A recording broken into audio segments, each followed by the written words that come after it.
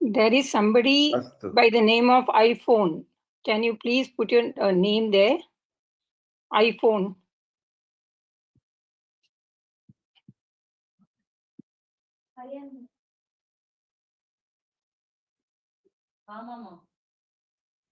Hello.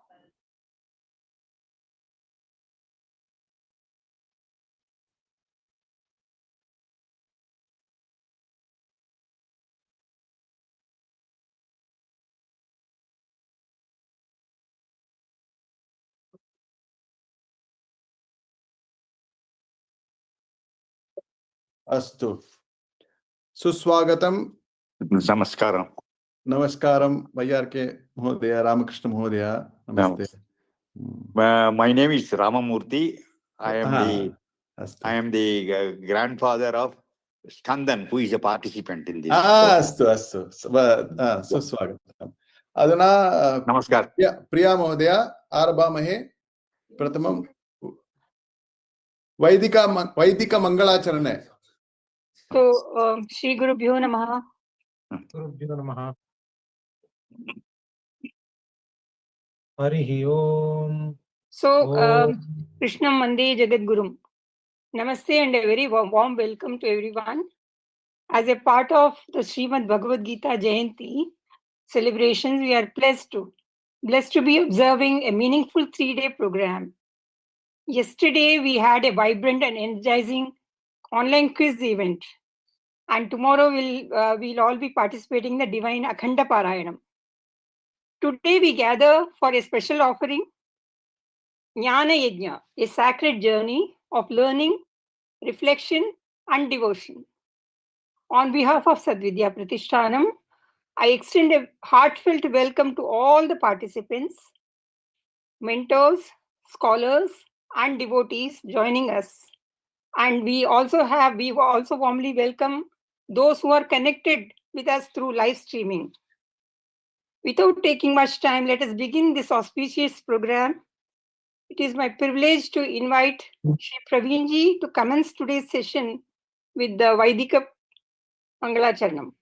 This will be followed by Laukika Mangalacharanam by Jahnavi, chanting Ganesha Guru Saraswati shlokas, followed by Dhyana shlokas by Kumari Ananya, thereafter Koteshwar Rao and Yogananda Chandrasekhara Migada. After these invocations, we will proceed to the synopsis presentation and chapter-wise Gita chanting. Over to you, Praveenji. Namo Namaha. Namo Namaha. Shri Gurubhyo Namaha. Harihi Om. Om Ganana Antva Ganapati Gum Havamahe Kavim Kavinam Upamastravastamam Jeshtarajam Brahmanam Brahmanaspada Anashtunvannodibis Sida Sadanam. Om Shri Mahaganapataye Namaha. Gurave Sarvalokanam Vishacheva Varohinam Nidaye Sarva Vidyanam Shri Dakshina Murtaye Namaha. अस्मत् सद्गुरु शरणारविन्दाभ्यां नमः। गुरुर्ब्रह्मा गुरुर्विष्णु गुरुर्देवो महेश्वरः गुरुर्साक्षात् परब्रह्म तस्मै श्री गुरवे नमः। अस्मत् सद्गुरु शरणारविन्दाभ्यां नमः। अज्ञानतिमिरान्धस्य ज्ञानाञ्जनशलाकया चक्षुरुन्मीलितेन तस्मै श्री गुरवे नमः। अस्मत् सद्गुरु शरणारविन्दाभ्यां नमः। श्री वेदव्यासाय नमः।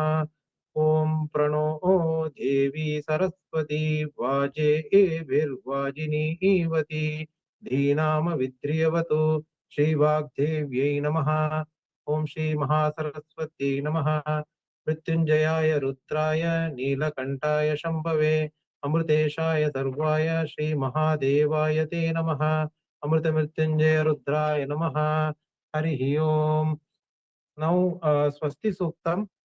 ओम स्वस्ति नो मिमीतामस्विना भगस्वस्ति देव्यदिति नर्वणः स्वस्ति भूषा असुरो ददातु न स्वस्ति द्यावा पृथिवी सुषेतुना स्वस्तये वायुमुपप्रवामहै सोमम् स्वस्ति भुवनस्य यस्पतिः बृहस्पतिं सर्वगणं स्वस्तये स्वस्तय आदित्यासो भवन्तु नः विश्वे देवानो अद्या स्वस्तये वैश्वानरो वसुरग्निस्वस्तये देवा अवन्तु वृभव स्वस्तये स्वस्ति नो रुद्रभात्वं हसः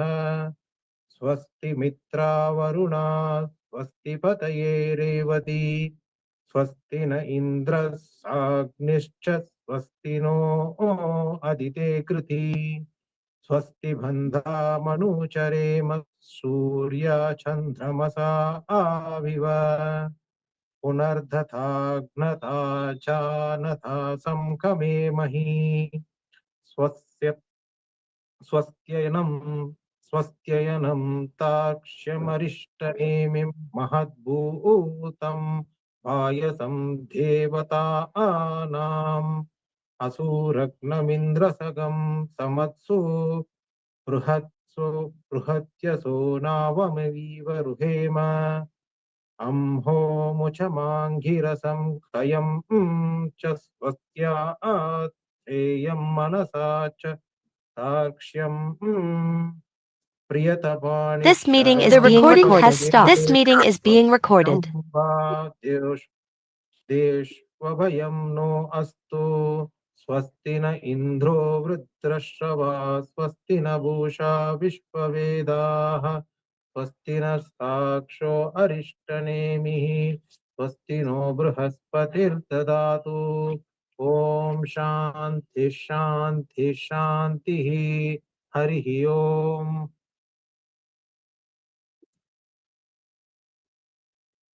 Thank you, Praveen ji, for that divine Mangala Charanam. May I now request, has Janvi come? Janvi? Yeah, Janvi is there. Janvi is here, please. Yeah. Janvi, over to you, beta.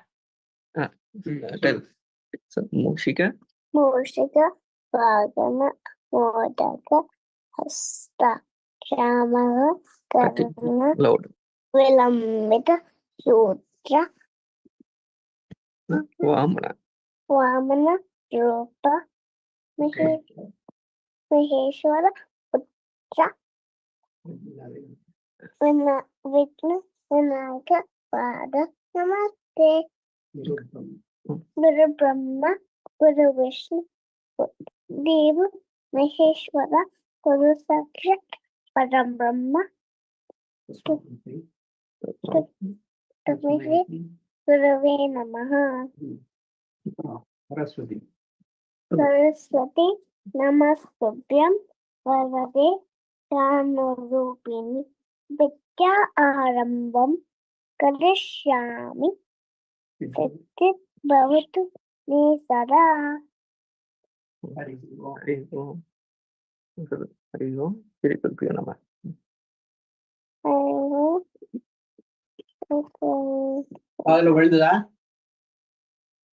Beautiful chanting, Janvi. Thank you, beta.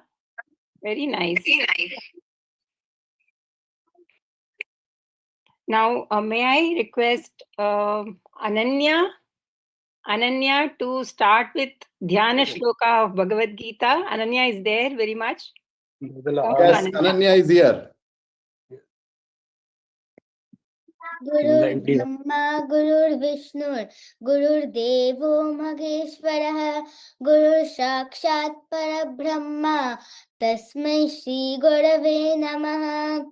Chaturdasashu Vidyasu, Ramateya Saraswati, Devi Kripaya Yukta, Jighva Siddhim Karotu Me. Om Shri Paramatmane Namaha. Om Parthaya Pradibhutitam Bhagavata Narayanena Swayam Vyasena Gratitam Purana Munina Madhye Mahabharatam Advaitamrita Varshanim भगवतीम् अष्टादशाध्यायिनीम् अम्ब त्वामनुसन्धधामि भगवद्गीते भवद्वेषिणीम् नमोऽस्तु ते व्यासविशालबुद्धे फुल्लारविन्दाय तपत्रनेत्र येन त्वया भारततैलपूर्णः प्रज्वलितो ज्ञानमयः प्रदीपः प्रपन्नपारिजाताय स्तोत्रवैत्रैकपाणये ज्ञानमुद्राय कृष्णाय गीतामृतदुहे नमः सर्वो उपनिषदो गावो दोग्धा गोपालनन्दनः पार्थो वत्सः सुधीर्भोक्ता दुग्धं गीतामृतमहत् सर्वो उपनिषदो गावो दोग्धा गोपालनन्दनः पार्थो वत्सुधीर्भोक्ता गीतामृत दुग्धं गीतामृतं महत् वसुदेव सुदं देवं कंसचानूरमर्दनं देवकी परमानन्दं कृष्णं वन्दे जगद्गुरुम्. Beautiful, Ananya. Thank you so much. Very nice rendition. May I now request Yogananda and Koteshwar Rao to say the balance Dhyana Shloka. भीष्मद्रोणतटा जयद्रथजला गान्धारिनीलोत्पला शल्यग्राहवती कृपेण वहिनी कर्णेन वेलाकुला अश्वत्थामविकर्णघोरमकरा दुर्योधनावर्तिनी सोत्तीर्णा खलु पाण्डवार्णवनदी कैवर्तकः केशवः पाराशर्यवचः सरोजममलम् गीतार्थगन्धोत्कटम् नानाख्यानककेसरम् हरिकथा सम्बोधनाबोधितम्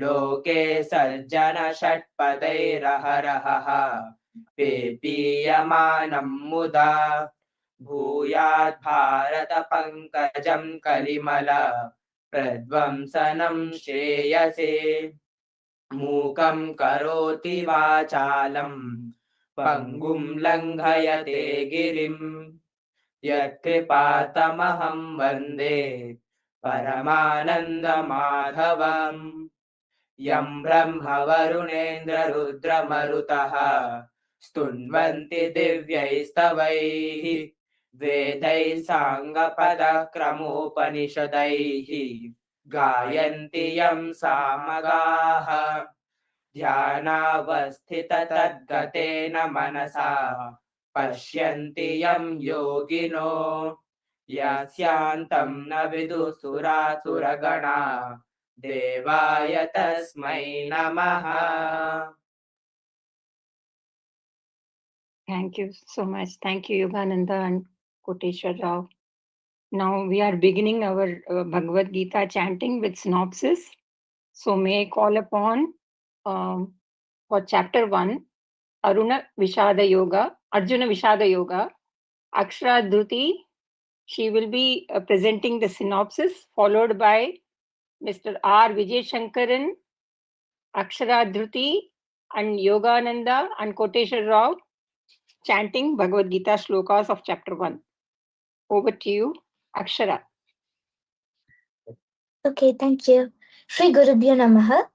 Good afternoon. I am Akshara and today I will be speaking about the great Bhagavad Gita, chapter 1, lines 16 to 30. These lines speak about the sorrow of Arjuna and his feelings on seeing his well-wishers on the opposite side of the Kurukshetra war.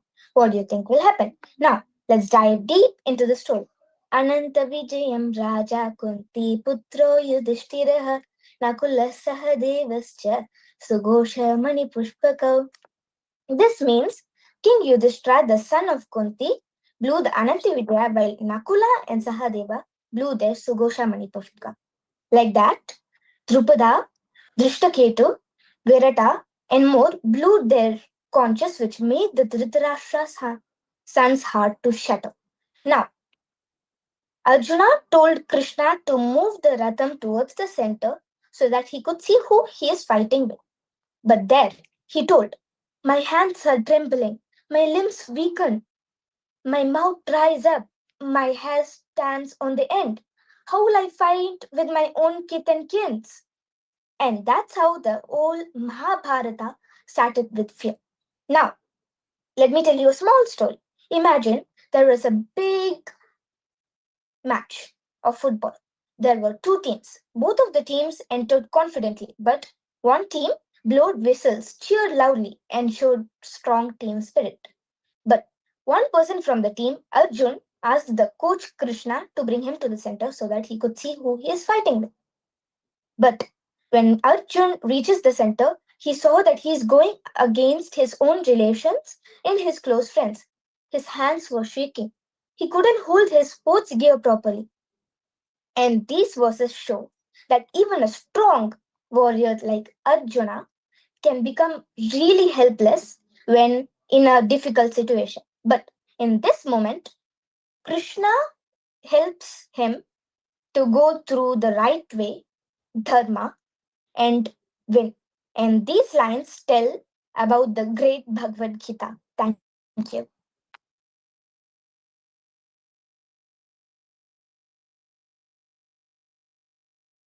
Okay. R. Vijay Shankaran. Nice guitar. R. Vijay Shankaran there.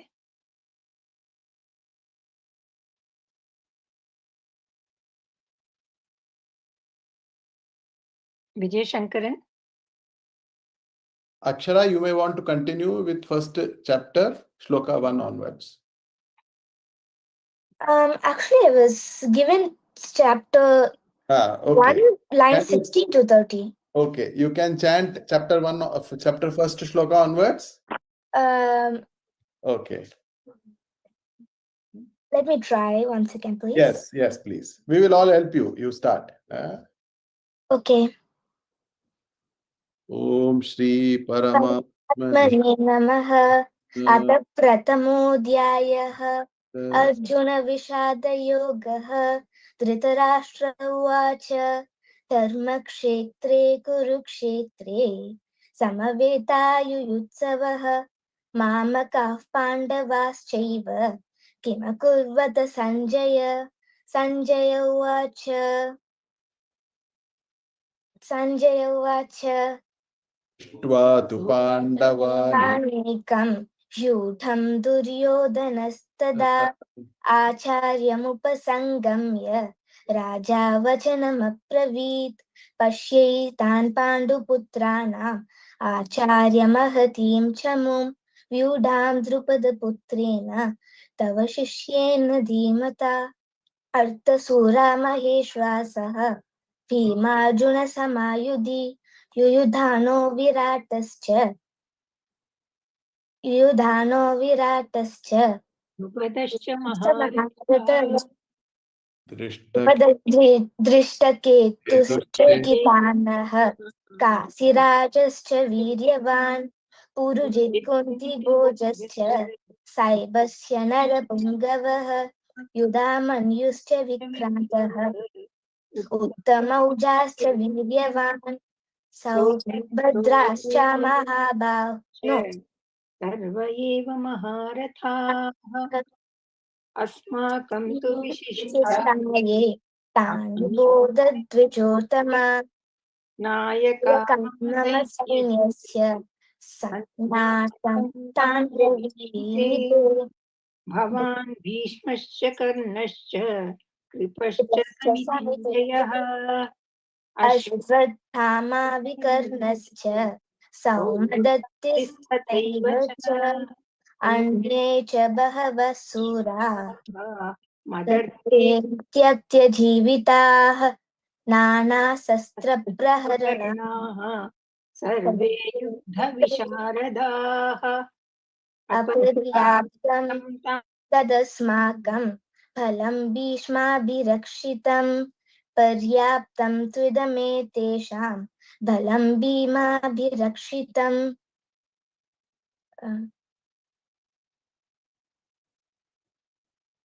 अयनेषु च सर्वेषु यथा भागमवस्थितान्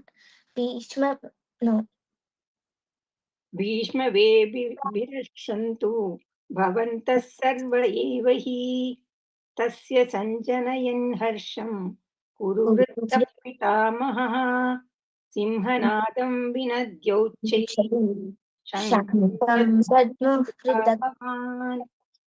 अतः शङ्काश्च भैर्यश्च पणवानकघोषाः सहसैवाभ्यहन्यन्त सा शब्दस्तु मूलोऽभवत् ततः श्वेतैः भयैर्युक्ते महति स्यन्दने स्थितौ माधवः पाण्डवश्चैव दिव्यौ शङ्कौ प्रदत्मतुः पाञ्चजन्यं ऋषिकेशो देवदत्तं धनञ्जय पौण्ड्रं दद्मौ महाशङ्कं भीमकर्मं वृकोदरः विजयं राजा कुन्तीपुत्रो युधिष्ठिरः नकुलः सह देवश्च सुघोषं पुष्पकं कास्यश्च परमेश्वासः शिखण्डिश्च महारथः दृष्टद्युम्नो विराटश्च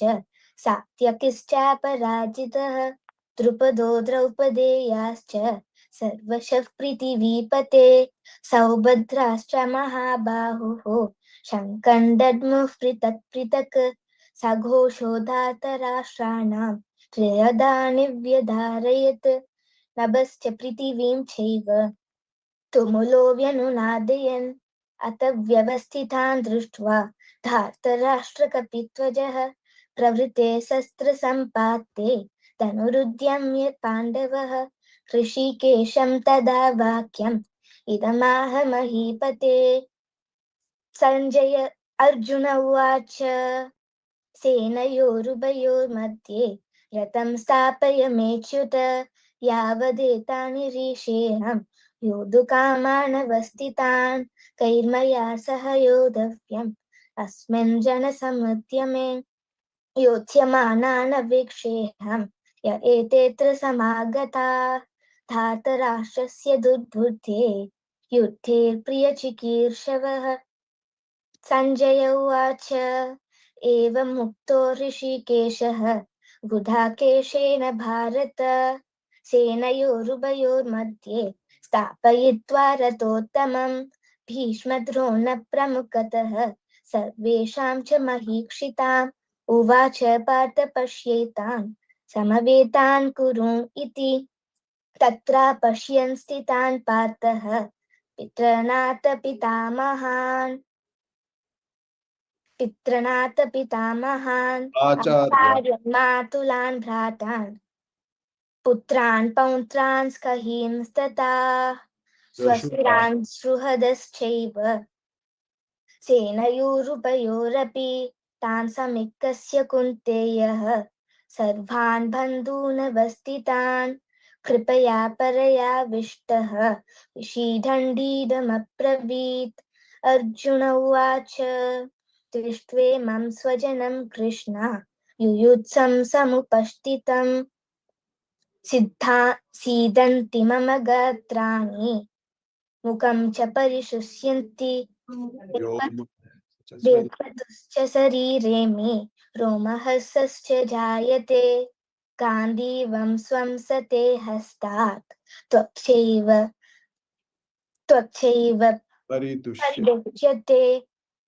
परिदुह्यते न च संकोम्यहन्वस्तन्तुं भ्रामतीव च मे मनः.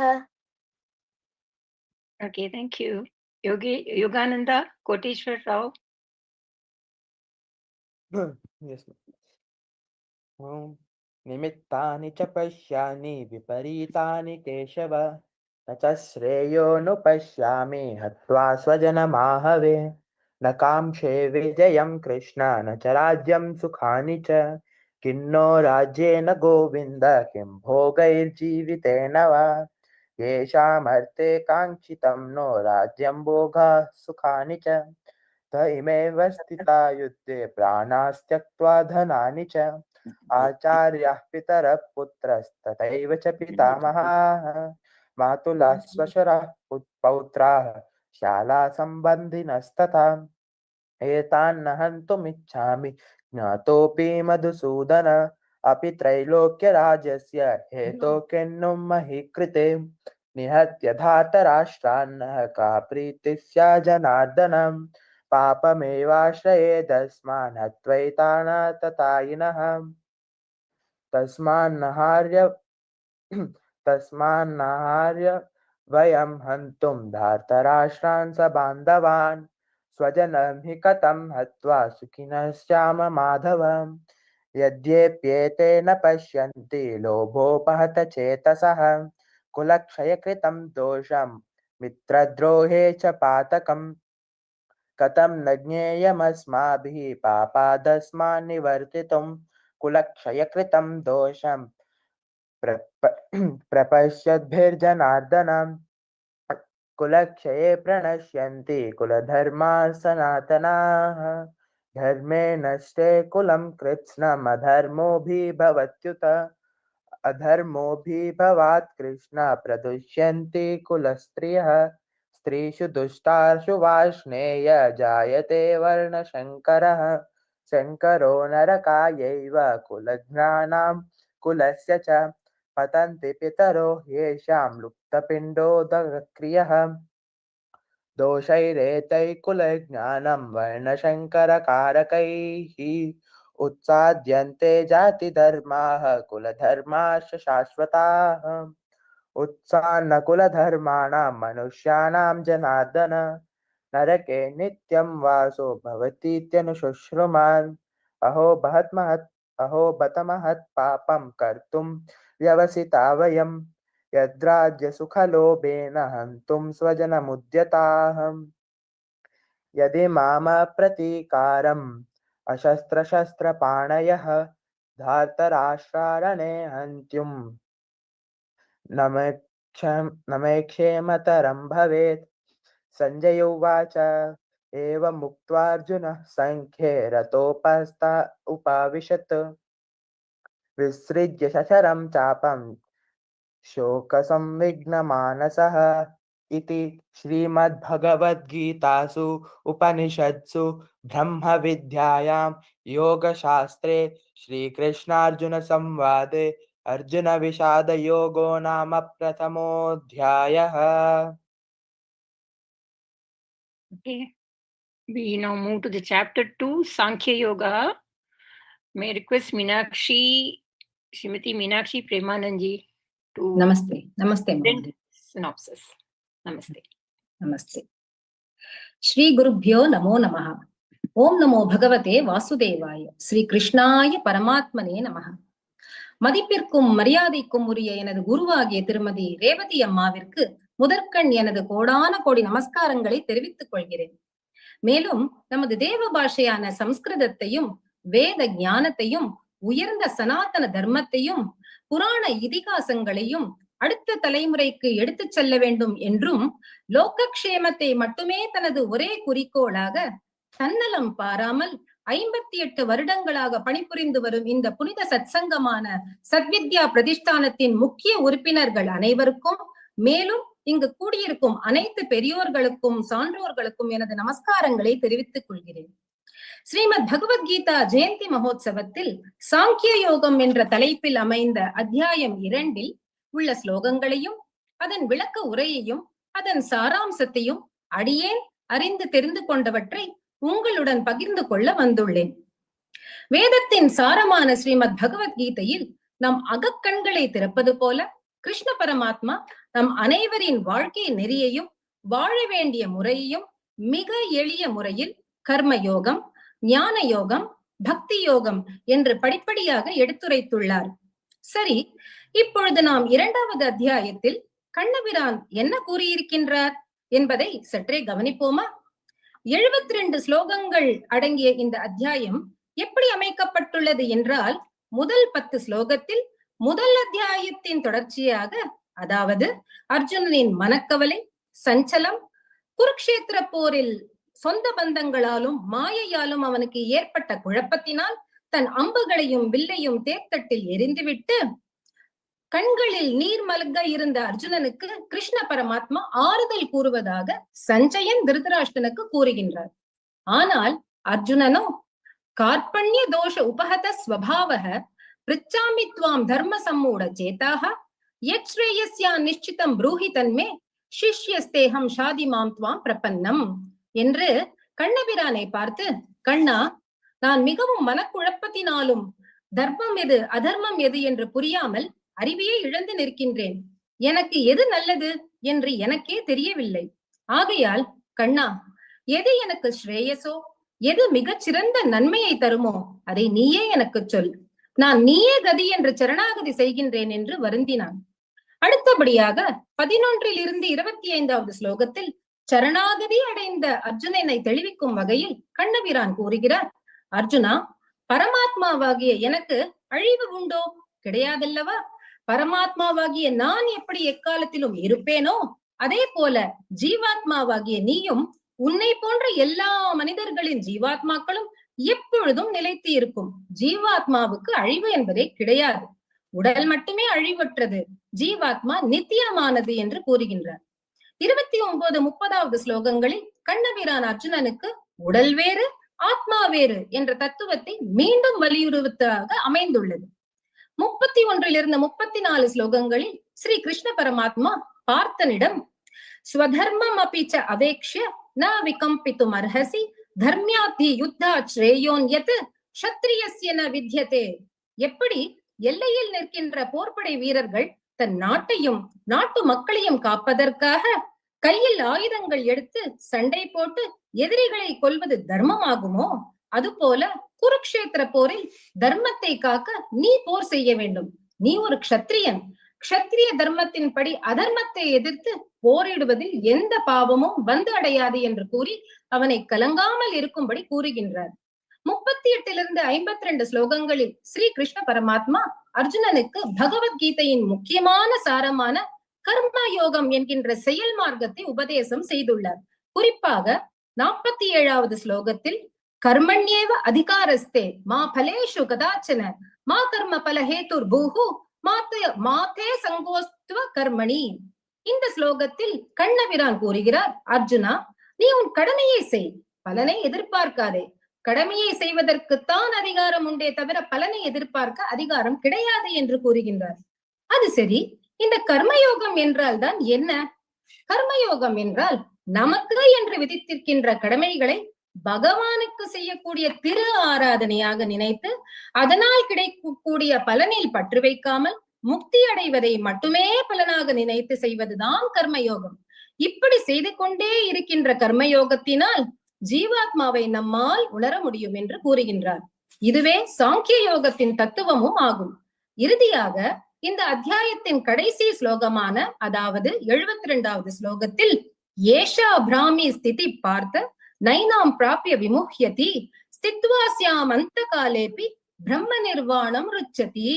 சாங்கிய யோகத்தின் சாராம்சமாக முதலில் ஆத்ம தெளிவும் உடல் வேறு ஆத்மா வேறு என்ற தெரிதலையும், அழிவற்றது ஆத்மா அழிவுடையது உடம்பு என்ற புரிதலையும், மேலும் கடமையை செய்து பலனை எதிர்பார்க்காமல் மன தூய்மை அடைந்து ஆத்ம ஞானத்தை அனுபவித்து இறுதியில் பிரம்மனிலேயே இருந்து பிரம்மானந்தத்தை அடையலாம் என்று பார்த்தனுக்கு சாரதியான ஸ்ரீ கிருஷ்ண பரமாத்மா உபதேசம் செய்கின்றார்.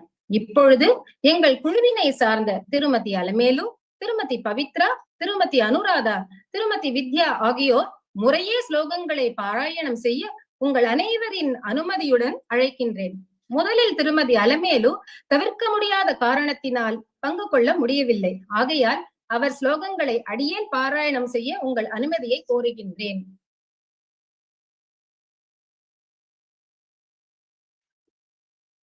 ஸ்ரீ பரமாத்மனே நமஹ. அத த்விதீயோऽध्यायः சாங்கியயோகः. சஞ்சய உவாச்ச தந்ததா கிருபயா விஷ்டம் அஷ்ணு பூர்ணாகுலேக்ஷணம் विक्षीधन्तम् इदं वाक्यम् उवाच मधुसूदनः। श्रीभगवानुवाच कुतस्त्वाकश्मलमिदं विषमे समुपस्थितम् अनार्यजुष्टम् अस्वर्ग्यम् अकीर्तिकरमर्जुन क्लैब्यम् आस्मगमः पार्थ नैतत्त्वय्युपपद्यते क्षुद्रं हृदय दौर्बल्यं त्यक्तवोत्तिष्ठ परन्तप। अर्जुन उवाच कथं भीष्मम् अहं संख्ये द्रोणं च मधुसूदन इषुभिः प्रतियोत्स्यामि पूजार्हावरिसूदन। गुरून् हत्वा हि महानुभावान् श्रेयो भोक्तुं भैक्ष्यमपीह लोके हत्वार्थकामान् तु गुरूनिहैव भुञ्जीय भोगान् रुधिरप्रदिक्तान् न चैतद्विद्मः कतरन्नो गरीयः यद्वा जयेम यदि वा नो जयेयुः यानेव हत्वा न जिजीविषामः तेव स्थिताः प्रमुखे धार्तराष्ट्राः कार्पण्यदोष उपहतः स्वभावः पृच्छामि त्वां धर्मसम्मूढचेताः यच्छ्रेयस्यान्निश्चितं ब्रूहि तन्मे शिष्येस्तेऽहं शाधि मां त्वां प्रपन्नम् न हि प्रश्यामि ममापनुद्यात् यच्चोकमुच्चोषणमिन्द्रियाणाम् अवाप्य भूमावसपत्नमृद्धं राज्यं सुराणाम् अपि जातिपत्यम्। सञ्जय उवाच एवमुक्त्वा ऋषिकेशं गुडाकेशः परन्तपः न योत्स्य इति गोविन्दम् उक्त्वा तूष्णीं बभूवः। तम् उवाच ऋषिकेशः प्रहसन्निव भारत सेनयोरुभयोर्मध्ये विषीदन्तम् इदं वचः। श्रीभगवानुवाच अशोच्यान् अन्वशोचस्त्वं प्रज्ञावादांश्च भाषसे गतासून् अगतासूंश्च न अनुशोचन्ति पंडिताः न त्वेवाहं जातु नासं न त्वं नेमे जनाधिपाः न चैव न भविष्यामः सर्वे वयमतः परम् देहिदास्मिन् यथा देहे कौमारं यौवनं जरा तथा देहान्तरः प्राप्तिः धीरस्तत्र न मुह्यति मात्रा स्पर्शास्तु कौन्तेय शीतोष्णः सुखदुःखदाः आगमापायिनो नित्याः तां तितिक्षस्व भारत यं हि न व्यतयन्त्येते पुरुषं पुरुषर्षभ समदुःखसुखं धीरं सोऽमृतत्वाय कल्पते नासतो विद्यते भावो न भावो विद्यते सतः उभयोरपि दृष्टान्तः त्वनयोस्तत्त्वदर्शिभिः अविनाशि तु तद्विद्धि येन सर्वमिदं ततं विनाशम् अव्ययस्यास्य न कश्चित् कर्तुम् अर्हति अन्तवन्त इमे देहा नित्यस्योक्ता शरीरिणः अनाशिनो प्रमेयस्य तस्मात् युध्यस्व भारत। ययेनं वेति हन्तारं यश्चैनं मन्यते हतम् उभौ तौ न विजानीतो नायं हन्ति न हन्यते न जायते म्रियते वा कदाचित् नायं भूत्वा भविता वा न भूयः अजो नित्यः शाश्वतोऽयं पुराणो न हन्यते हन्यमाने शरीरे वेदा विनाशिनं नित्यं ययेनम् अजमव्ययम् कथं सत्पुरुषः पार्थ कं कादयति हन्तिकम् वासांसि जीर्णानि यथा विहाय नवानि गृह्णाति नरोपराणि तथा शरीराणि विहाय जीर्णानि अन्यानि संयाति नवानि देहि नैनं छिन्दन्ति शस्त्राणि नैनं दहति पावकः न चैनं क्लेदयन्त्यापो न शोषयति मारुतः अच्छेद्योऽयम् अदाख्योऽयम् अक्लेद्यो शोष्य एव च नित्यः सर्वगतस्थाणुः अचलोऽयं सनातनः अव्यक्तोऽयम् अचिन्त्योऽयम् अविकार्योऽयमुच्यते तस्मादेवं विदित्वैनं नानुं शोचितुमर्हसि अथ चैनं नित्यजातं नित्यं वा मन्यसे मृतं तथापि त्वं महाबाहो नैनं शोचितुमर्हसि जात्यस्य हि ध्रुवो मृत्युः ध्रुवं जन्म मृतस्य च तस्मादपरिहार्येऽर्थेन त्वं शोचितुमर्हसि अव्यक्तादीनि भूतानि व्यक्तम् अध्यानि भारत अव्यक्तनिधनान्येव तत्र का परिदेवना आश्चर्यवत् पश्यति कश्चिदेनं नाश्चर्यवद् वदति तथैव च अन्यः आश्चर्यवच्चैनमन्यः शृणोति श्रुत्वाप्येनं वेद न चैव कश्चित् देहि नित्यम् अवध्योऽयं देहे सर्वस्य भारत तस्मात् सर्वाणि भूतानि न त्वं शोचितुमर्हसि स्वधर्मम् अपि च आवेक्ष्य न विकम्पितुमर्हसि धर्म्यादियुद्धाश्रेयः अन्यश्रत्यस्य न विद्यते यदृच्छया चोपपन्नं स्वर्गद्वारम् अपावृतं सुखिनः क्षत्रियाः पार्थ लभन्ते युद्धमीदृशम् अथ चेत्त्वम् इमं धर्म्यं सङ्ग्रामं न करिष्यसि ततः स्वधर्मं कीर्तिं च हित्वा पापम् अवाप्स्यसि अकीर्तिं चापि भूतानि कथयिष्यन्ति देव्ययां सम्भावितस्य च अकीर्तिः मरणादधिरिच्यते भयाद्राणाधुपरतं मन्यन्ते त्वां महारथाः येषां च त्वं बहुमतो भूत्वा यास्यसि लाघवम् अवाच्यवातां च बहून् वतिष्यन्ति तवाहिताः निन्दन्तस्तव सामर्थ्यं ततो दुःखं तरन्नु किम् हतो वा प्राप्स्यसि स्वर्गं जित्वा वा भोक्ष्यसे महिम् तस्मादुत्तिष्ठ कौन्तेय युद्धाय कृतनिश्चयः।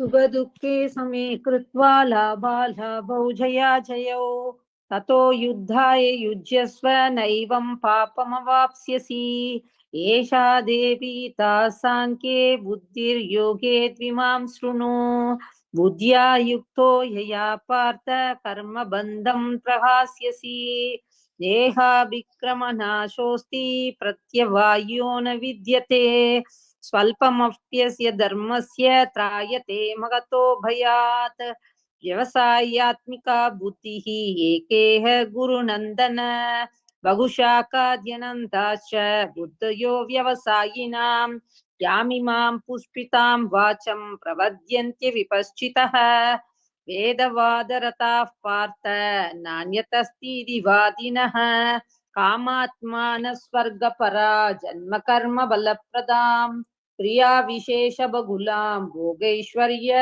गतिं प्रति भोगैश्वर्य प्रसक्तानां तयापकृत चेतसां व्यवसायात्मिका बुद्धिः समाधौ न विधीयते त्रैगुण्य विषया वेदा निस्त्रैगुण्यो भवार्जुन निर्वन्तो नित्यसत्त्वस्थः निर्योगक्षेम आत्मवान् यावानर्थ उदपाने सर्वतः सम्प्लुतोदके तावान् सर्वेषु वेदेषु ब्राह्मणस्य विजानतः कर्मण्येवाधिकारस्ते मा फलेषु कदाचन मा कर्मफलये दुर्भूः मा ते सङ्गोऽस्त्व कर्मणि योगस्तः कुरु कर्माणि सङ्गं त्यक्त्वा धनञ्जय सिद्ध्य सिद्ध्यो समो भूत्वा समत्वं योग उच्यते दूरेण ह्यवरं कर्म बुद्धियोगात् धनञ्जय बुद्धौ शरणमन्विच्य कृपणा फलये तव बुद्धियुक्तो जगादीक उभयेषु कृत दुष्कृते तस्माद् योगाय युज्यस्व योगः कर्मसु कौशलम् कर्मजं बुद्धियुक्ता हि फलं त्यक्त्वा मनीषिणः जन्मबन्ध विनिर्मुक्ताः पदं गच्छन्यनामयम् यदा ते मोहकलिलं बुद्धिर्व्यतितरिष्यति तदा कन्दासि निर्वेदं श्रोतव्यस्य श्रुतस्य च श्रुति विप्रतिपन्ना ते यदा स्थास्यसि निश्चला समाधावचला बुद्धिः तदा योगमवाप्स्यसि अर्जुन उवाच सिद्धप्रज्ञस्य का भाषा समाधिस्तस्य केशव सिदधि किं प्रभाषेत किमासीद व्रजेत किं श्रीभगवानुवाच प्रजहाति यदा कामान् सर्वान् पार्थमनोगतान् आत्मन्येवात्मना तुष्टः सिद्धप्रज्ञस्तदोच्यते दुःखेष्वनुविघ्नमनाः सुखेषु विगतस्पृहः वीतरागभयक्रोधः सिदधीर्मुनिरुच्यते यः सर्वत्रानपि स्नेहः तत्तत् प्राप्य शुभाशुभं नाभिनन्दति न द्वेष्टि तस्य प्रज्ञा प्रतिष्ठिता यदा संहरते छायं कूर्मोऽङ्गानीव सर्वशः इन्द्रियाणीन्द्रियार्थेभ्यः तस्य प्रज्ञा प्रतिष्ठिता विषया विनिवर्तन्ते निराहारस्य देहिनः रसवर्जं रसोऽप्यस्य परं दृष्ट्वा निवर्तते यततो ह्यपि कौन्तेय पुरुषस्य विपश्चितः इन्द्रियाणि प्रमादीनि हरन्ति प्रसभं मनः तानि सर्वाणि संयम्य युक्त आसीत मत्परः वशे हि यस्येन्द्रियाणि तस्य प्रज्ञा प्रतिष्ठिता ध्यायतो विषयान् पुंसः सङ्गस्तेषूपजायते सङ्गात् संज्ञायते कामः कामात् क्रोधोऽपि जायते क्रोधात् भवति सम्मोहः सम्मोहात् स्मृतिविभ्रमः स्मृतिभ्रंशात् बुद्धिनाशः बुद्धिनाशात् प्रणश्यति रागद्वेषवियुक्तैस्तु विषयानिन्द्रियैश्चरन् आत्मवश्ये विधेयात्मा प्रसादमधिगच्छति प्रसादे सर्वदुःखानां हानिरस्योपजायते प्रसन्नचेतसो ह्याशु बुद्धिः पर्यवतिष्ठते नास्ति बुद्धिरयुक्तस्य न चायुक्तस्य भावना न चाभावयतः शान्तिः अशान्तस्य कुतः सुखम् इन्द्रियाणां हि चरतां यन्मनोनुविधीयते ततस्य हरति प्रज्ञां वायुर्नावमिमांपसि तस्मात् यस्य महाबाहो निगृहीतानि सर्वशः इन्द्रियाणीन्द्रियार्थेभ्यः तस्य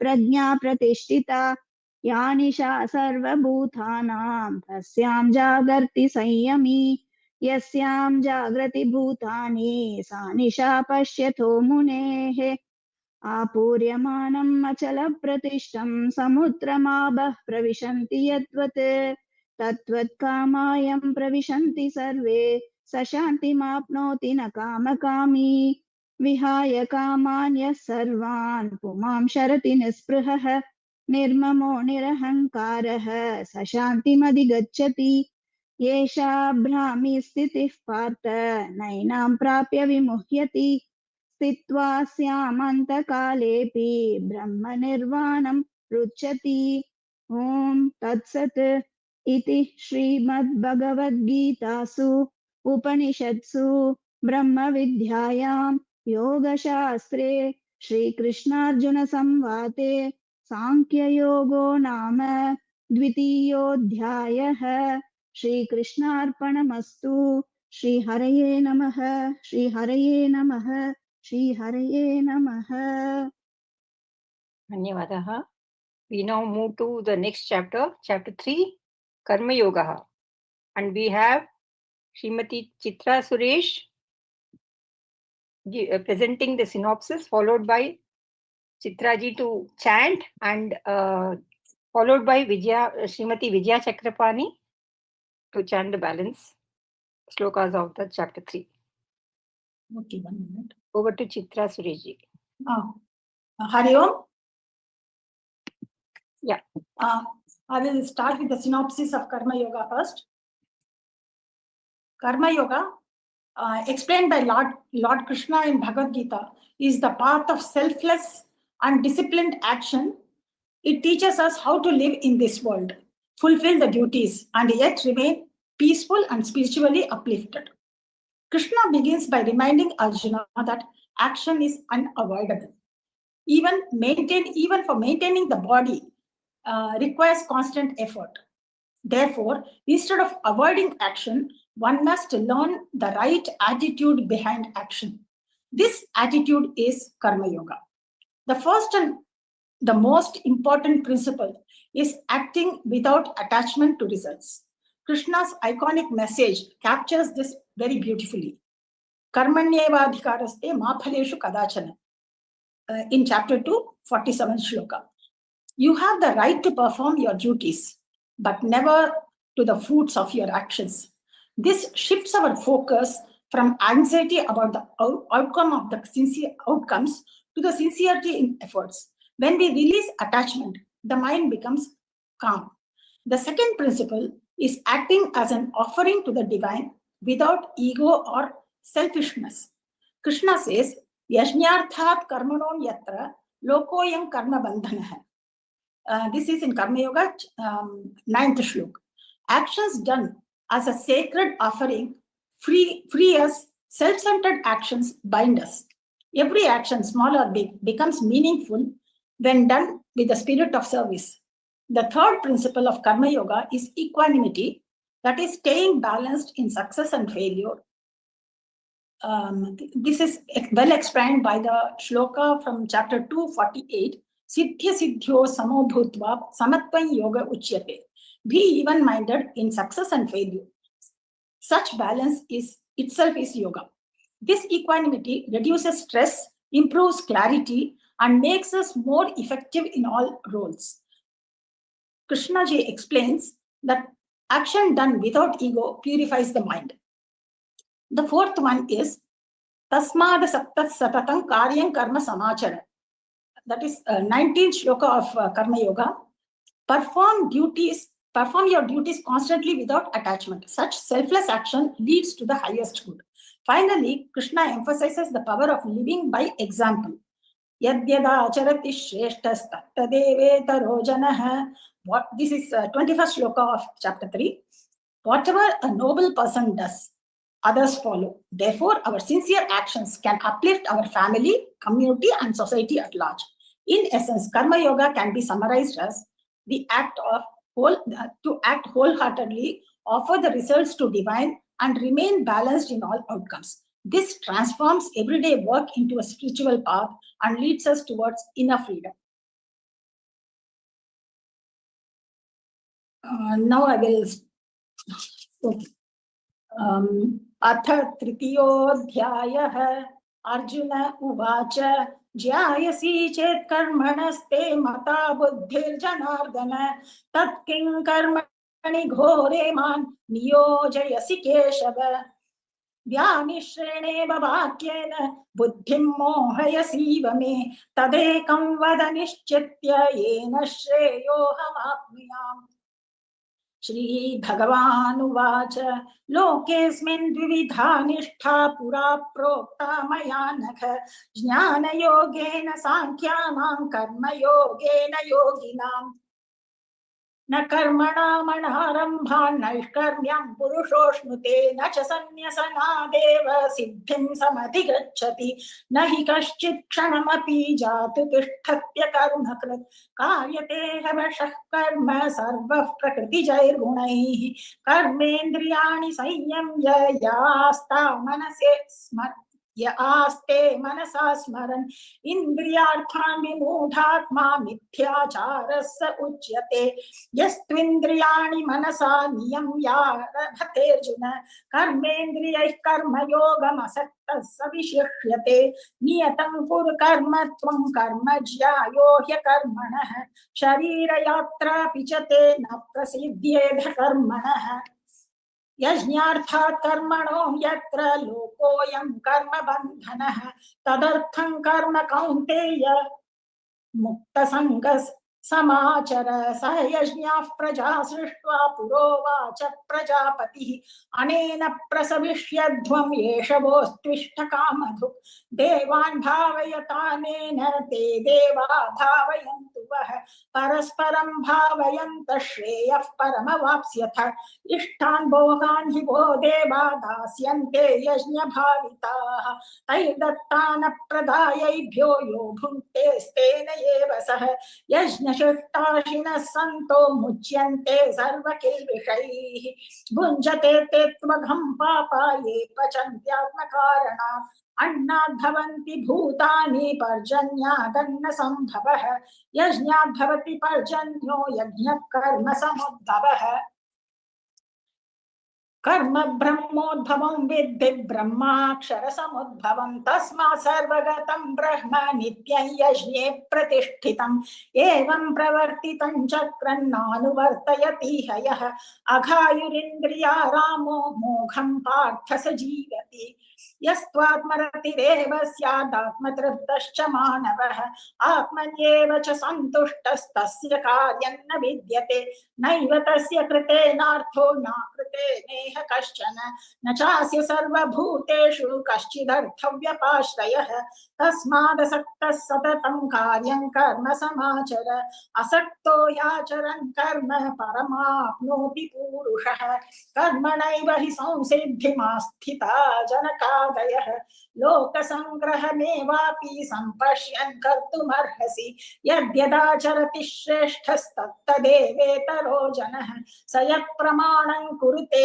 लोकस्तदनुवर्तते न मे पार्थास्ति कर्तव्यं त्रिषु लोकेषु किञ्चन नानवाप्तमवाप्तव्यं वर्त एव च कर्मणि तदह्यहं न वर्तेयं जातु कर्मण्यतन्त्रितः समवत्मानुवर्तन्ते मनुष्या पार्थ सर्वशः उत्सीदेयुरिमे लोका न कुर्यान् कर्म चेदहं शङ्करस्य च कर्ता साम् उपहन्यामि मा प्रजाः सक्ता कर्मण्य विद्वांसो यथा कुर्वन्ति भारत कुर्याद्विद्वांस्तथा सक्तस्तिकीर्षुर्लोकसङ्ग्रहम् न बुद्धिभेदं जनयेद ज्ञानां कर्मसङ्गिनां जोषयेत् सर्वसर्वाणि विद्यान् युक्तः समाचरन् प्रकृते क्रियमाणानि गुणैः कर्माणि सर्वशः अहङ्कार विमूढात्मा कर्ताहमिति मन्यते तत्त्ववित्तु महाबाहो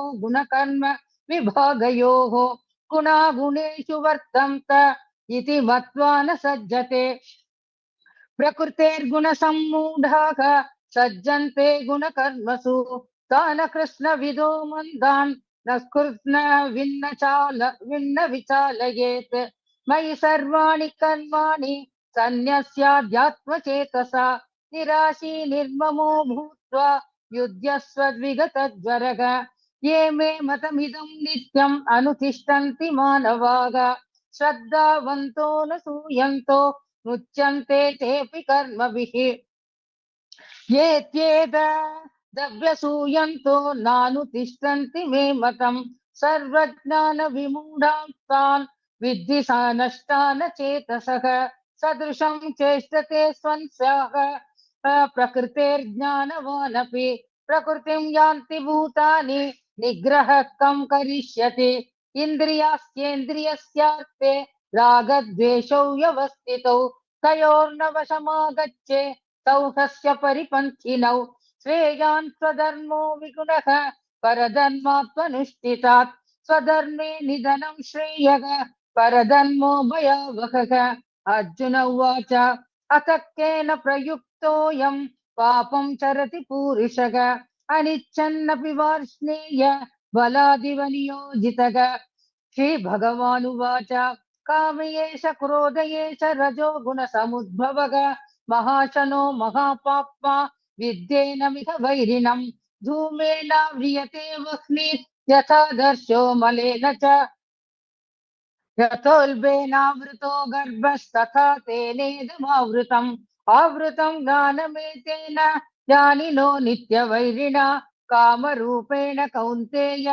दुष्पूरेणानलेन च इन्द्रियाणि मनोबुद्धि यस्याधिष्ठानमुच्यते एतैर्विमोहयत्येष ज्ञानमावृत्य देहिनम् तस्मात् स्वमिन्द्रियाण्यादौ नियम्य भरतर्षभ पाप्मानं प्रजहिह्येनं ज्ञानविज्ञाननाशनम् इन्द्रियाणि पराण्याहुः इन्द्रियेभ्यः परं मनः मनसस्तु परां बुद्धिर्यो बुद्धे परतस्तु सः एवं बुद्धे परं बुद्ध्वा संस्तभ्यात्मानमात्मना जहि शत्रुं महाबाहो कामरूपं दुरासदम् श्रीहरये नमः एवं बुद्धे परं बुद्ध्वा संस्तभ्यात्मानमात्मना जहि शत्रुं महाबाहो कामरूपं दुरासदम् श्रीहरये नमः ओम तत्सदिति श्रीमद्भगवद्गीतासु उपनिषत्सु ब्रह्मविद्यायां योगशास्त्रे श्रीकृष्णार्जुन संवादे कर्मयोगो नाम तृतीयोऽध्यायः श्रीहरये नमः सर्वं श्रीकृष्णार्पणमस्तु। The recording has stopped.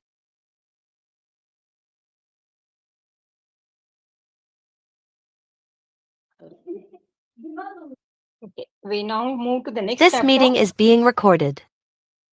Chapter 4, Jnana Karma Sannyasa Yoga, and we have Sri Hariharanji presenting the synopsis, followed by Srimati Malati Shekhar chanting the shlokas. Can you on my video? My video is off. You can switch it on, Hariharanji. It is. You cannot start your video because it is disabled by host. Disabled by host. Okay, let me check.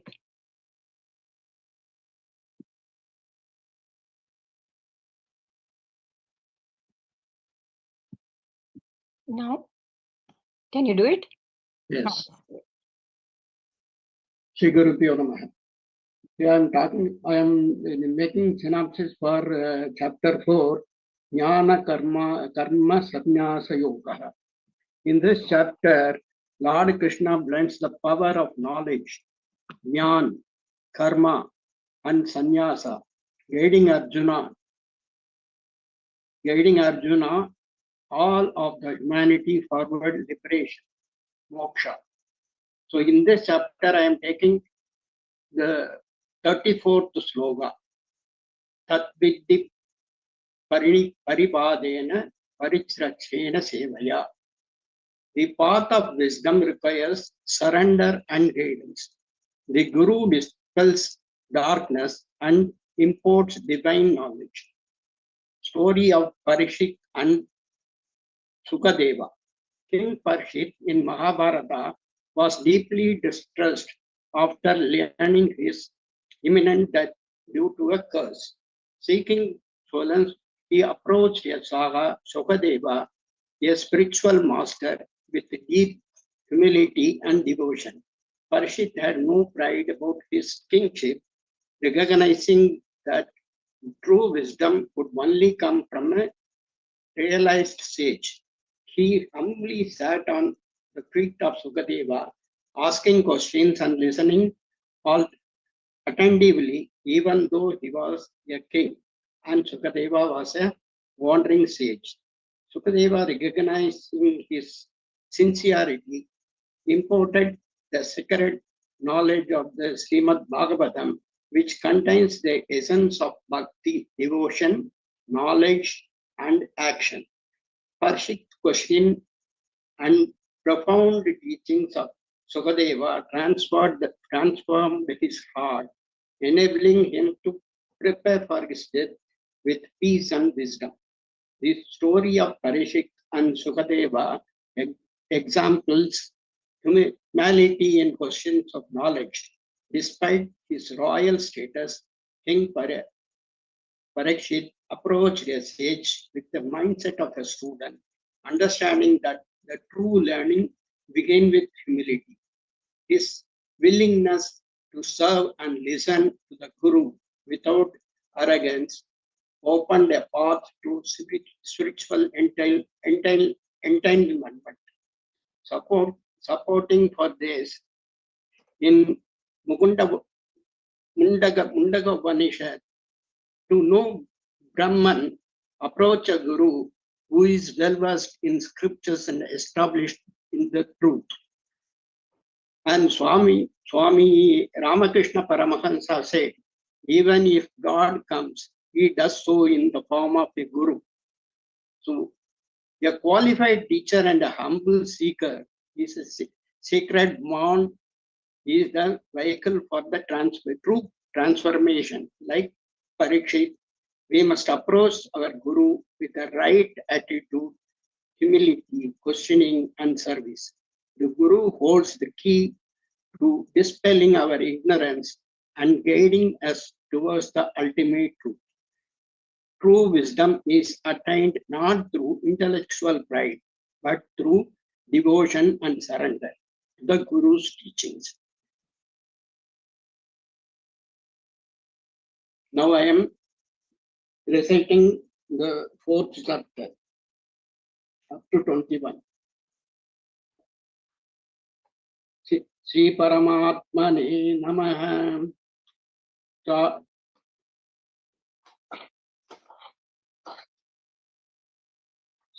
चतुर्थोऽध्यायः ज्ञान कर्म संन्यासयोगः। श्रीभगवानुवाच इमं विश्वधेयोगं प्रोक्तवानुगमव्ययम् विश्वस्मान्मनवे प्राह मादिरिक्षते प्रदीः। एवं परम्परा प्राप्तम् इमं राजर्षये विदुः। सकालेन महता योगानश्च परन्तप स वै एवायं मयदेत्य योगः प्रोक्ता पुरातनः। भक्तोऽसि मे सकाशेति रहस्यं चेदुत्तमम्। अर्जुन उवाच अपरं भवतो जन्म परं जन्म विश्वतः कथमेतद्विजानीयाम् ममादौ प्रोक्तनावानिति। श्रीभगवानुवाच महनी मे व्यवधीतानि जन्मानि तव अर्जुन सन्न्यसं वेद सर्वाणि न त्वं वेद परं तव। अजोऽपि संयव्यजात्मा भूतानि मीश्वरो विशन् प्रकृतिं समावधिष्ठाय सम्भवात्माय मायया यदा यदा हि धर्मस्य ग्लानिर्भवति भारत अभ्युत्थानधर्मस्य तदात्मानं सृजाम्यहम्। परित्राणाय साधूनां विनाशाय सदुष्कृतां धर्म संस्थापनार्थाय सम्भवामि युगे युगे। कर्मच्च मे दिव्यम् एवं यो वेत्ति तत्त्वतः द्वैता देहं पुनर्जन्म नैति मामेति सोऽर्जुन। वीतरागभयक्रोध मन्मया मामुरिच्छिता बहवे ज्ञानतपसा भूता मत्पावमागता। ये यदां मां प्रपद्यन्ते कामस्तैव प्रजपजाम्यहम्। मम वर्तमानुवर्तन्ते मनुष्या पार्थ सर्वशः काङ्क्षन्त कर्माणां सिद्धिं यजन्त इह देवता। क्षिप्रं हि मनुष्ये लोके सिद्धिर्भवति कर्मजा। चातुर्वर्ण्यं मता सृष्टं गुणकर्म विभागः। तस्य कर्तारमहिमां विद्यकर्तारमव्ययम्। न मां कर्माणि लिप्सन्ति न मे कर्मफले स्पृहा। इति मां भोजनादि कर्ममयिर्न पच्यते। एवं ज्ञात्वा कृतं कर्म पूर्वैरपि मुमुक्षुभिः गुरुकर्मैव तस्मान्तं पूर्वै पूर्वतरं कृतं। किं कर्म किमकर्मेति कवयो यत्र मोहिता तत्ते कर्म प्रवक्ष्यामि यज्ञज्ञात्वा मोक्षय शेषु वा। कर्मणो अभिवोक्तव्यं च विकर्मणः अकर्मणश्च बोद्धव्यं गहना कर्मणो गति। कर्मण्यकर्मपच्चयम् अधर्मणि च कर्म च बुद्धिमान् मनुष्येषु प्रयुक्त कृष्ण कर्म कृते। यस्य सर्वे समारम्भा कामसंज्ञवर्जिता ज्ञानाज्ञानि तत्तकर्माणां तमाहु पंडितं बुधा। लक्का कर्मफलासाङ्गं नित्यतीर्थो निरासर। कर्मण्यप्रवृत्तो वृद्धोऽपि नैव किञ्चित् करोति स। निराशीर्यत सिद्धात्मा यक्तः सर्वपरिग्रहः। शारीरं केवलं कर्म कुर्वन्नाप्नोति किल्बिषम्। यदृच्छालाभसन्तुष्टो द्वन्द्वातीतो विमत्सरः समसिद्धावसिद्धौ च कृत्वापि न निबध्यते गतसङ्गस्य मुक्तस्य ज्ञानावस्थितचेतसः यज्ञयाचरतः कर्म समग्रं प्रविलीयते ब्रह्मार्पणं ब्रह्महविर्ब्रह्माग्नो ब्रह्मणाहुतं ब्रह्मैव तेन गन्तव्यं ब्रह्म कर्म समाधिना दैवेमेवापरे यज्ञं योगिनः पर्युपासते ब्रह्माज्ञावपरे यज्ञं यज्ञेनैवोपजुह्वति श्रोतादीनिन्द्रियानन्ये संयमाग्निषु जुह्वति शब्दादीन् विषयानन्य इन्द्रियाग्निषु जुह्वति सर्वानीन्द्रियकर्माणि प्राणकर्माणि चापरे आत्मसंयमयोगाग्नौ जुह्वति ज्ञानदीपिते द्रव्ययज्ञस्तपो यज्ञा योगयज्ञास्तथा परे स्वाध्यायज्ञानयज्ञाश्च यथयः संश्रिता व्रताः अपाने जुह्वति प्राणं प्राणे पाणं तथा परे प्राणापानगतिर्हृत्वा प्राणायामपरायणाः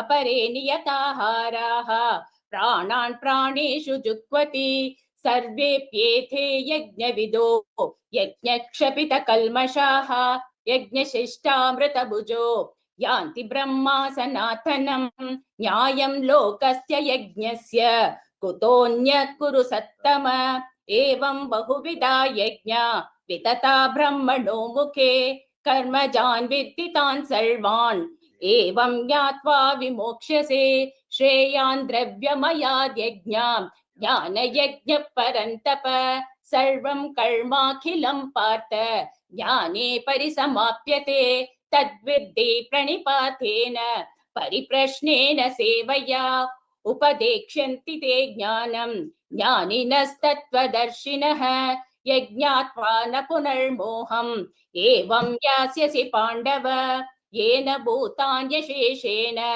द्रक्ष्यन्यस्यात्मन्योद्भमयि अपि चेदसि पापेभ्यः सर्वेभ्यः पापकृत्तमः सर्वं ज्ञानं प्लवेनैव वृजिनं सन्तरिष्यसि एते धांसि समाधौग्निर्भस्मसात् कुरुतेऽर्जुन ज्ञानयज्ञे सर्वकर्माणि भस्मसात् कुरुते तथा न हि ज्ञानेन सदृशं पवित्रमिह विद्यते तत्स्वयं योगसंसिद्धः कालेनात्मनि विन्दति श्रद्धावान् लभते ज्ञानं तत्परः संयतेन्द्रियः ज्ञानं लब्ध्वा परं शान्तिम् अचिरेणाधिगच्छति यज्ञयश्चाश्च श्रद्धदानश्च संशयात्मा विनश्यति न्यायं लोकस्य न परो न सुखं संशयात्मनः योगसन्न्यस्तकर्माणं ज्ञानसञ्छिन्न संशयम्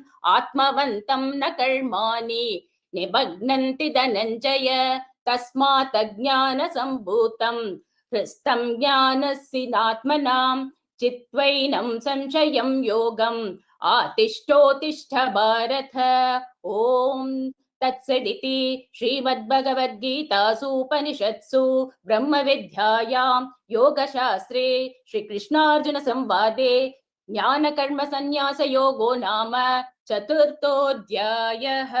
श्री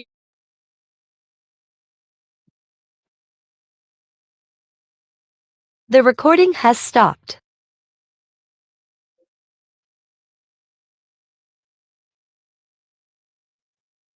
Start பண்ணலாமா?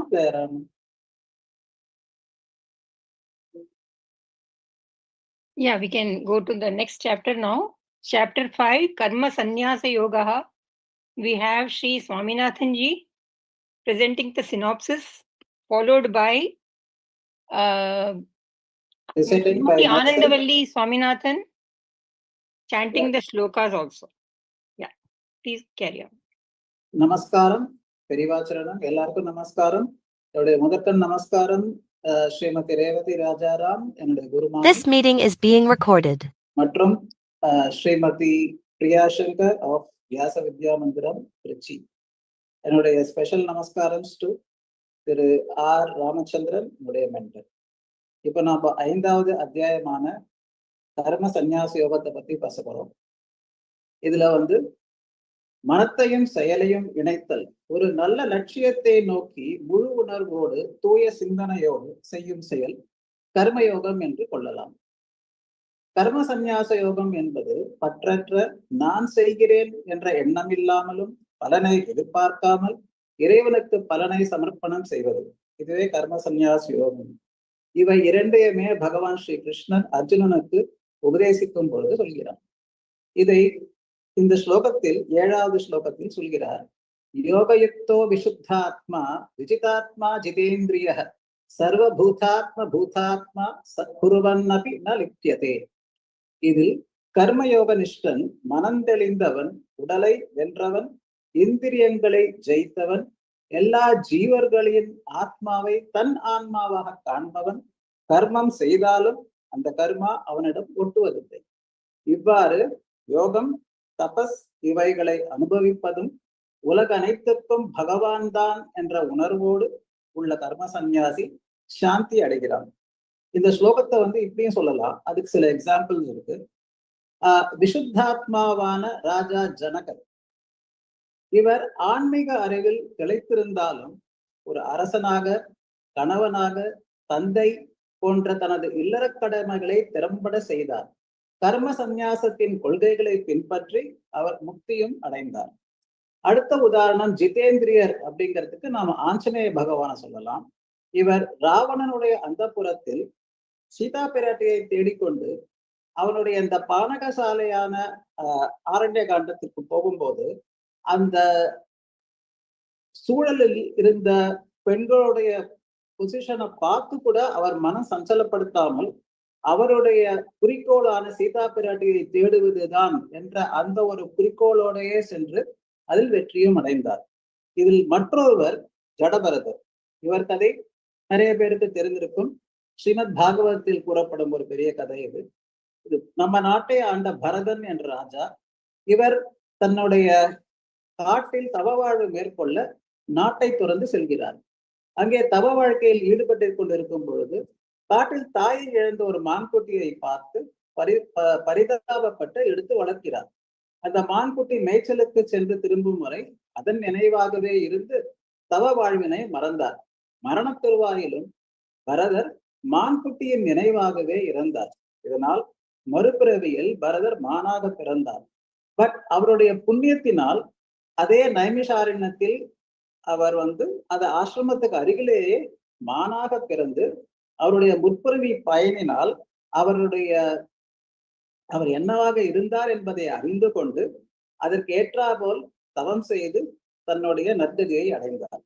இந்த காலத்தில் நம்முடைய சமகாலத்தில் நம்ம பார்த்தோம் என்றால் சிறந்த யோகிகளான ஸ்ரீ காஞ்சிமணி மகாபெரிவா, பகவான் ஸ்ரீ ரமணர் ஆகியோர் சிறந்த எடுத்துக்காட்டு. நாம இப்பொழுது ஸ்லோகத்துக்கு போலாம். ஸ்லோகம் ஃபர்ஸ்ட் 1-15 நான் படிச்சுடுவேன். 16 to 29 வந்து ஸ்ரீமதி ஆனந்தவல்லி அவா படிப்பார். ஓம் ஸ்ரீ பரமாத்மனே நமஹ. அத பஞ்சமோऽध्यायः கர்ம சந்நியாச யோகः. அர்ஜுன உவாச்ச சந்நியாசம் கர்மணாம் கிருஷ்ண புனர்யோகம் ச சம்சசி யச்ரேய ஏதயோ ஏகம் தன்மே ப்ரூஹி சுநிஷ்சிதம்.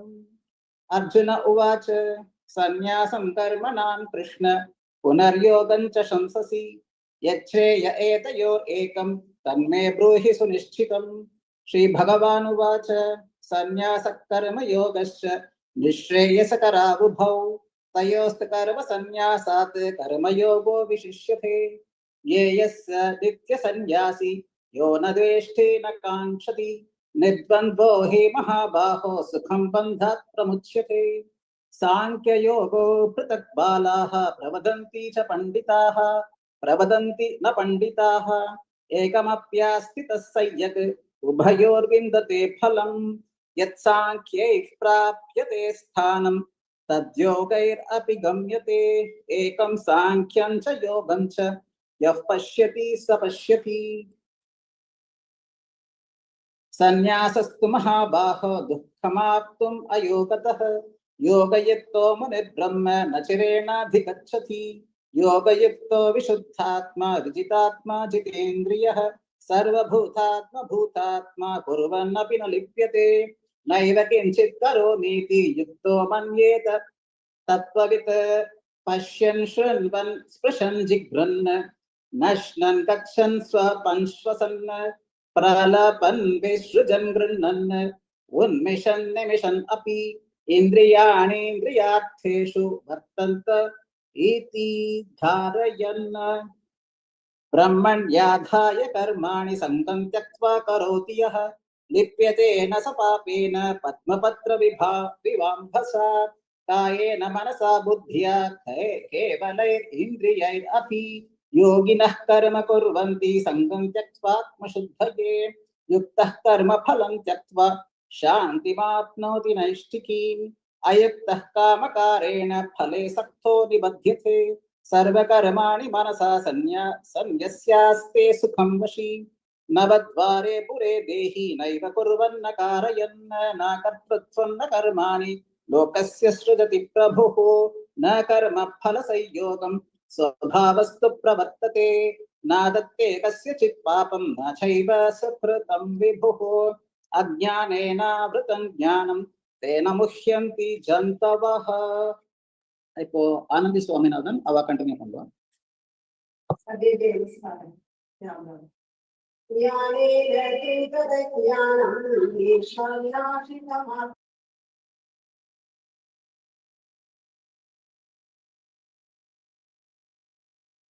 நீங்க மியூட்ல இருக்கீங்களா ஆனந்திஜி? सर्वेभ्यः नमस्कारः. राम राम. ज्ञानेन तु ततज्ञानं येषां नाशितमात्मनः तेषामादित्तवज्ञानं प्रकाशयति तत्परं तद्बुद्धयस्तदात्मानस्तन्निष्ठास्तत्परायणाः गच्छन्त्य पुनरावृत्तिं ज्ञाननिर्धूतकल्मषाः विद्या विनय संपन्ने ब्राह्मणे गविहस्तिनि शुनि चैव स्वपाके च पंडिताः समदर्शिनः इहैव तैर्जतिः सर्गः येषां साम्ये स्थितं मनः निर्दोषं हि समं ब्रह्म तस्मात् ब्रह्मणि ते स्थिताः न प्रहृष्येत् प्रियं प्राप्य न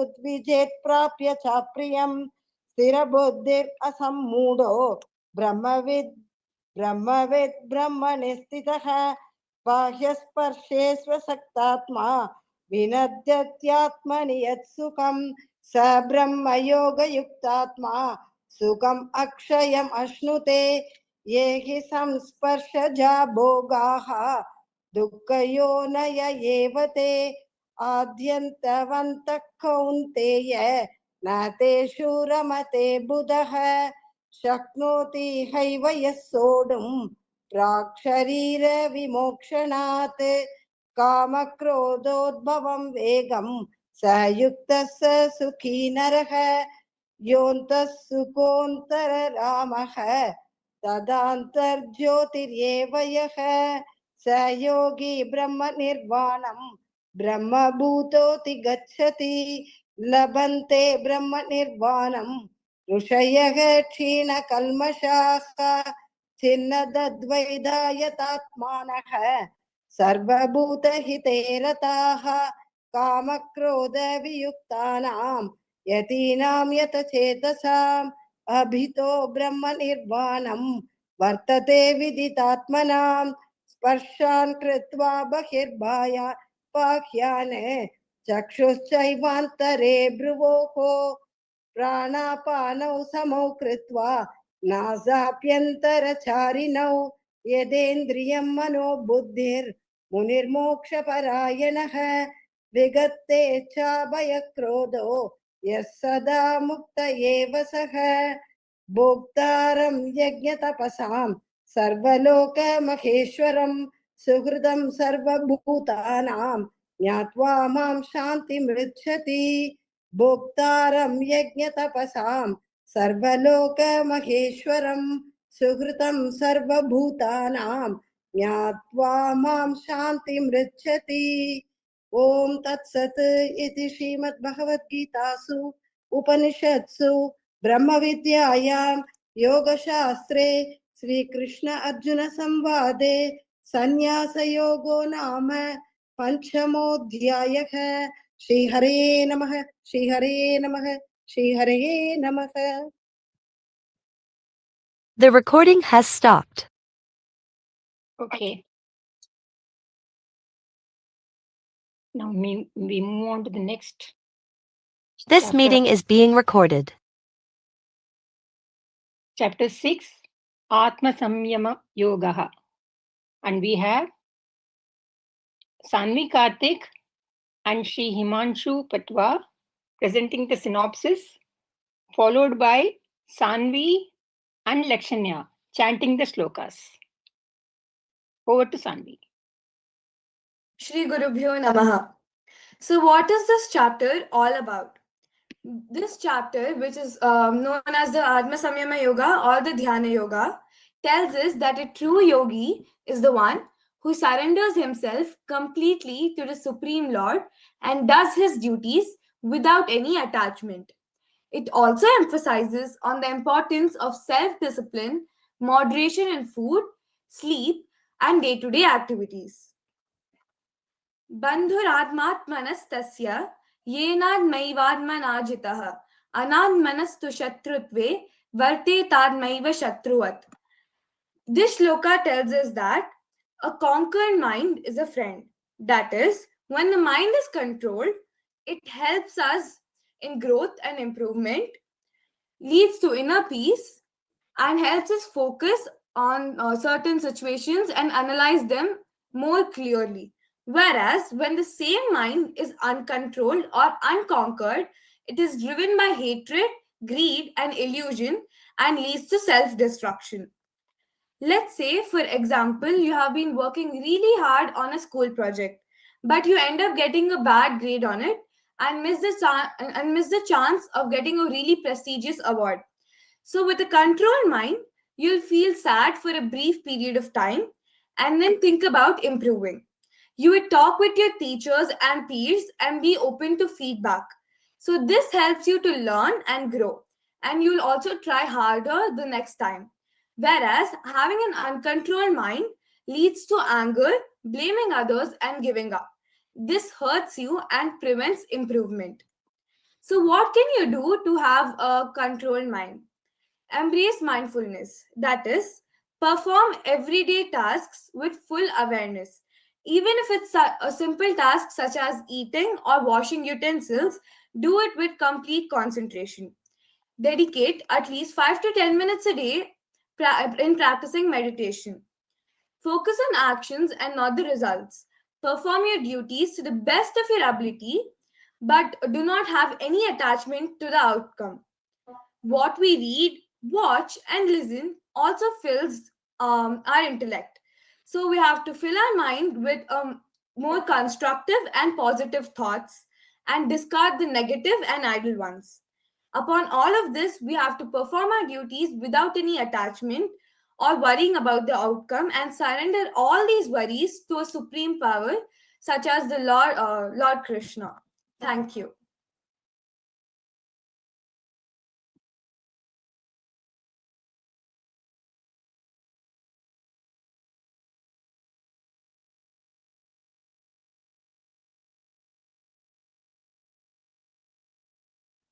Yes, continue with the chanting. Okay. Om Shri Paramatmane Namaha. Atha Shashtodhyayah Atma Samyama Yogaha. Shri Bhagavanuvacha Anashrita Karma Phalam Karyam Karma Karoti Yah Sasanyasi Cha Yogi Cha Naniragnirna Chakriyah Yam Sanyasamitti Prahu Yogam Tam Vidhi Pandava Nahya Sanyasta Sankalpo Yogi Bhavati Kaschana Arurukshor Munir Yogam Karma Karanam Uchyate Yoga Rudhasya Tasyaiva Samah Karanam Uchyate Yada Hinendriyateshu Na Karmasvanu Sajjate Sarva Sankalpa Sanyasi योगारूढस्तदोच्यते उद्धरेदात्मनात्मानं नात्मानमवसादयेत् आत्मैव ह्यात्मनो बन्धुः आत्मैव रिपुरात्मनः बन्धुरात्मात्मनस्तस्य येनात्मैवात्मना जितः अनात्मनस्तु शत्रुत्वे वर्तेतात्मैव शत्रुवत् जितात्मानः प्रशान्तस्य परमात्मा समाहिताः शीतोष्णसुखदुःखेषु तथा मानापमानयोः ज्ञानविज्ञानतृप्तात्मा कूटस्थो विजितेन्द्रियः युक्त इत्युच्यते योगी समलोष्टाश्मकाञ्चनः सुहृन्मित्रायुदासीन मध्यस्थाद्वेष्य बन्धुषु साधुष्वपि च पापेषु समबुद्धिर्विशिष्यते योगी युञ्जीत सततम् आत्मानं रहसि स्थितः एकाकीयत चित्तात्मा निराशीरपरिग्रहः शुचौ देशे प्रतिष्ठाप्य स्थिरमासनमात्मनः नात्युच्छ्रितं नातिनीचं चैलाजिनकुशोत्तरं तत्रैकाग्रं मनः कृत्वा यतचित्तेन्द्रियक्रियाः उपविश्यासने युञ्जाद् योगमात्मा विशुद्धयेत् समं कायशिरो ग्रीवं धारयन्मचलं स्थिरः सम्प्रेक्ष्य नासिकाग्रं स्वं दिशश्चानवलोकयन् प्रशान्तात्मा विगतभिर्ब्रह्मचारी व्रते स्थितः मनः संयममच्चित्तो युक्त आसीत मत्परः युञ्जन्नेवं सदात्मानं योगी नियतमानसः शान्तिं निर्वाणपरमां मत्संस्थामधिगच्छति नात्यश्नतोऽस्तु योगोऽस्ति न चैकान्तमनश्नतः न चाति स्वप्नशीलस्य जाग्रतो नैव चार्जुन युक्ताहारविहारस्य युक्तचेष्टस्य कर्मसु युक्तस्वप्नावबोधस्य योगो भवति दुःखः यदा विनियतं चित्तम् आत्मन्येवावशिष्ठते निःस्पृहः सर्वकामेभ्यो युक्त इत्युच्यते तदा यथा दीपो निवातस्थो नेङ्गतेषोपमा स्मृता योगिनो यतचित्तस्य युञ्जतो योगमात्मनः यत्रो परमते चित्तं निरुद्धं योगसेवया यत्र चैवात्मनात्मानं पश्यन्नात्मनि तुष्यति सुखमात्यन्तिकं यत्तद् बुद्धिर्ग्राह्यमतीन्द्रियं वेत्ति यत्र न चैवायं स्थितश्चलति तत्त्वतः यं लब्ध्वा चापरं लाभं मन्यते नाधिकं तथा यस्मिन् स्थितो न दुःखेन गुरुणापि विचाल्यते तं विद्या दुःख संयोग वियोगं योग संजितं स निश्चयेन योक्तव्यो योग निर्विण्ण चेतसः संकल्प प्रभवान् कामां त्यक्त्वा सर्वान् शेषतः मनसैवेन्द्रियग्रामं विनियम्य समानतः शनैश्शनैरुपरमेत् बुद्ध्या धृतिगृहीतया आत्मसंस्थं कृत्वा न किंचिदपि चिन्तयेत् यतो निश्चरति मनश्चञ्चलमस्थिरं Lakshanya, 1 second. May I now end the chapter and then do the synopsis? Yes.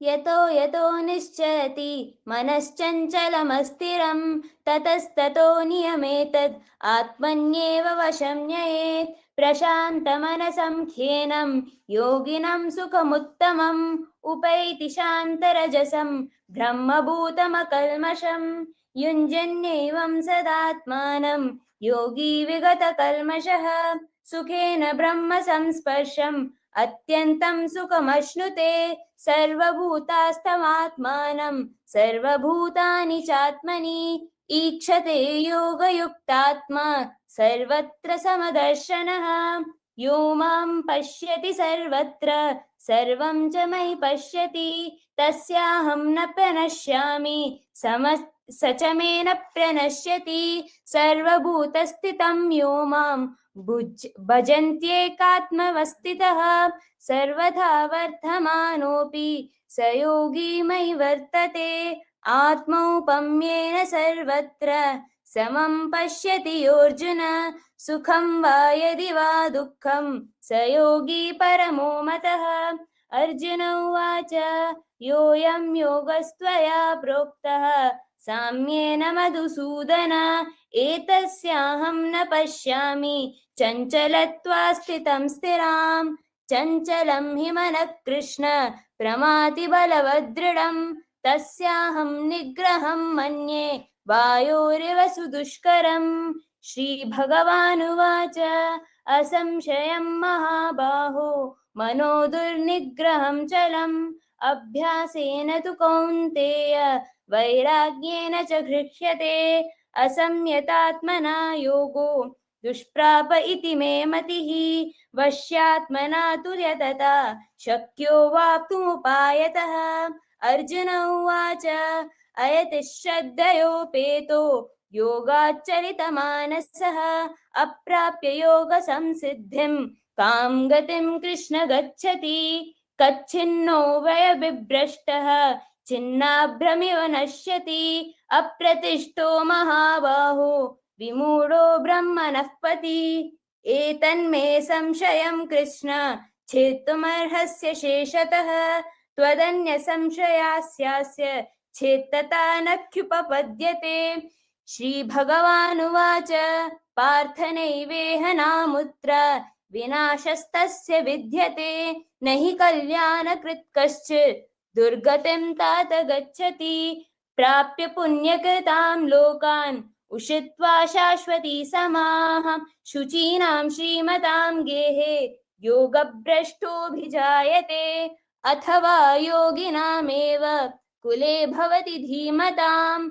एतद्धि दुर्लभतरं लोके जन्म यदीदृशं तत्र तं बुद्धिसंयोगं लभते पौर्वदेहिकं यतते च ततो भूयः संसिद्धौ कुरु नन्दन पूर्वाभ्यासेन तेनेव क्रियते ह्यवशोऽपि सः जिज्ञासुरपयोगस्य शब्दब्रह्माति वर्तते प्रयत्नाध्यतमानस्तु योगी संशुद्ध किल्बिषः अनेकजन्म संसिद्धस्ततो याति परां गतिम् तपस्वभ्योऽधिको योगी ज्ञानिभ्योऽपि मतोऽधिकः कर्मिभ्यश्चाधिको योगी तस्माद्योगी भवार्जुन योगिनामपि सर्वेषां मद्गतेऽन्तात्मनान्तरा श्रद्धावान् भजते यो मां समे युक्ततमो मतः ॐ तत्सदिति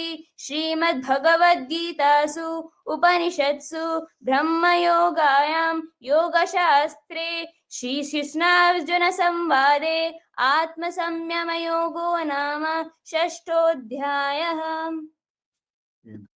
Okay, Shri Himanshu Patwaji, please present your synopsis.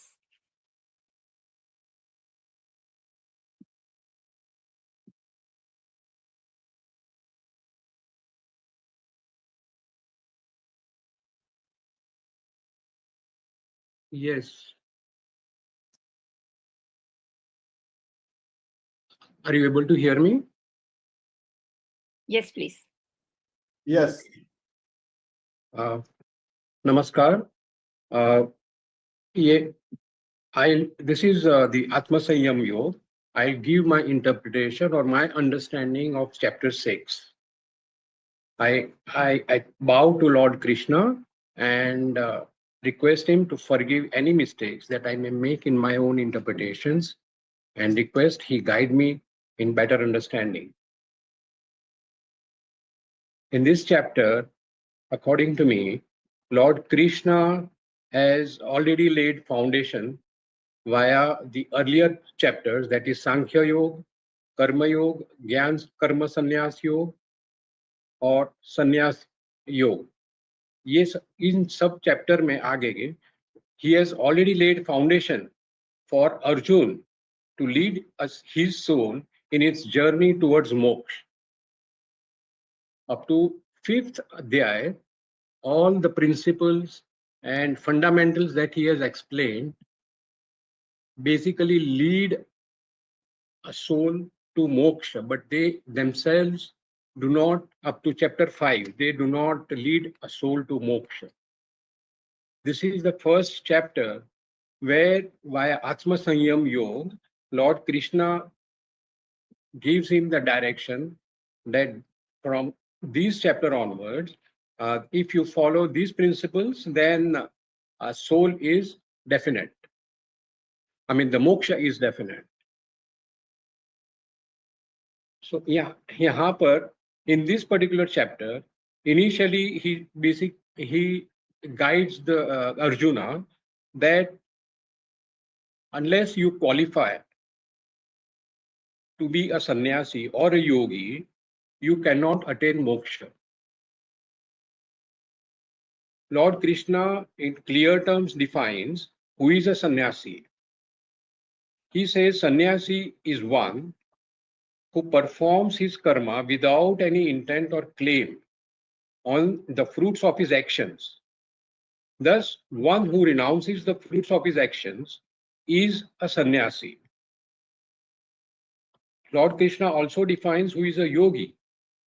He says one who renounces all sankalpa is a true yogi. He defines who is an eligible seeker. Basically, he says only a true sannyasi or a yogi are eligible seekers for moksha.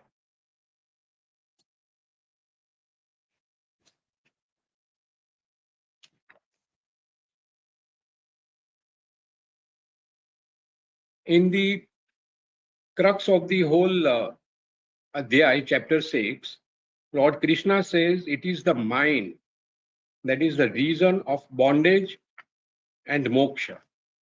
If you are able to control your mind, you can attain moksha. But if you cannot, if the mind controls you, then you are bound to be on the downfall. So even in the next birth, you will get another chance, no doubt about that. That आपका अधोगति होगी, but नाश नहीं होगा.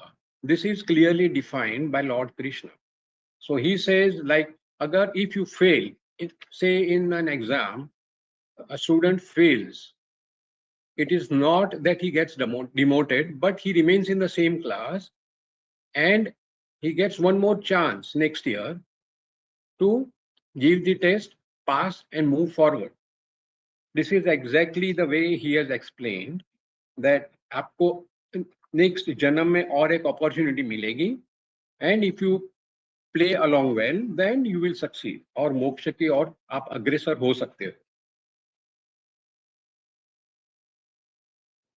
ब्रह्म बिंदु उपनिषद जो है, in that also the focus is on mind. It says mind is the door to bondage as well as moksha. So it is very clear that if a mind is controlled, all is well, otherwise there is nothing but disaster.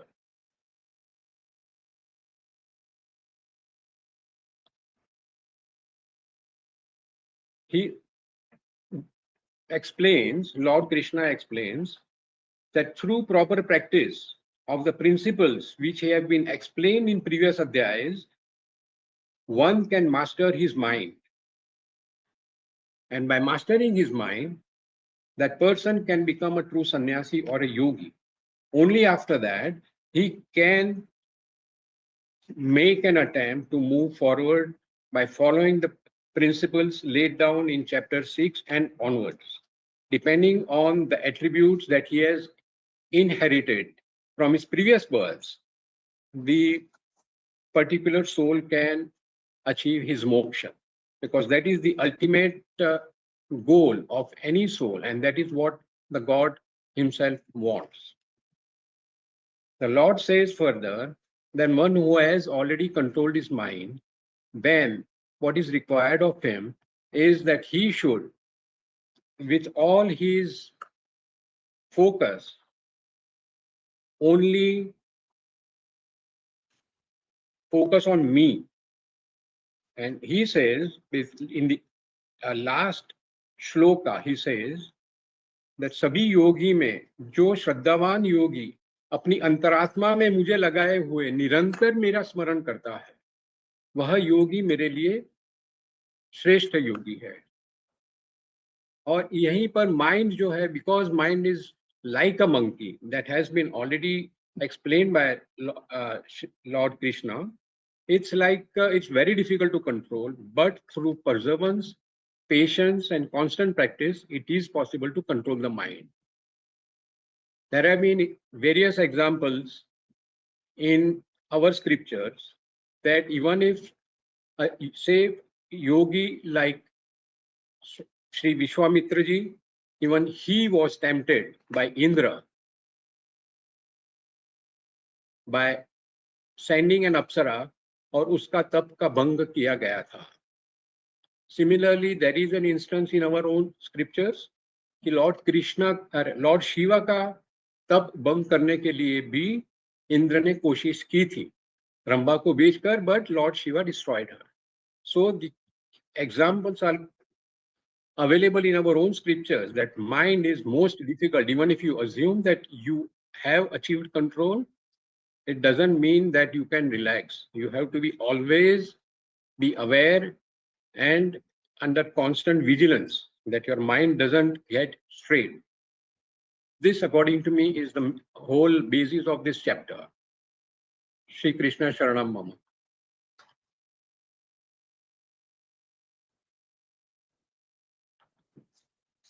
The recording has stopped.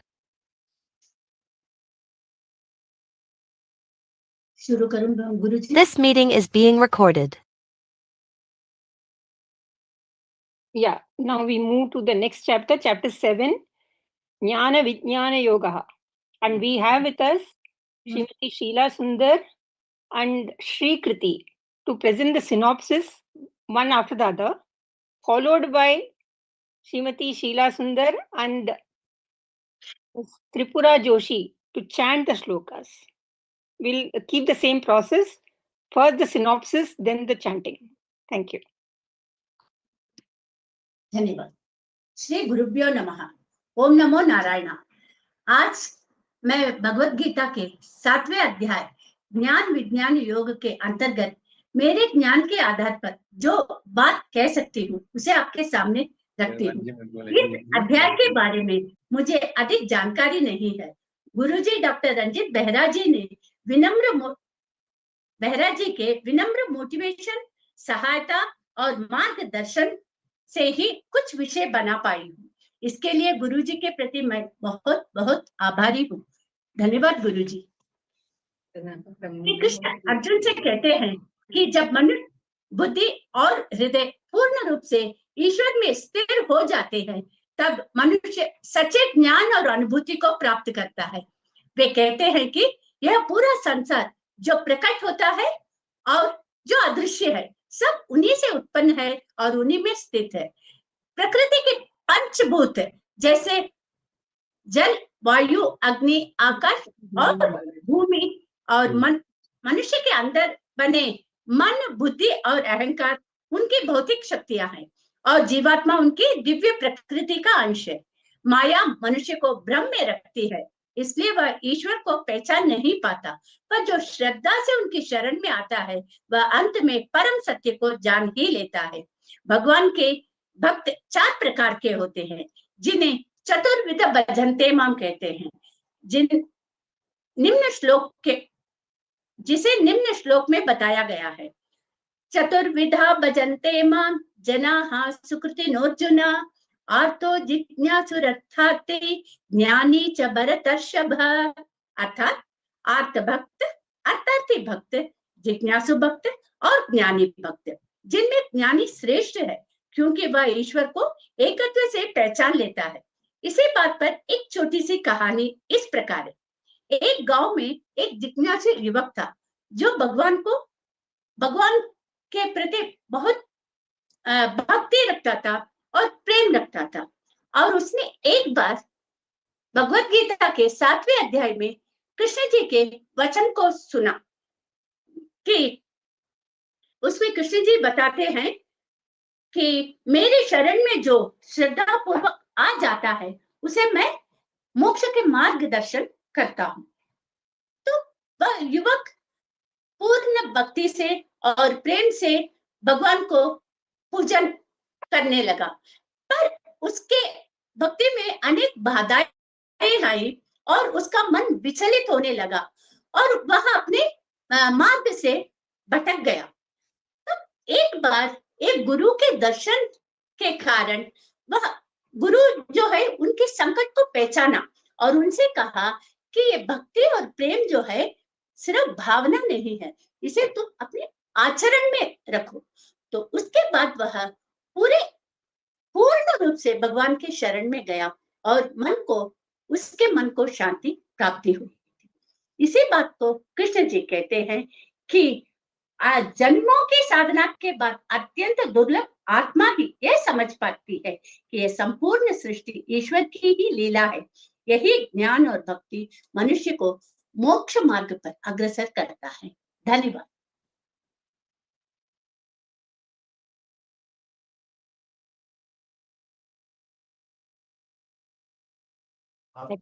Srikati has not joined yet, so we continue. Sheila ji, you can continue chanting. जी। ओम श्री परमात्मने नमः। अथ सप्तमोऽध्यायः ज्ञान विज्ञान योगः। श्री भगवानुवाच मय्या शक्तमनः पार्थ योगं युञ्जन्मदाश्रयः असंशयं समग्रं मां यथा ज्ञास्यसि तत् शृणु। ज्ञानं तेहं सविज्ञानम् इदं वक्ष्याम्य शेषतः यज्ञात्वा नेह भूयोऽन्यत् ज्ञातव्यमवशिष्यते। मनुष्याणां सहस्रेषु कश्चिद् यतति सिद्धये यततामपि सिद्धानां कश्चिन्मां वेति तत्त्वतः। भूमिरापो नलो वायुः कं मनो बुद्धिरेव च अहंकार इति यं मे भिन्ना प्रकृतिरष्टधा। अपरेयमितस्त्वन्यां प्रकृतिं विद्धि मे परां। जीवभूतां महाबाहो ययेदं धार्यते जगत् एतत् योनीनि भूतानि सर्वाणीत्युपधारय। अहं कृष्णस्य जगतः प्रभवः प्रलयस्तथा मत्तः परतरं नान्यत् किञ्चिदस्ति धनञ्जय। मयि सर्वमिदं प्रोतं सूत्रे मणिगणा इव। रसोऽहमप्सु कौन्तेय प्रभास्मि शशिसूर्ययोः। प्रणवः सर्ववेदेषु शब्दखे पौरुषं नृषु। पुण्यो गन्धः पृथिव्याञ्च तेजश्चास्मि विभावसौ। जीवनं सर्वभूतेषु तपश्चास्मि तपस्विषु। बीजं मां सर्वभूतानां विद्धि पार्थ सनातनं। बुद्धिर्बुद्धिमतामस्मि तेजस्तेजस्विनामहं। बलं बलवताञ्चाहं कामरागविवर्जितं। धर्मा विरुद्धो भूतेषु कामोऽस्मि भरतर्षभ। ये चैव सात्विका भावा राजसास्तामसाश्च ये मत्त एवेति तन्विद्धि न त्वहं तेषु ते मयि। त्रिभिर्गुणमयैर्भावै येभिः सर्वमिदं जगत् मोहितं नाभिजानाति मामेभ्य परमव्ययम्। दैवी ह्येषा गुणमयी मम माया दुरत्यया। मामेव ये प्रपद्यन्ते मायमेतां तरन्ति ते। न मां दुष्कृतिनो मूढाः प्रपद्यन्ते नराधमां। मायया प्रहृतज्ञाना आसुरं भावमाश्रिताः। चतुर्विधा भजन्ते मां जनाः सुकृतिनोऽर्जुन आर्तो जिज्ञासुरर्थार्थी ज्ञानी च भरतर्षभ तेषां ज्ञानी नित्ययुक्तः एकभक्तिर्विशिष्यते प्रियो हि ज्ञानिनोत्यर्थम् अहं स च मम प्रियः उदाराः सर्व एवैते ज्ञानित्वात्मैव मे मतम् आस्थितः स हि युक्तात्मा मामेवानुत्तमां गतिम् बहूनां जन्मनामन्ते ज्ञानवान् मां प्रपद्यते वासुदेवः सर्वमिति समहात्मा सुदुर्लभः कामैस्तैस्तैहृतज्ञानाः प्रपद्यन्तेऽन्यदेवताः तं तं नियममास्थाय प्रकृत्या नियता स्वया यो यो यां यां तनुं भक्तः श्रद्धयार्चितुमिच्छति तस्य तस्याचलां श्रद्धां तामेव विदधाम्यहम् सतया श्रद्धया युक्तः तस्याराधनमीहते लभते च ततः कामान् मयैव विहितान् हितान् अन्तवत्तु फलं तेषां तद्भवत्यल्पमेधसां देवान् देवयजो यान्ति मद्भक्ता यान्ति मामपि अव्यक्तं व्यक्तिमापन्नं मन्यन्ते मामबुद्धयः परं भावमजानन्तः ममाव्ययमनुत्तमम् नाहं प्रकाशः सर्वस्य योगमाया समावृतः मूढोऽयं नाभिजानाति लोको वामजमव्ययम् वेदाहं समतीतानि वर्तमानानि चार्जुन भविष्याणि च भूतानि मां तु वेद न कश्चन इच्छाद्वेषसमुत्थेन द्वन्द्वमोहेन भारत सर्वभूतानि सम्मोहं सर्गे यान्ति परन्तप येषां त्वन्तगतं पापं जनानां पुण्यकर्मणां ते द्वन्द्वमोहनिर्मुक्ताः भजन्ते मां दृढव्रताः जरामरणमोक्षाय मामाश्रित्य यतन्ति ये ते ब्रह्म तत्विदुः कृत्स्नम् अध्यात्मं कर्म चाखिलम् साधिभूतादिदैवं मां साधियज्ञं च ये विदुः प्रयाणकालेऽपि च मां ते विदुर्युक्तचेतसः ॐ तत्सदिति श्रीमद्भगवद्गीतासु उपनिषत्सु ब्रह्मविद्यायां योगशास्त्रे श्रीकृष्णार्जुनसंवादे ज्ञानविज्ञानयोगो नाम सप्तमोऽध्यायः. Thank you. Okay, now we have Shrikriti with us. Shrikriti, may I request you to present your synopsis? अस्तु मातः.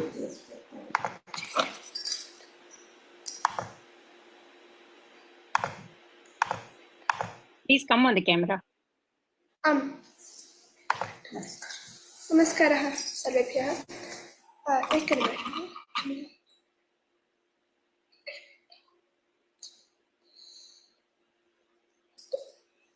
Yeah, you can start.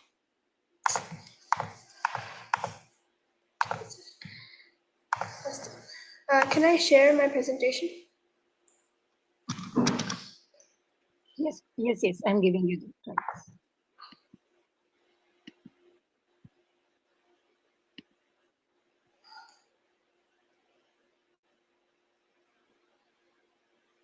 You get it?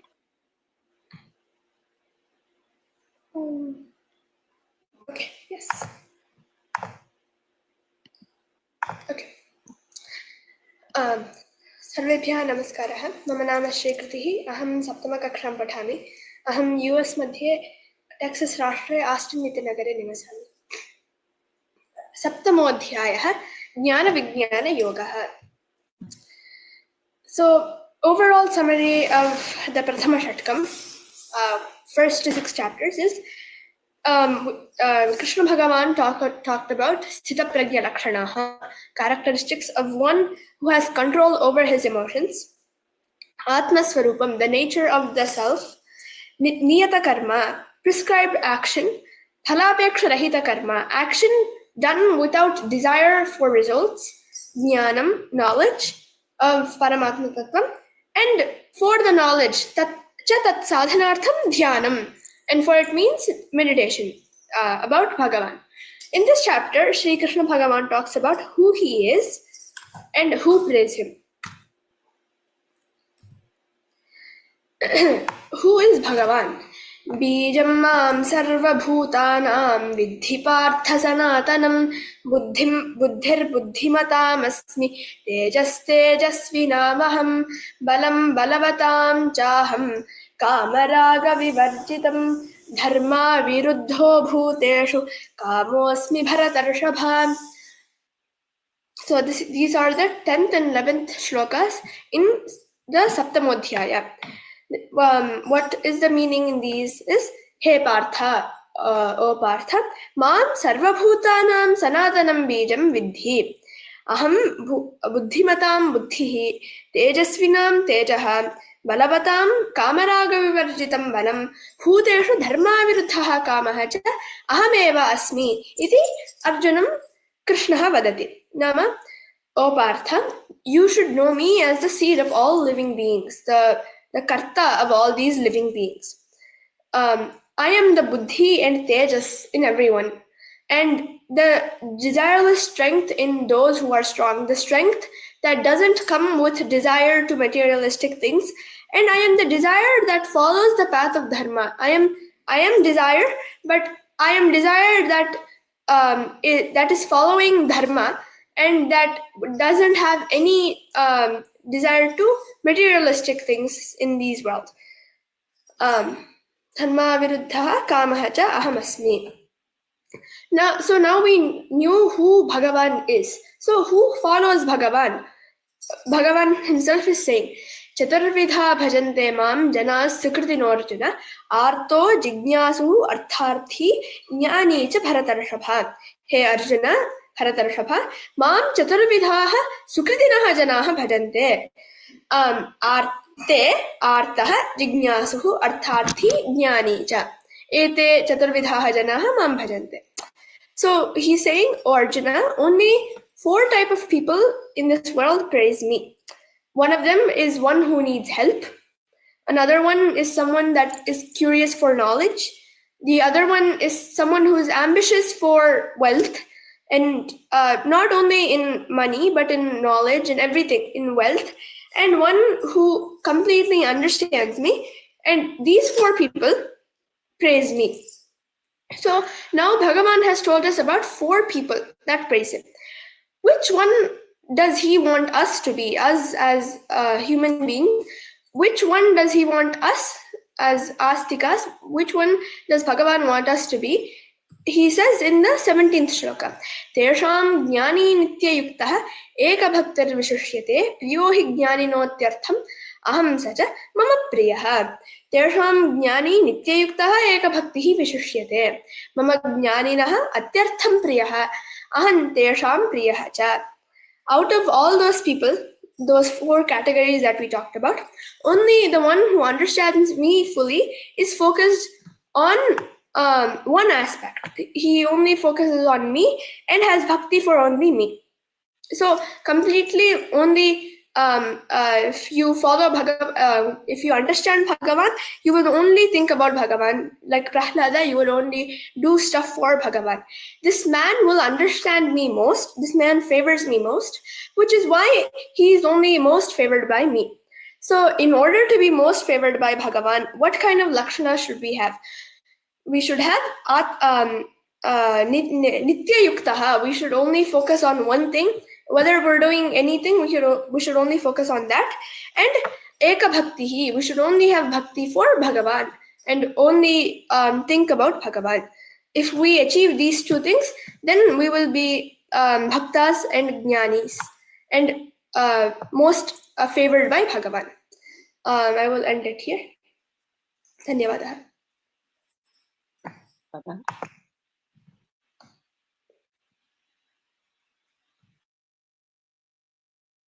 The recording has stopped.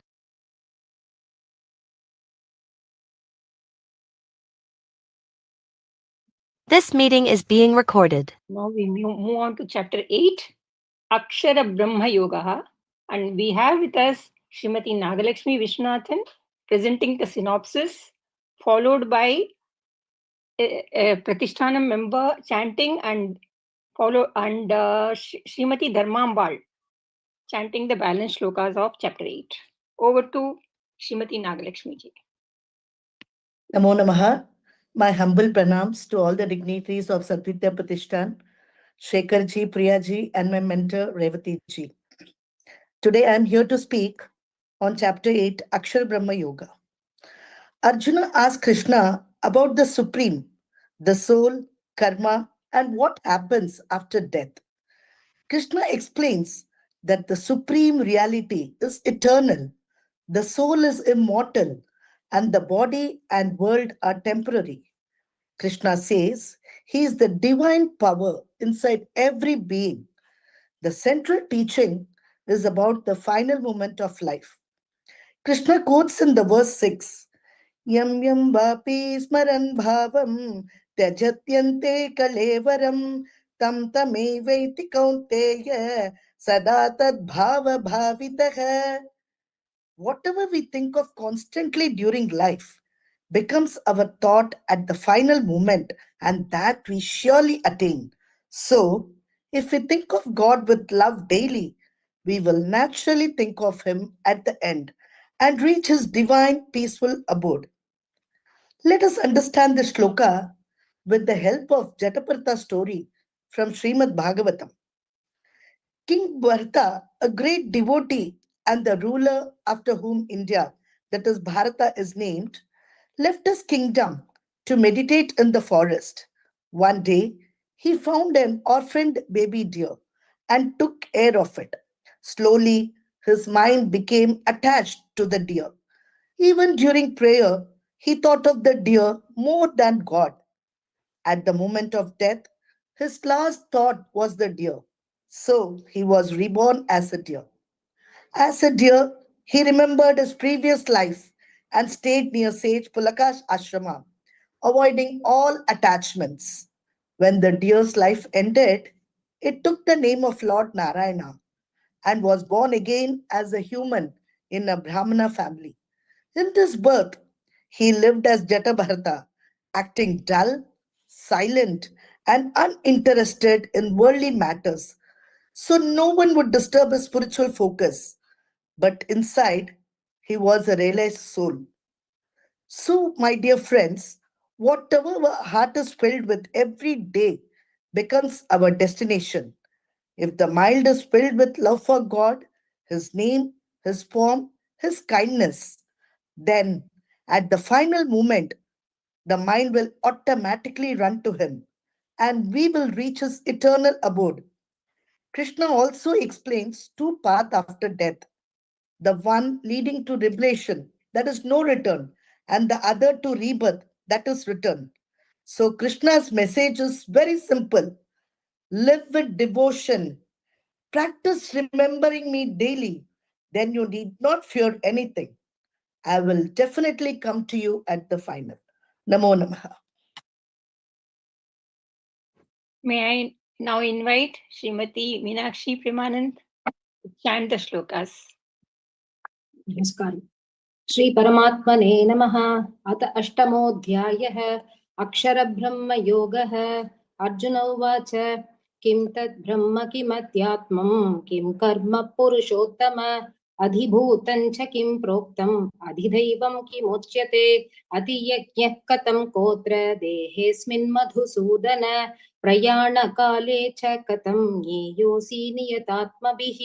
श्रीभगवानुवाच अक्षरं ब्रह्म परमं स्वभावोऽत्यात्मम् उच्यते भूतभावोद्भवकरो विसर्गः कर्म सञ्चितः अधिभूतं क्षरो भावः पुरुषश्च अधिदैवतम् अधियज्ञोऽहम् एवात्र देहे देहभृताम्बर अन्तकाले च मामेव स्मरन् मुक्त्वा कलेवरम् यः प्रयाति समद्भावं याति नास्त्यत्र संशयः यं यं वापि स्मरन् भावं त्यजत्यन्ते कलेवरम् तं ये वैति कौन्तेय सदा तद्भावभावितः तस्मात् सर्वेषु कालेषु मामनुस्मर युध्य च मय्यर्पितमनो बुद्धिः मामे वैश्यस्य संशयः अभ्यासयोगयुक्तेन चेतसा न अन्यगामिना परमं पुरुषं दिव्यं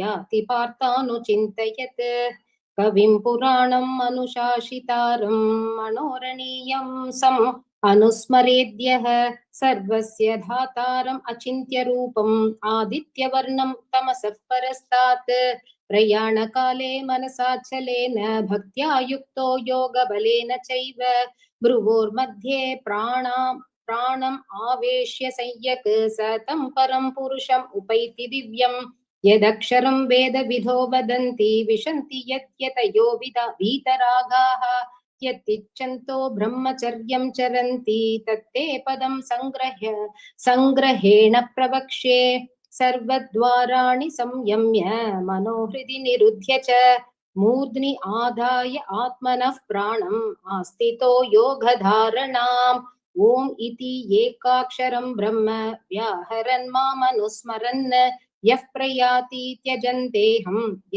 याति परमां गतिम् अनन्यचेताः सततं यो मां स्मरति नित्यशः तस्याहं सुलभः पार्थ नित्ययुक्तस्य योगिनः माम् उपेत्य पुनर्जन्म दुःखालयम् अशाश्वतं न आप्नुवन्ति महात्मानः संसिद्धिं परमां गताः।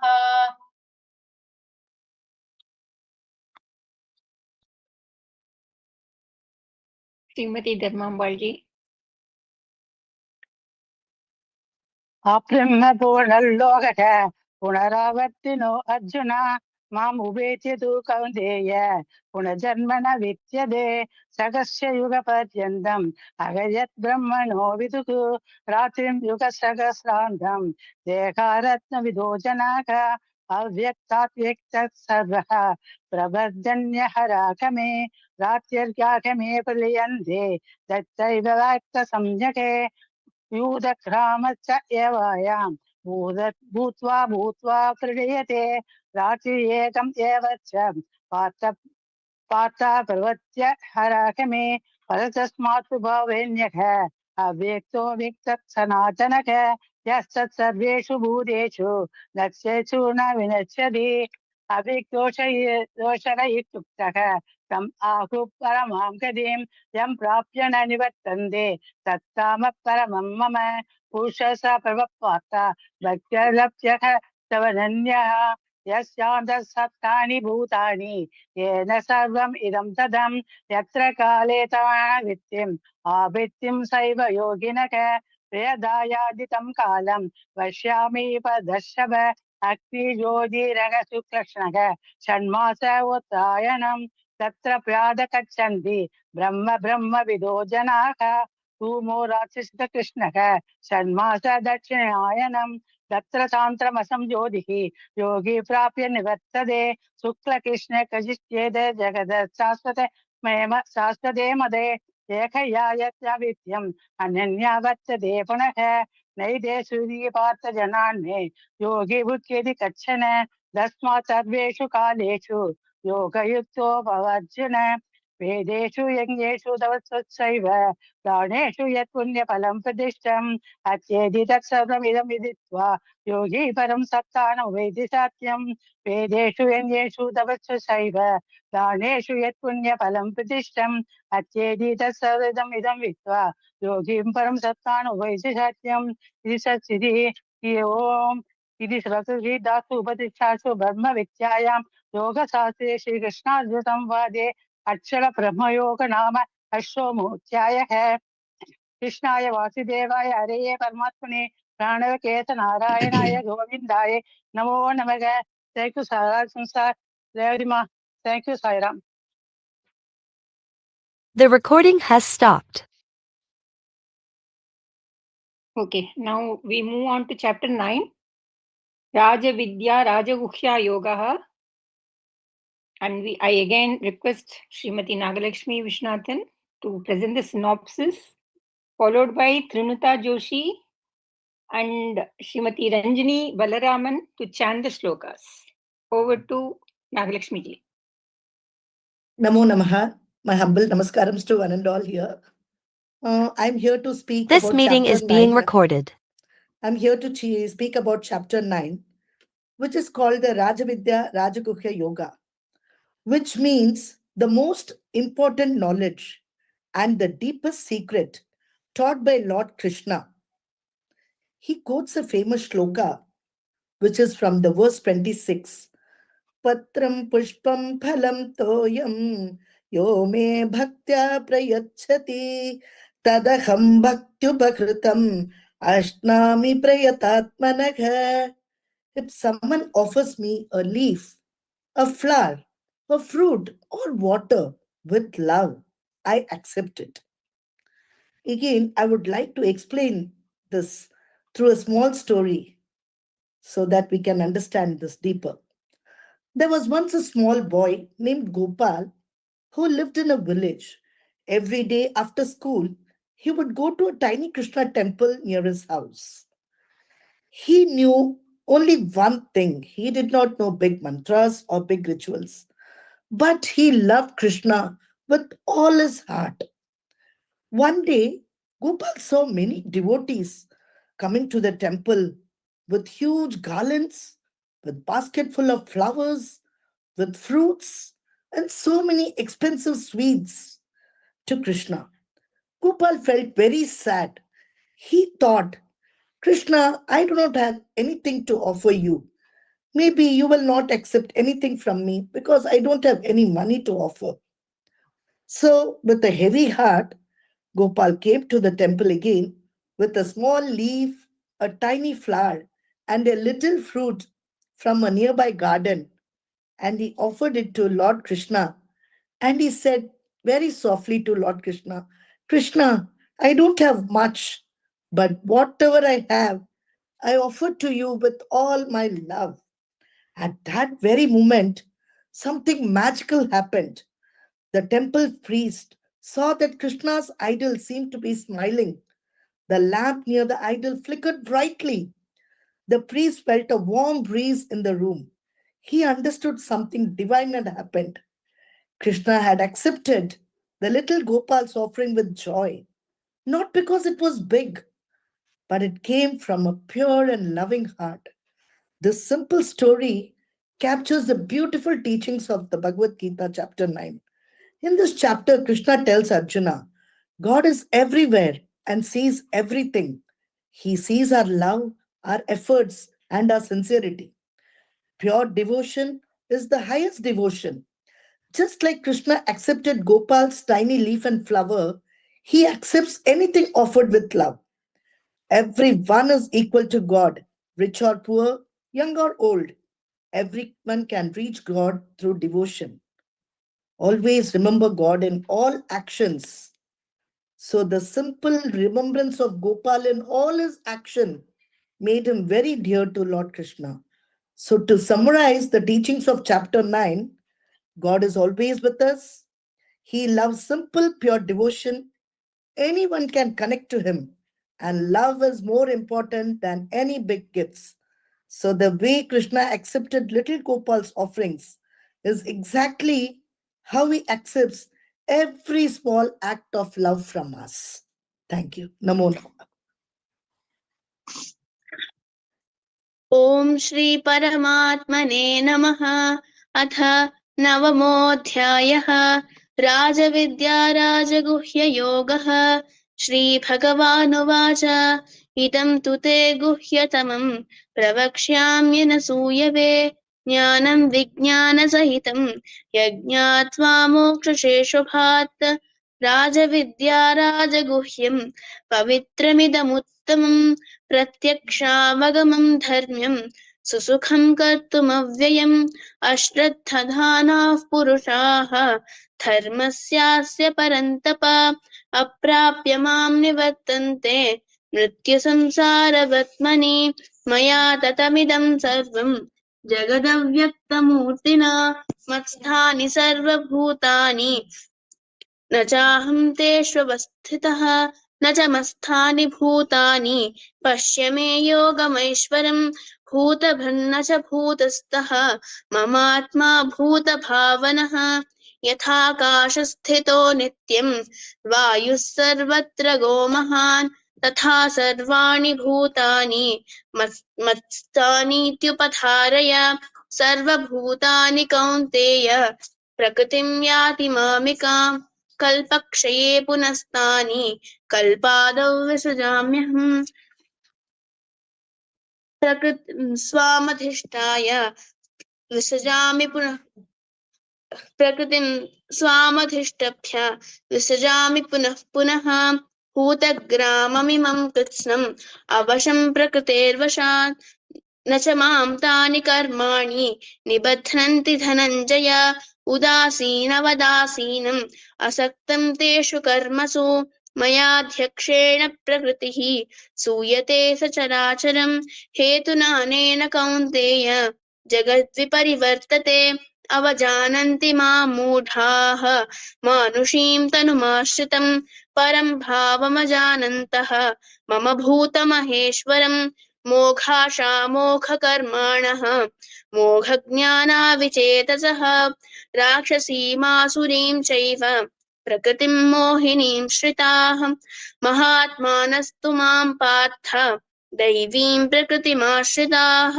भजन्त्यनन्यमनसः ज्ञात्वा भूतादिमव्ययम् सततं कीर्तयन्तो मां यतन्तश्च दृढव्रताः नमस्यन्तश्च मां भक्त्या नित्ययुक्ता उपासते ज्ञानयज्ञेन चाप्यन्ये यजन्तो मामुपासते एकत्वेन पृथक्त्वेन बहुधा विश्वतो मुखम् धन्यवादः।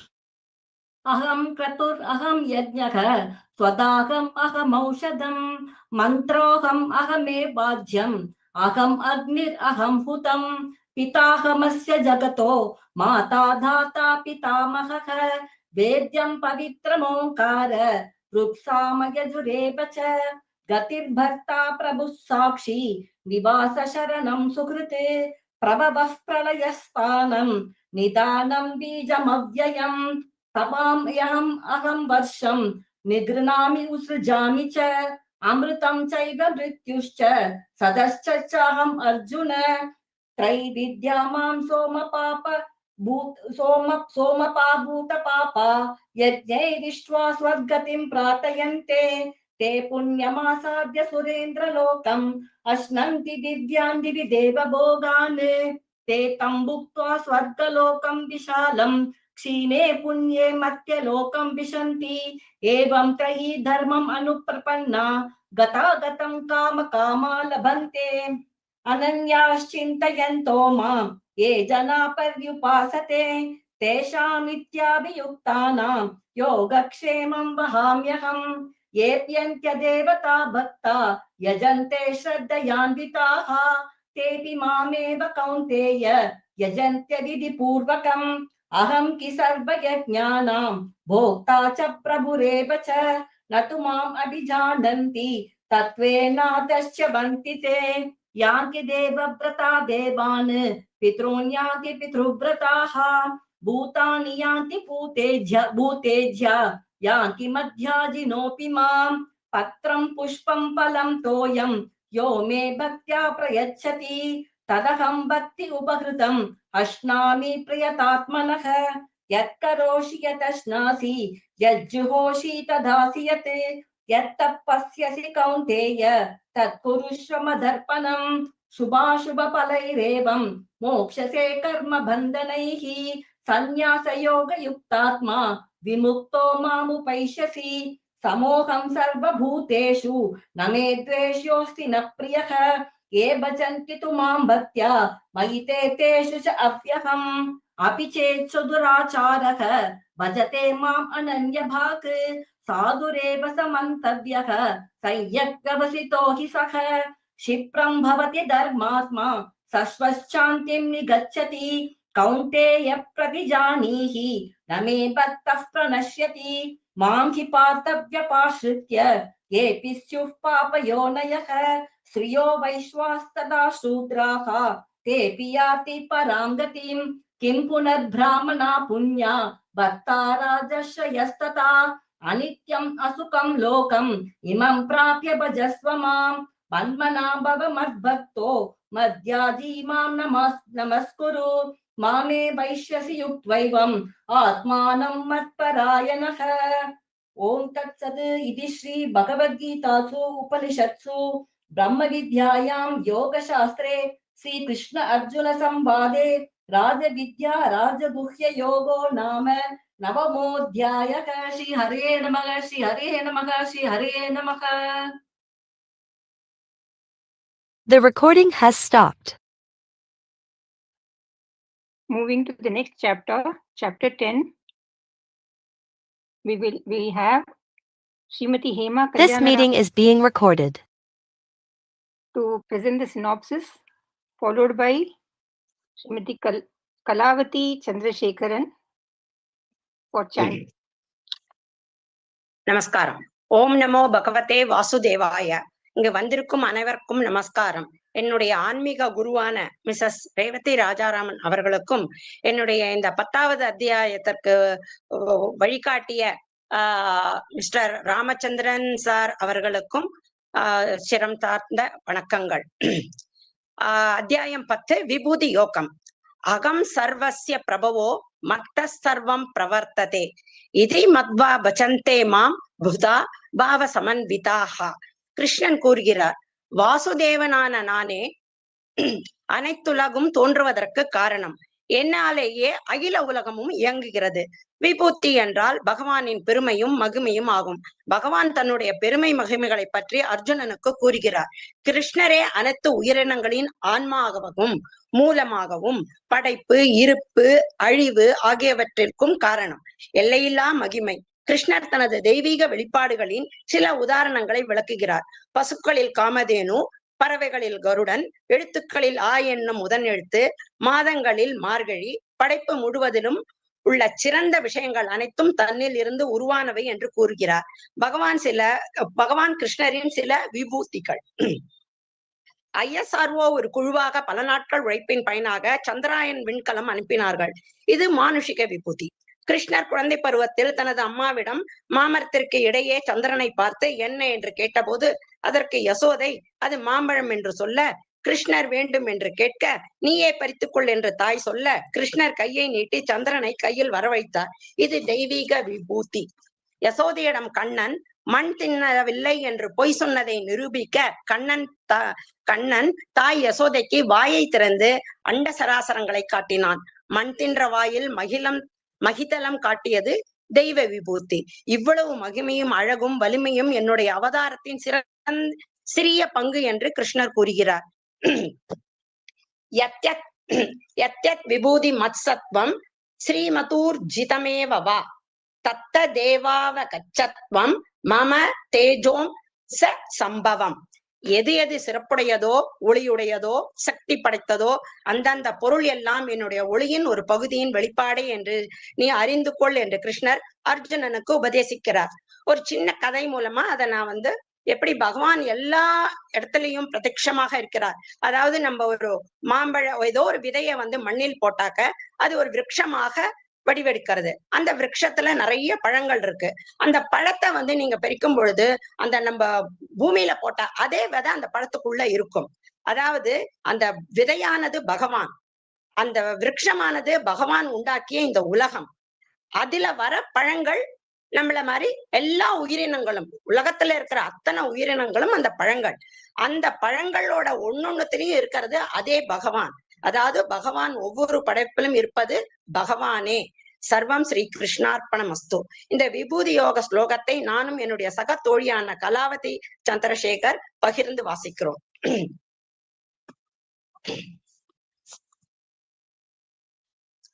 அத தசமோத்யாயக ஸ்ரீ பகவான் உவாச்ச ஸ்ரீ भूय एव महाभागो शृणु मे परमं वचः यत्तेऽहं प्रियमाणाय वक्ष्यामि हितकाम्यया न मे विदुः सुरगणाः प्रभवं न मगर्षयः अगमादिर्हि देवानां मगर्षीणां च सर्वशः यो माम् अजम् अनादिं च वेति लोकमहेश्वरम् असम्मूढः मर्त्येषु सर्वपापैः प्रमुच्यते बुद्धिर्ज्ञानम् असम्मोहः क्षमा सत्यं तमः शमः सुखं दुःखं भवो भावो भयं च अभयम् एव च अहिंसा समता तुष्टिः तपोदानं यशो यशः भवन्ति भावा भूतानां मत्त एव पृथक्विताः मकर्षयः सप्त पूर्वे सत्वरो मनवस्तथा मद्भावा मनसा जाता येषां लोक इमाः प्रजाः एतां विभूतिं योगं च मम यो वेत्ति तत्त्वतः चोविकम्पेन योगेन युज्यते नात्र संशयः अहं सर्वस्य प्रभवो मत्तः सर्वं प्रवर्तते इति मत्वा भजन्ते मां बुधा भावसमन्विताः मच्चित्ता मद्गतप्राणा बोधयन्तः परस्परं कथयन्तश्च मां नित्यं तुष्यन्ति च रमन्ति च तेषां सततयुक्तानां भजतां प्रीतिपूर्वकं तदामि बुद्धियोगं तं येन माम् उपयान्ति ते तेषाम् एवानुकम्पार्थम् अहम् अज्ञानजं तमः नाशयाम्यात्म भावस्तो ज्ञानदीपेन भास्वता अर्जुन उवाच परं ब्रह्म परं धाम पवित्रं परमं भवान् पुरुषं शाश्वतं दिव्यम् आदिदेवमजं विभुम् आहुस्त्वां ऋष्यः सर्वे देवर्षिर्नारदस्तथा असितो देवलो व्यासः स्वयं चैव प्रवीशिमे सर्वमेद ध्रुवं मन्ये यन्मां वदसि केशव न हि ते भगवन् व्यक्तिं विदुर्देवान् दानवाः स्वयं एव आत्मन् आत्मानं वेदत्वं पुरुषोत्तम भूतभावन भूतेषु देवदेव जगत्पते वक्तुम् अर्हसि अशेषेण दिव्यसि आत्मविभूतयः यापिर्विभूति विर्लोकान् इमां त्वं व्याप्य तिष्ठसि कथं विद्याम् अहं योगिन् त्वां सदा परिचिन्तयन् केषु केषु च भावेषु चिन्त्योऽसि भगवान् मया विस्तरेणात्मनो योगं विभूतिं च जनार्दन भूयः कथय दृप्तिर्हि शृण्वतो नास्ति मे मृतं श्रीभगवान् उवाच हन्तते कथयिष्यामि दिव्या हि आत्मविभूतयः प्राधान्यः कुरु श्रेष्ठ नास्त्यन्तो विस्तरस्य मे अहम् आत्मा कुटाकेश सर्वभूताशयस्थितः अहम् आतिश्च मध्यं च भूतानाम् अन्त एव च। नमस्कार।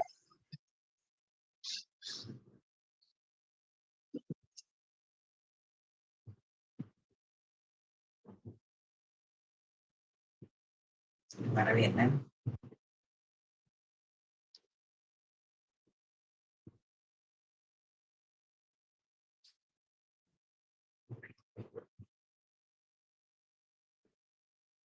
கேக்குறது கேக்குறது. ஆதித்யாநாமகம் விஷ்ணுகு ஜோதிஷாம் ரவிரம்சுமான் மரீச்சிர்மருதாமஸ்மி நட்சத்திராணாமகம் சசி வேதானாம் சாமவேதோஸ்மி தேவானாமஸ்மி வாசவக இந்திரியாணாம் மனச்சாஸ்மி பூதானாமஸ்மி சேதனா ருத்ராணாம் சங்கரச்சாஸ்மி வித்தேஷோ யக்ஷ ரக்ஷசாம் வசூனாம் பாவகச்சாஸ்மி மேருகு சிகரநாமகம் புரோதசாம் ச முக்யம் மாம் வித்தி பார்த்த ப்ருஹஸ்பதிம் சேனானீனாமகம் ஸ்கந்தக சரசாமஸ்மி சாகரக மகர்ஷீணாம் ப்ருகுரஹம் கிராமஸ்மி ஏகமச்சரம் யஜ்ஞானாம் ஜபயஜ்ஞோஸ்மி ஸ்தாவராணாம் ஹிமாலயக அஸ்வத்தः சர்வவ்ருக்ஷாணாம் தேவர்ஷீணாம் ச நாரதக கந்தர்வாணாம் சித்ரரதக சித்தானாம் கபிலோ முனிः உச்சைஸ்ரவசம் அஸ்வம் வித்திமாம் அமிர்தோத்பவம் ஐராவதம் கஜேந்திராணாம் நராணாம் ச நராதிபம் ஆயுதானாமகம் வஜ்ரம் தேனூனாமஸ்மி காமதுக் ரஜனச்சாஸ்மி கந்தர்வக சர்பாணாமஸ்மி வாசுகிः अनन्तश्चास्मि नागानां वरुणो यातसामहं पितॄणाम् अर्घ्यमाचास्मि यमस्ययं मतामहम् प्रह्लादश्चास्मि दैत्यानां कालः कलयतामहं मृगाणां च मृगेन्द्रोऽहं वैनतेयश्च पक्षिणां पवनः पवताम् अस्मि रामः शस्त्रभृतामहं जषाणां मकरश्चास्मि स्रोतमासामस्मि जानवी सर्गाणाम् आदिरन्तश्च मध्यं चैवाहमर्जुन अध्यात्मविद्या विद्यानां वादप्रवदतात्महम् अक्षराणाम् अकारोऽस्मि द्वन्द्वः सामासिकस्य च अहमेवाक्षयः कालः दाताहं विश्वतोमुखः मृत्युः सर्वहरश्चाहम् उद्भवश्च भविष्यताम् कीर्तिश्रीवच्च नारीणां स्मृतिर्मेधा धृतिश्चमा बृहत्साम तथा साम्नां गायत्री छन्दसामहं मासानां मार्गशीर्षोऽहं ऋतूनां कुसुमाकरः द्यूतं चलयताम् अस्मि तेजस्तेजस्विनामहं जयोऽस्मि व्यवसायोऽस्मि सत्त्वं सत्त्वमतामहम् वृष्णीनां वासुदेवोऽस्मि पाण्डवानां धनञ्जयः मुनीनामप्यहं व्यासः कवीनाम् उशना कविः दण्डो दमयतामस्मि नीतिरस्मि जिगीषतां मौनं चैवास्मि गृह्याणां ज्ञानं ज्ञानवतामहं यश्चापि सर्वभूतानां बीजं ददहमर्जुन न तदस्ति विना यस्यान् मया भूतं चराचरं न अन्तोऽस्मि मम दिव्यानां विभूतीनां परन्तप एष तद्उद्देशतः प्रोक्तः विभूतेर्विस्तरो मया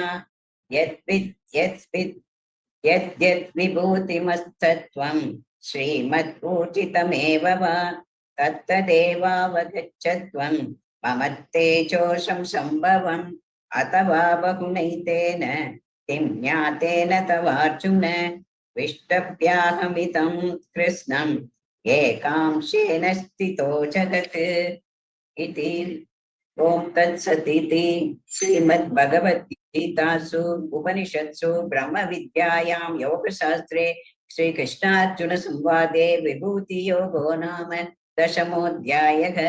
श्री हरिये नमः, श्री हरिये नमः, श्री हरिये नमः। The recording has stopped.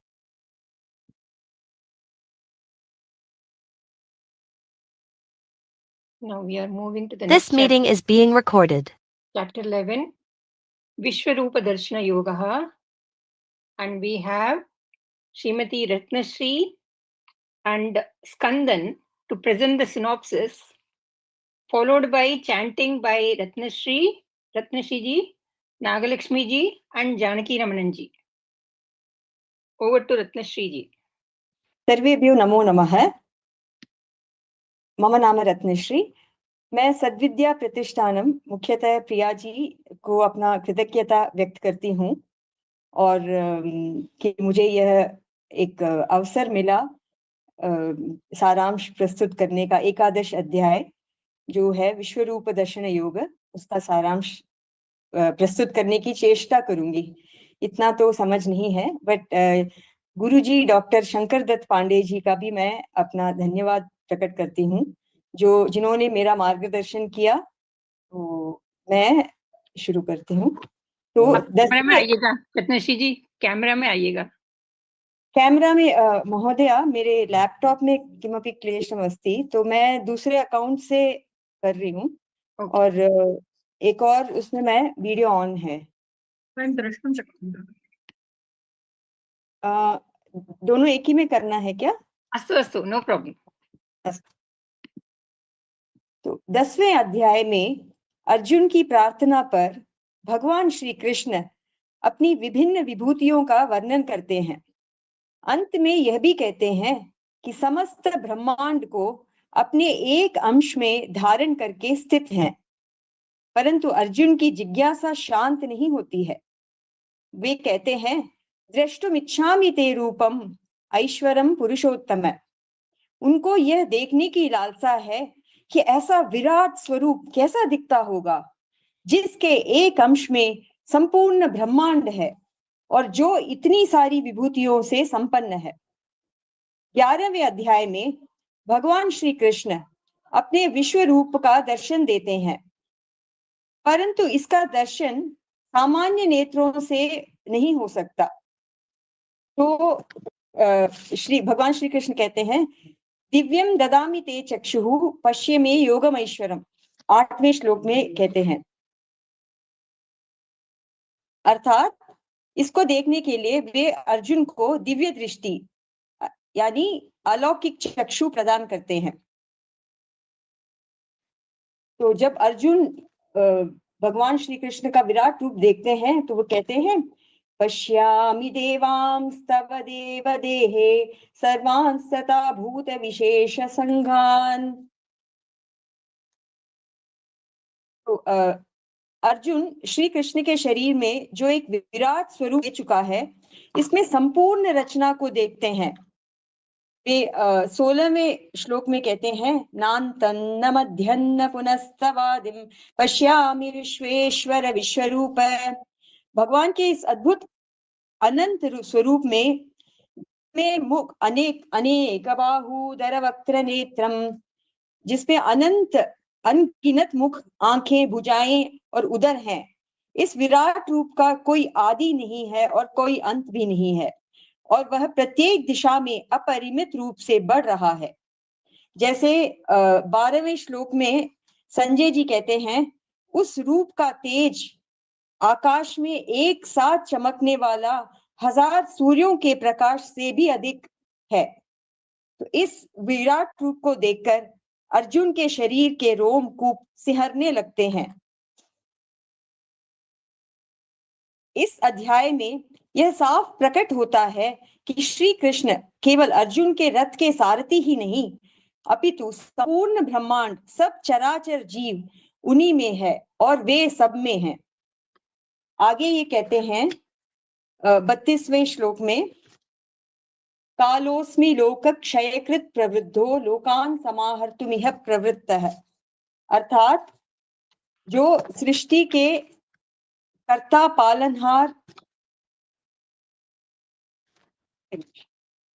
सृष्टि के कर्ता पालनहार और हर्ता वही हैं। काल से भी भयभीत होने की आवश्यकता नहीं है, क्योंकि इस रूप में भी वे ही विद्यमान है। इस अध्याय से यह भी स्पष्ट होता है कि श्रीमद् भगवद गीता पूरी तरह एक व्यावहारिक ग्रंथ है। इस अध्याय में अर्जुन को प्रत्यक्ष अनुभव कराया जाता है, जिस विषय में पिछले अध्याय में श्री कृष्ण बताते हैं।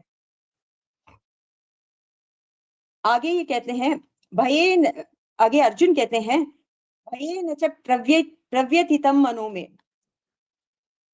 अर्जुन कहते हैं, आपके इस विराट स्वरूप को देखकर मुझे अत्यंत प्रसन्नता की अनुभूति हो रही है, परंतु मेरा मन भय से व्याकुल हो रहा है। इसलिए हे जगन निवास, आप अपने सौम्य रूप का दर्शन मुझे पुनः दिखाइए। लेकिन इन सब अनुभव करने के लिए हमें अपने भाव को ऐसा रखना चाहिए जैसे अर्जुन ने रखा। वो क्या था? श्रवण एकाग्रता, विनम्रता, विश्वास और जिज्ञासा युक्त। ये सब प्रभु के दर्शन के लिए अनिवार्य स्थितियां हैं।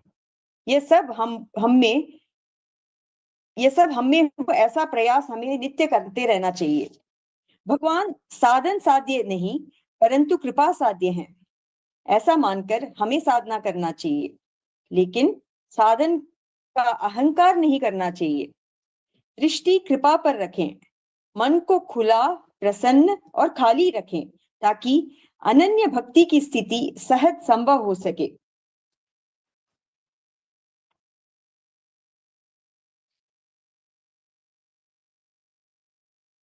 इसके बाद स्वयं श्री कृष्ण का आश्वासन हमें प्रोत्साहन देता है, जो पूरी तरह श्रद्धा एकाग्रता के साथ जो पूरी तरह श्रद्धा और एकाग्रता के साथ मेरी भक्ति करते हैं, अपने कर्म को निष्ठा से और निष्काम से करते हैं और उसके फल को मेरे ऊपर ही छोड़ देते हैं, उन सभी प्राणियों में मैं वैर रहित भावना से व्यवहार करता हूँ, वही मुझे प्राप्त करता है।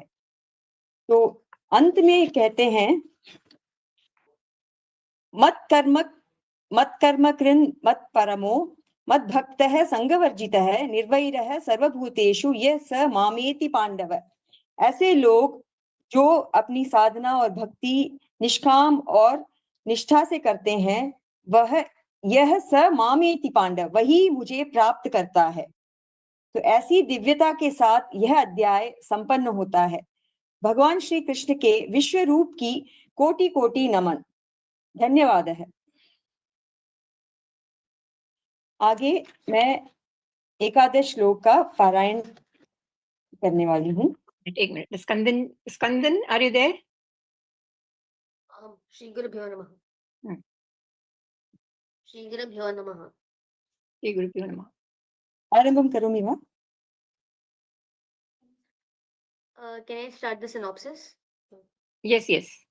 अस्तु। I will just share my screen. Is it visible? Is the screen visible? No, not yet. I can't see anything now.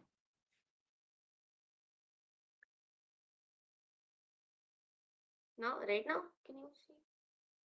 No, it has not come yet. Yeah, now it is. Yes, please carry on. Okay. So Namo Namaha. My name is Kandan Suresh. I'm in 8th grade. And to start off with this, I am grateful to Sri Chandrasekhar Guruji and Sri Venkat Indrakanti Guruji for mentioning me for this presentation.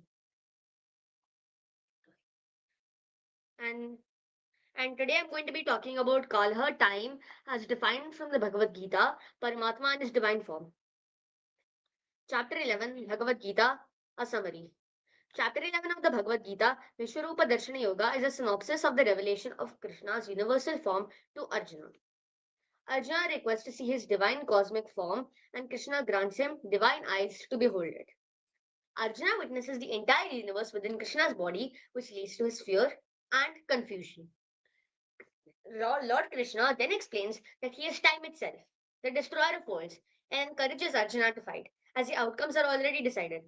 Frightened, Arjuna asks Krishna to reveal his human form again, which he does. And then Arjuna offers a prayer of praise and awe. This is the relevance of time in verses 16 to 30. In Bhagavad Gita, chapter 11, verses 16 to 30, primarily describe Arjuna's vision of the universal form Vishwarupa and its terrifying all-devouring nature, which is a powerful manifestation of time, Kala, as the ultimate unstoppable destroyer of all worlds and beings. This is Shloka 19.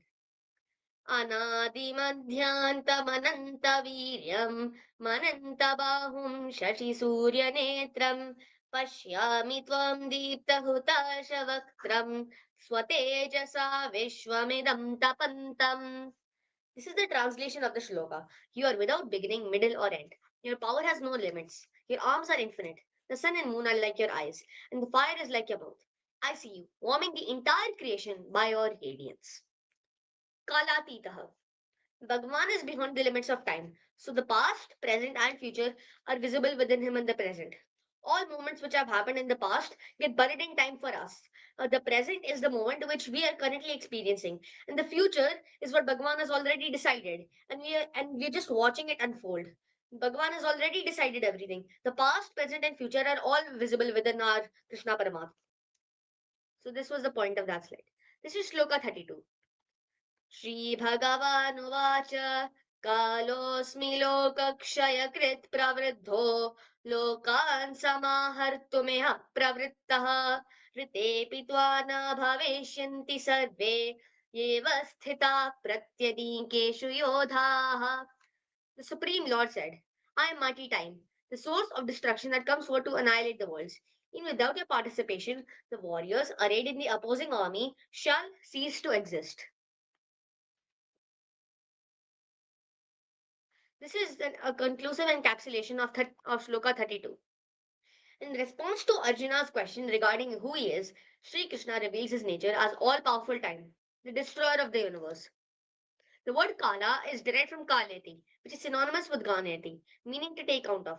All events in nature get buried in time, like I said earlier. Time counts and controls the lifespan of all things. It will determine when great personalities like Bhishma, Dronacharya, and Karna will meet their end. It will destroy the enemy army arrayed in the battlefield, even without Arjuna participating in the war, because the Lord wants it to happen as a part of his grand scheme for the world.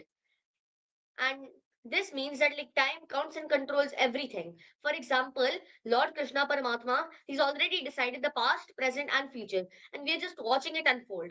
The past for us is buried, but for him, the past, present, and future are all accessible. We are all in a bubble of time, which Lord Paramatma has made for us. And the Lord wants everything to happen as a scheme for his world. And this is what I understood from Bhagavad Gita chapter 11. Dhanyavad.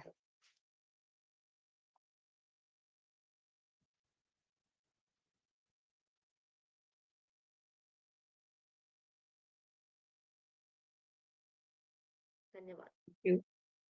Ratnashri ji, you can continue with your chanting. अस्तु अथ ॐ श्री परमात्मने नमः। अथ एकादशोऽध्यायः।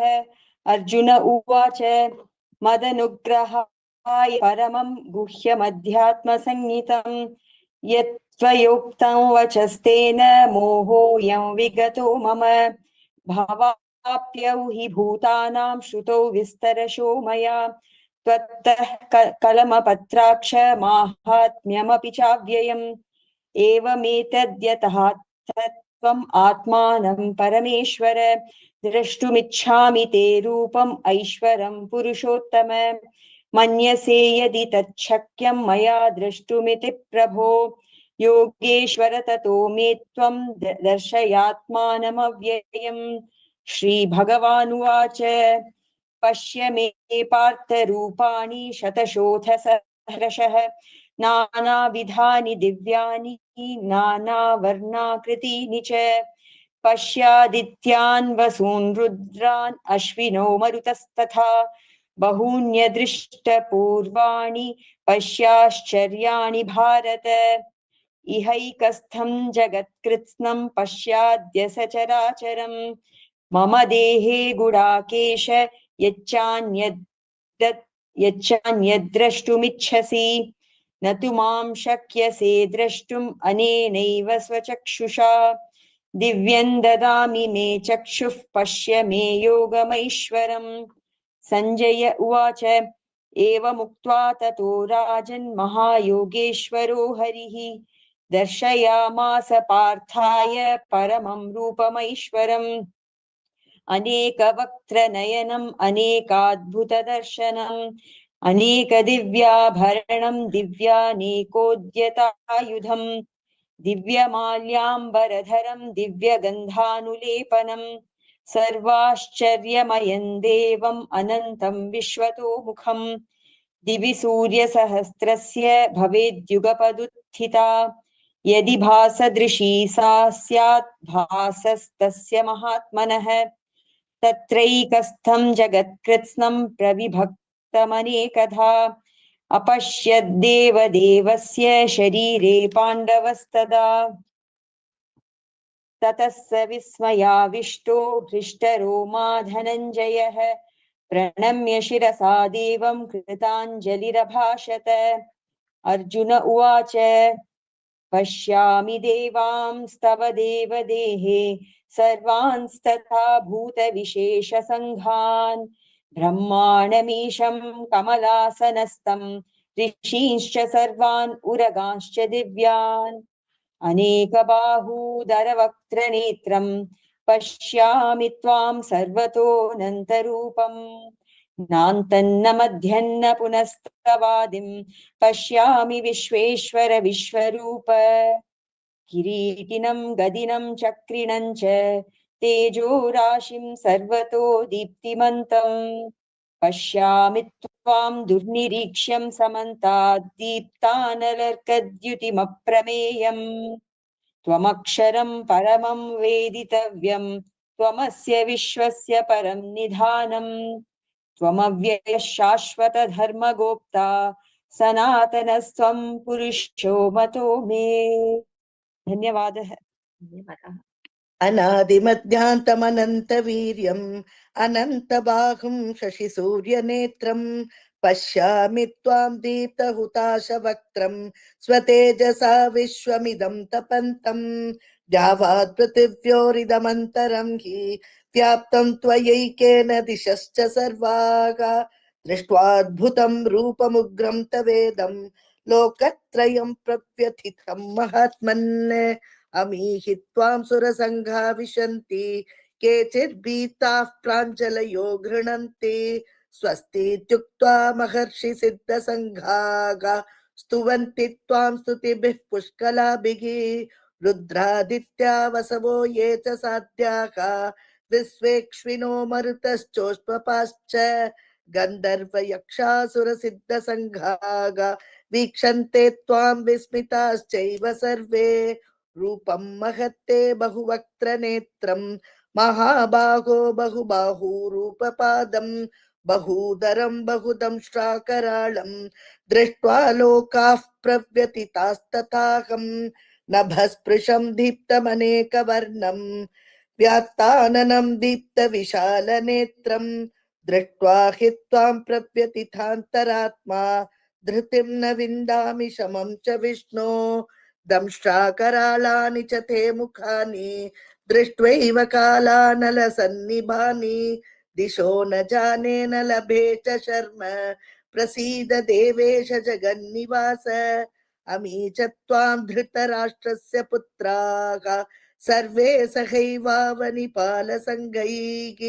भीष्मो द्रोणः सूतपुत्रस्तथासौ साहास्मदीयैरपि योधमुख्यैः वक्त्राणि ते त्वरमाणा विशन्ति दंष्ट्राकरालानि भयानकानि केचित् विलग्ना दशनान्तरेषु सन्दृश्यन्ते चूर्णितैरुत्तमाङ्गैः यथा नदीनां बहवोऽम्बुवेगाः समुद्रमेवाभिमुखा द्रवन्ति तथा तवामी नरलोकवीराः विशन्ति वक्त्राण्यभिविज्वलन्ति यथा प्रदीप्तं ज्वलनं पतङ्गाः विशन्ति नाशाय समुद्रवेगाः तथैव नाशाय विशन्ति लोकाः तवापि वक्त्राणि समृद्धवेगाः लेखिह्यसे ग्रसमानः समन्तात् लोकान् समग्रान् वदने ज्वलद्भिः तेजोभिरापूर्य जगत्समग्रं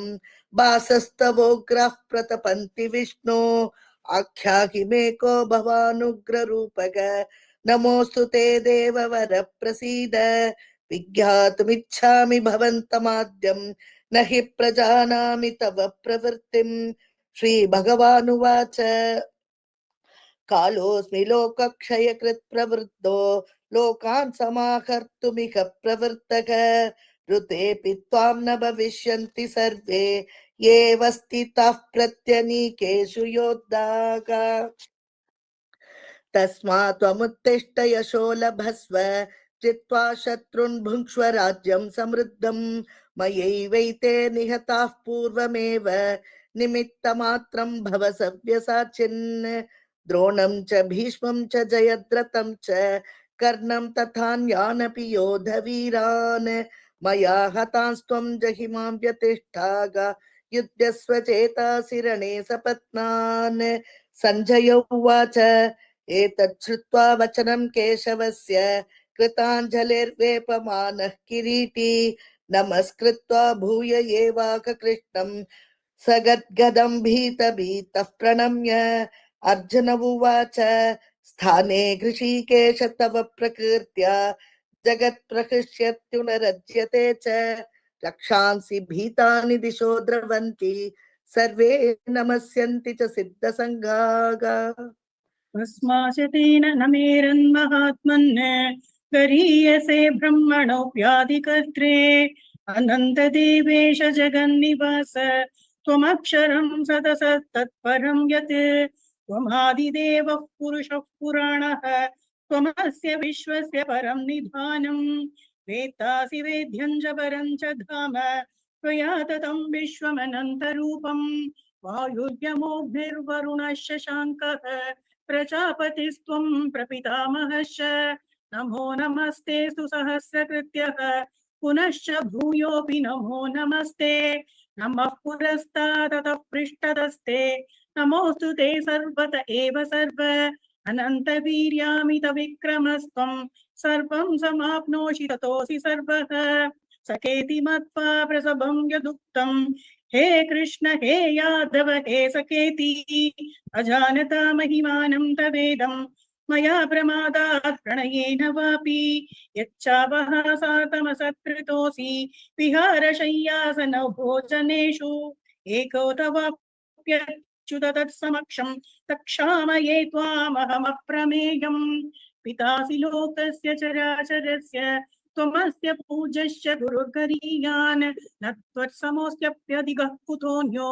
लोकत्रयेऽप्यप्रतिमप्रभाव तस्मात् प्रणम्य प्रणिधाय कायं प्रसादये त्वामहमीशमीढ्यम् पितेव पुत्रस्य सखेव सख्युः प्रियः प्रियायार्हसि देव सोढुम् अदृष्टपूर्वं हृषितोऽस्मि दृष्ट्वा भयेन च प्रव्यथितं मनो मे तदेव मे दर्शय देव रूपं प्रसीद देवेश जगन्निवास किरीटिनं कदिनं चक्रहस्तम् इच्छामि त्वां द्रष्टुमहं तथैव तेनैव रूपेण चतुर्भुजेन सहस्रबाहो भव विश्वमूर्ते श्रीभगवानुवाच मया प्रसन्नेन तवाजुनेतं रूपं परं दर्शितमात्मयोगात् तेजोमयं विश्वमनन्तमाद्यं यन्मे त्वदन्येन न दृष्टपूर्वं न वेदयज्ञात्ययनैर्न दानैः न च क्रियाभिर्न तपोभिरुग्रैः एवं रूपः शक्य अहं नृलोके द्रष्टुं त्वदन्येन कुरु प्रवीर मा ते व्यथा मा विमूढभावो मा ते व्यथा मा च विमूढभावो दृष्ट्वा रूपं घोरमितृङ्गमेतं यतेभिः प्रीतमनः पुनस्त्वं तदेव मे रूपमितं प्रपश्य सञ्जय उवाच इत्यर्जुनं वासुदेवस्ततोक्त्वा स्वकं रूपं दर्शयामास भूयः आश्वासयामास च भीतमेनं भूत्वा पुनः सौम्य वपुर्महात्मा अर्जुन उवाच दृष्ट्वेदं मानुषं रूपं तव सौम्यं जनार्दन इदानीमस्मि संवृत्तः सचेतः प्रकृतिं गतः श्रीभगवानुवाच सुदुर्दर्शमिदं रूपं दृष्टवानसि यन्मम देवा अप्यस्य रूपस्य नित्यं दर्शनकाङ्क्षिणः नाहं वेदैर्न तपसा न दानेन न चेज्यया शक्य एवं विधो द्रष्टुं दृष्टवानसि मां यथा भक्त्या त्वनन्यया शक्य अहमेवं विधोऽर्जुन ज्ञातुं द्रष्टुं च तत्त्वेन प्रवेष्टुं च परन्तप मत्कर्म कृन्मत्परमः मद्भक्तः सङ्गवर्जितः निर्वैरः सर्वभूतेषु यः स मामेति पाण्डव ॐ तत्सद् इति श्रीमद्भगवद्गीतासु उपनिषत्सु ब्रह्मविद्यायां योगशास्त्रे श्रीकृष्णार्जुनसंवादे विश्वरूपदर्शनयोगो नाम 11ोऽध्यायः श्रीहरये नमः श्रीहरये नमः श्रीहरये नमः. The recording has stopped. We now move to the next chapter. This meeting is being recorded. Chapter 12, Bhakti Yoga. We have with us Srimati Jyoti K. Ravi. She will be presenting the synopsis as well as chanting the slokas. Shri Paramatmane Namaha. Bhakti Yoga is complete surrender to God by becoming a karma phala tyagi and ultimately attaining moksha. Te bhaktaha ativa me priyaha. Those devotees are dear to me, says Lord Krishna, who possess some remarkable qualities as showcased by sage Atri and his wife Anasuya.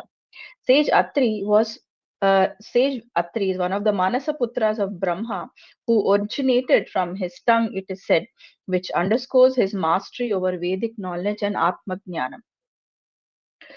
Atri was a great sage whose hymns in Rig Veda are one of the oldest texts known. Atri means one who is a gunatita, free from the trigunas, and Anasuya means one who is free from envy and malice. True to her name, she was a pious woman, led a modest and austere life with her husband Atri.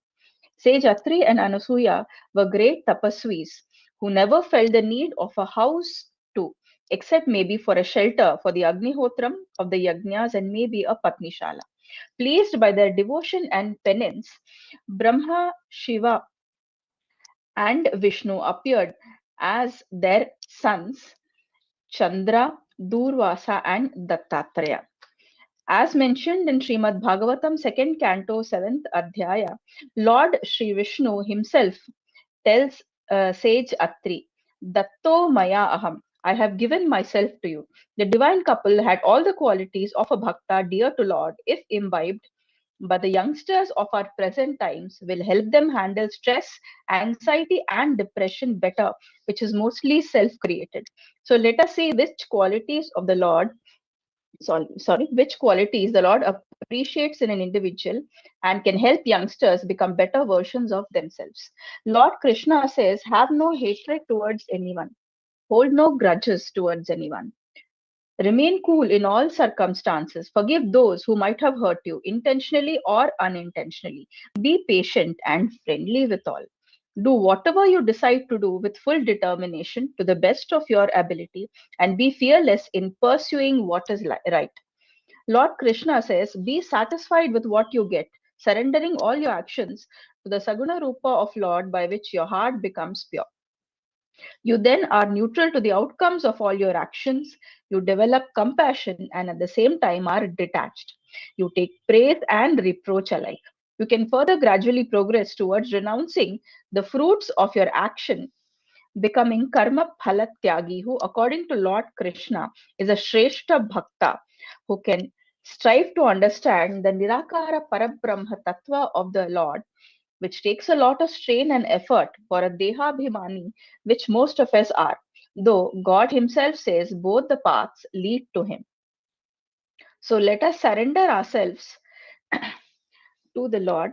Let us ourselves and our youngsters attempt to imbibe these wonderful qualities which Sage Atri and Anasuya portrayed, setting an example for us to follow to attain peace and calm in our lives, which eludes us in today's times. Shri Krishna Arpanamastu. Thank you. Can I start chanting now? Yes, please. Yes. Om Shri Paramatmane Namaha. Srimad Bhagavad Gita Atha Dvadashodhyayaha. Arjuna Uvacha Evam Satata Yukta Ye Bhaktas Paryupasate Ye Chapyaksharam Avyaktan Teshang Ke Yoga Vittamaha. Shri Bhagavan Uvacha Mayyaveshya Mano Ye Man Nitya Yukta Upasate Shraddhaya Parayopetas Te Me Yuktatama Mataha Ye Tvaksharamanirdeshyam Avyaktam Paryupasate Sarvatra Gamachintyancha Kutasthamachalan Dhruvam Sanniyam Yendriyagramam Sarvatra Samabuddhayaha Te Prapnuvanti Mameva Sarvabhutahite Rataha Kleshodhikatarastesham Avyaktasaktachetasam Avyakta hi gatir dukkhan dehavadbhiravapyate Ye tu sarvani karmani mai sanyasya matparaha Ananyenaiva yogena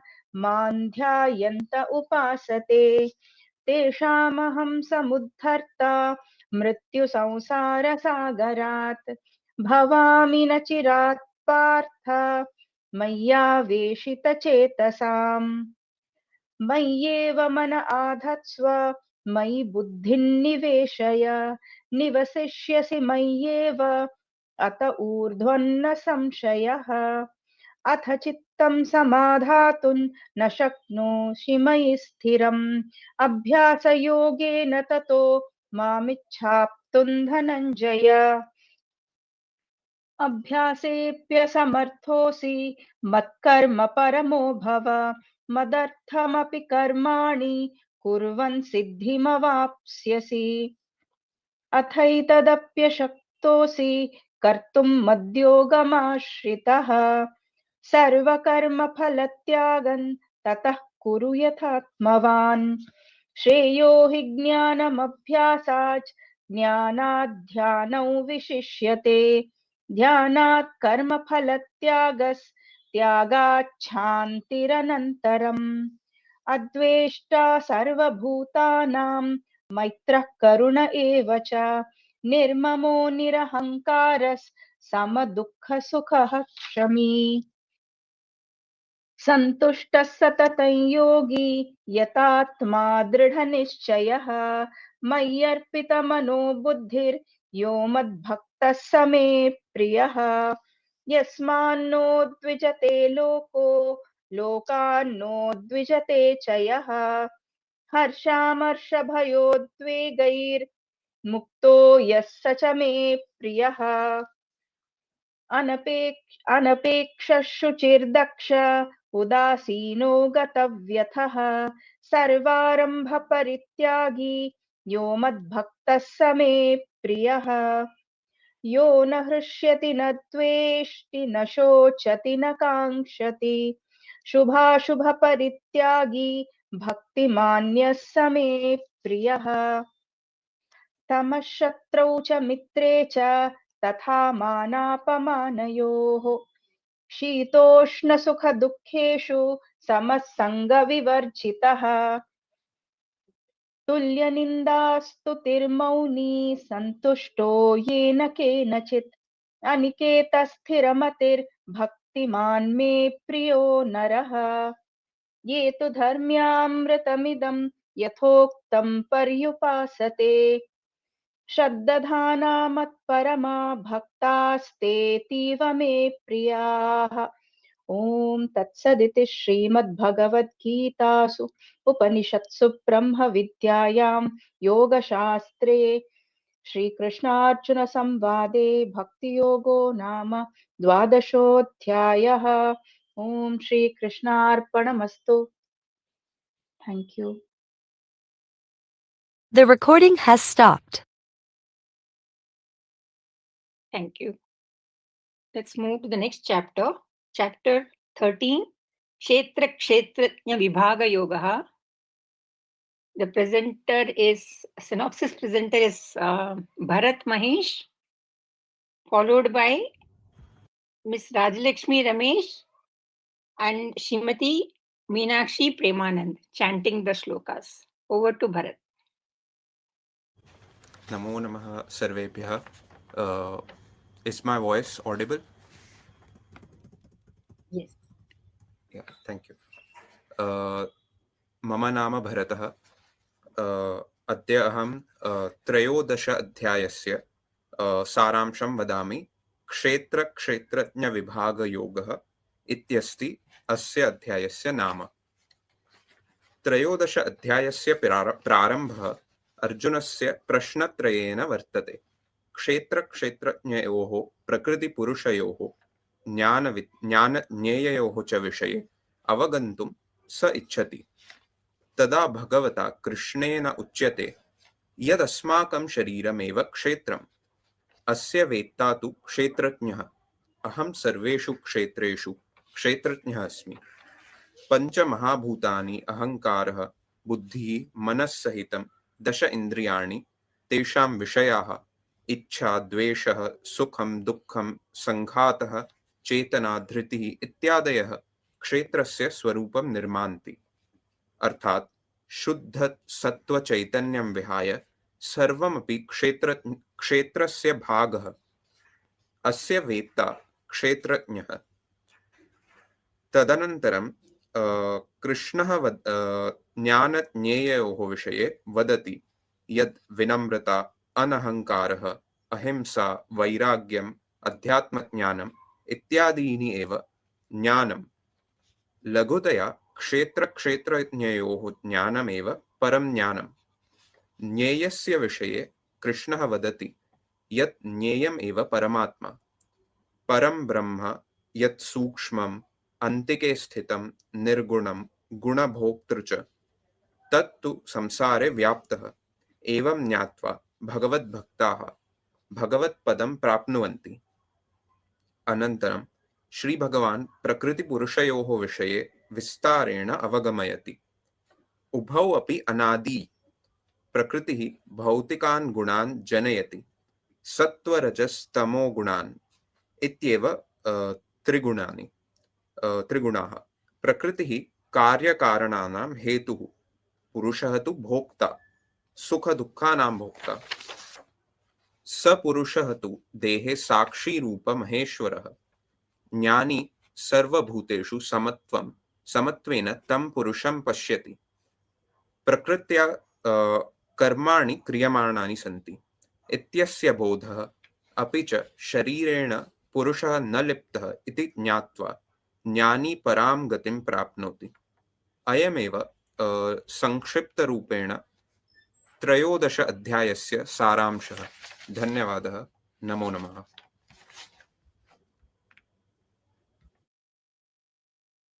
Rajalakshmi महोदया।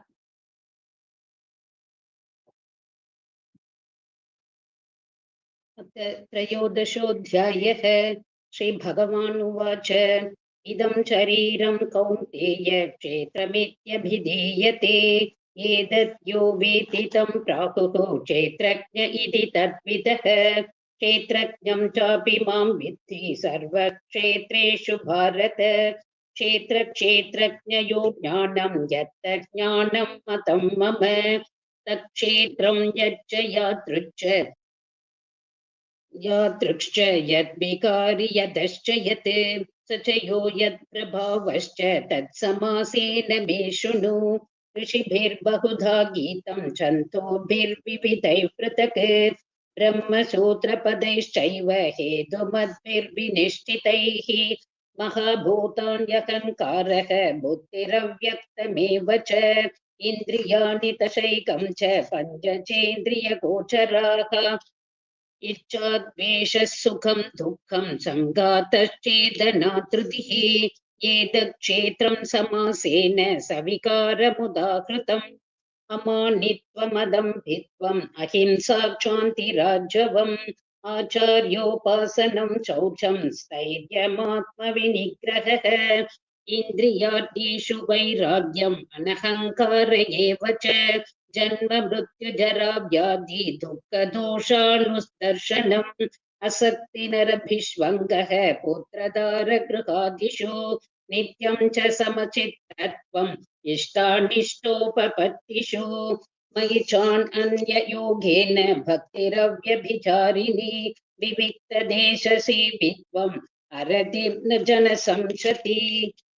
अध्यात्मज्ञाननित्यत्वम् तत्त्वज्ञानार्थदर्शनम्। एतज्ज्ञानम् इति प्रोक्तम् अज्ञानं यद्धोन्यता ज्ञेयं यत्तत् प्रवक्ष्यामि यज्ञात्मामृतमश्नुते।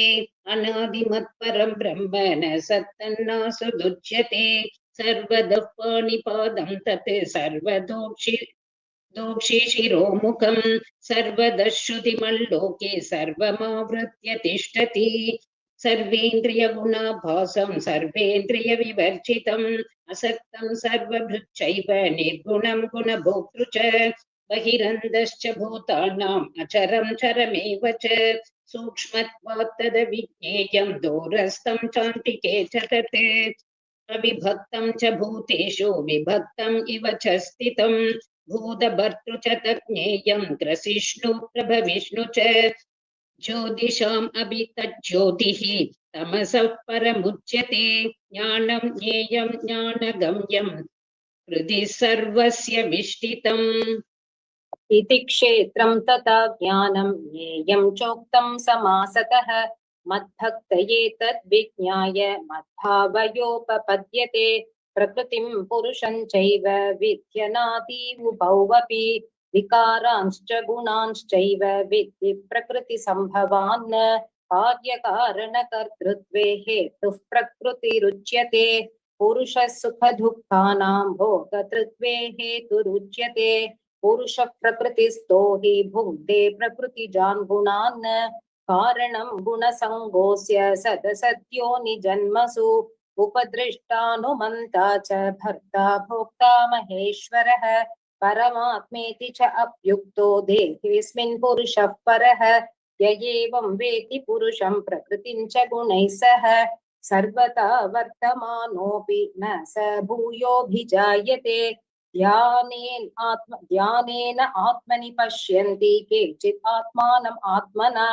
अन्ये सांख्येन योगेन कर्मयोगेन च अपरे अन्ये त्वेवम् अजानन्तः श्रुत्वान्येभ्य उपासते तेऽपि च अतितरन्त्येव मृत्युं श्रुतिपरायणाः यावत् सञ्जायते किञ्चित् सत्त्वं स्थावरजङ्गमम् क्षेत्रक्षेत्रज्ञसंयोगात् तद्विद्धि भरतर्षभ समं सर्वेषु भूतेषु तिष्ठन्तं परमेश्वरं विनश्यत्सु अविनश्यन्तं यः पश्यति स पश्यति समं पश्यन् हि सर्वत्र समवस्थितम् ईश्वरं न हीनस्त्यात्मनात्मानं ततो याति परां गतिम् प्रकृत्यैव च कर्माणि क्रियमाणानि सर्वशः यः पश्यति तदात्मानम् अकर्तारं स पश्यति यथा भूतपृथक्भावम् एकस्तम् अनुपश्यति तत एव च विस्तारं ब्रह्म सम्पद्यते तदा अनादित्वान् निर्गुणत्वात् परमात्मायम् अव्ययः शरीरस्थोऽपि कौन्तेय न करोति न लिप्यते यथा सर्वगतं सौक्ष्म्यात् आकाशं नोपलिप्यते सर्वत्र अवस्थितो देहे तथात्मानोपलिप्यते यथा प्रकाशयत्येकः कृत्स्नं लोकम् इमं रविः क्षेत्रं क्षेत्री तथा कृत्स्नं प्रकाशयति भारत क्षेत्रक्षेत्रज्ञयोर्येवम् अन्तरं ज्ञानचक्षुषा भूतप्रकृतिमोक्षं च ये विदुर्यान्ति ते परम्। ओम तत्सत् इति श्रीमद्भगवद्गीतासु उपनिषत्सु ब्रह्मविद्यायां योगशास्त्रे श्रीकृष्णार्जुन संवादे क्षेत्रक्षेत्रज्ञ विभागयोगो नाम त्रयोदशोऽध्यायः। श्रीहरये नमः। ओम नमो भगवते वासुदेवाय।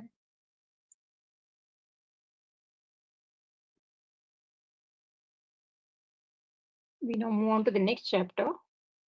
Chapter 14, Gunatraya Vibhaga Yoga, and we have with us Shri Shyamji, followed by Ramakrishna Mahodaya.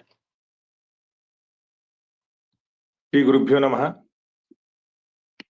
In the preceding Trayodashadhyaya named Kshetra Kshetrajna Vibhaga Yoga, as we just heard, Sri Bhagavan explains about Kshetra and Kshetrajna. Therein, Bhagavan This meeting is being recorded. About Prakriti and Purusha, and also explains that all Vikaras and Gunas are born in Prakriti. Having mentioned them briefly, Bhagavan now, in the 14th chapter, elaborates on three Gunas named the 14th chapter named Gunatraya Vibhaga Yoga. Bhagavan explains, all beings originate from Mahad Brahma or his Trigunatmika Maya or Prakriti when he places his seed in it. Thus, Mahad Brahma or Prakriti is the source or womb or mother of all beings and Bhagavan the Father. The three Gunas, Sattva, Rajas, Tamas, are born out of Prakriti and they chain or bind the imperishable dweller of the body. Bhagavan describes the qualities of each of these three Gunas and how they bind in this chapter. Sattva is described as Nirmala and Prakashaka, binding by attachment to Sukha and Jnana. Rajas is described as being in the form of liking, as in raga and dvesha, liking and disliking, as arises from trishna, which is the craving for what one does not have. It thus drives one into karma and binds through such karma and phala of such karma. Finally, tamas is described as arising out of ajnanam or ignorance and the cause of moham. Tamas binds through neglect, laziness, and sleep. Thereafter, Bhagavan proceeds to explain the lakshanas of each of the three gunas when they predominate, and that those who are established in sattva go to higher worlds, those established in rajas remain in the middle worlds, and those established in tamas go to lower worlds when they leave this body. However, the knowledgeable person who perceives beyond the three gunas finally attains Bhagavan himself.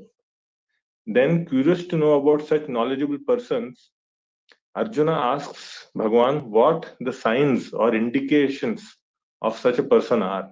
What is such a person's conduct, achara, like, and how such a person is able to perceive or go beyond the three gunas.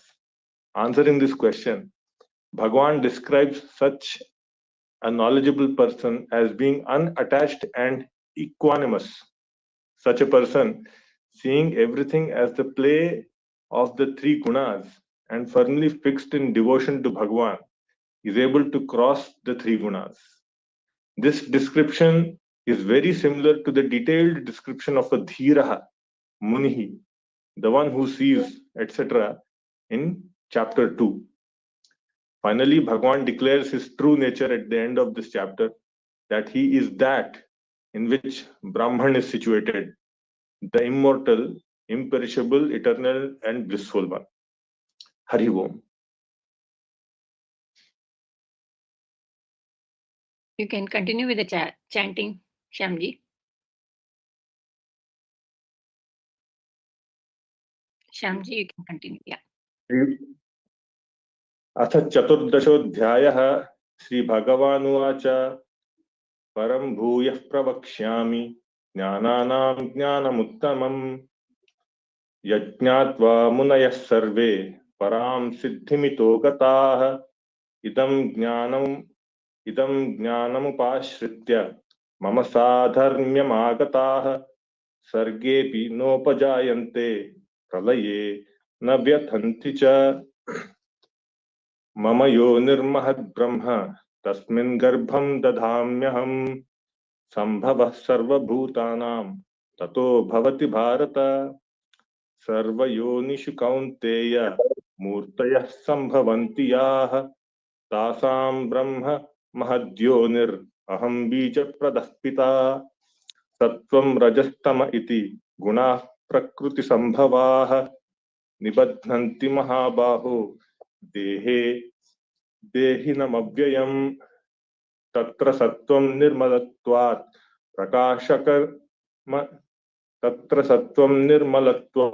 प्रकाशकम् अनामयम् सुखसंगेन बध्नाति ज्ञानसंगेन चानघ रजो रागात्मकं विद्धि तृष्णासंगसमुद्भवम् तन्निबध्नाति कौन्तेय कर्मसंगेन देहिनम् तमसत्त्वज्ञानजं विद्धि मोहनं सर्वदेहिनां प्रमादालस्य निद्राभिस्तन्निबध्नाति भारत सत्त्वं सुखे संजयति रजः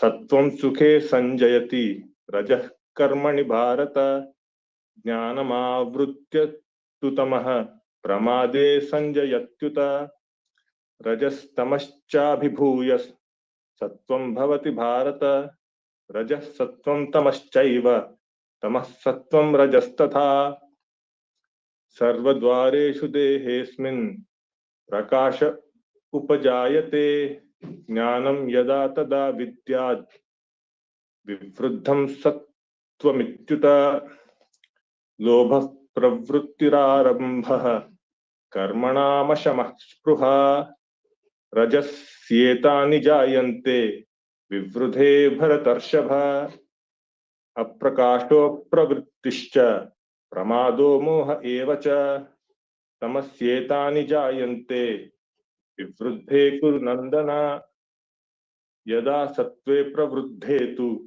प्रलयं याति देहभृत् तदोत्तमविदां लोकान् अमलान् प्रतिपद्यते रजसि प्रलयं गत्वा कर्मसङ्गिषु जायते तथा प्रलीनस्तमसि मूढयोनिषु जायते कर्मणः सुकृतस्याहुः सात्विकं निर्मलं फलं रजसस्तु फलं दुःखम् अज्ञानं तमसः फलम्.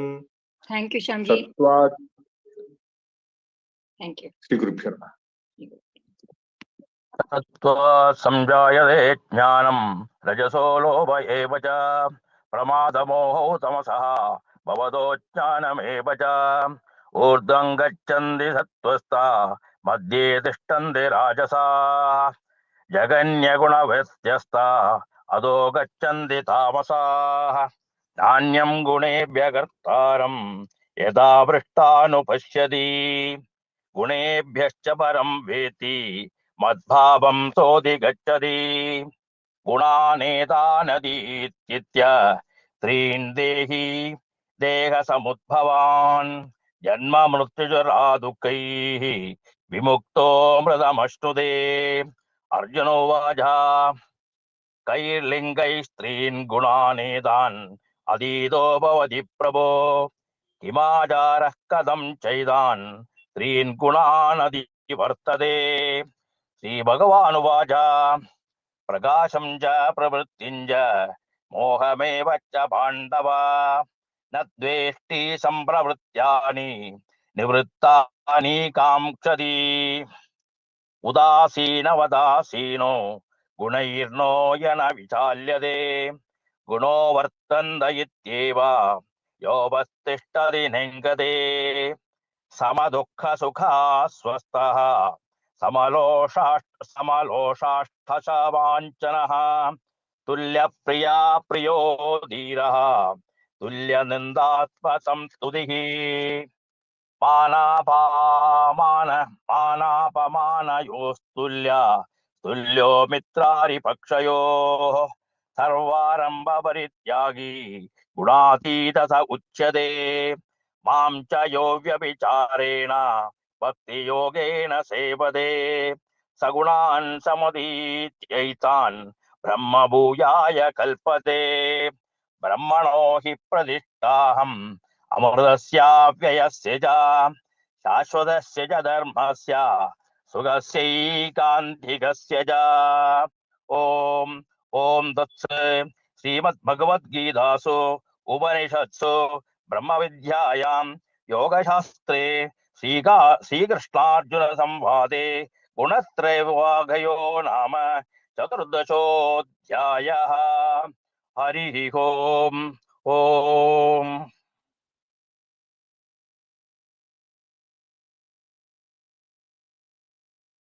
The recording has stopped.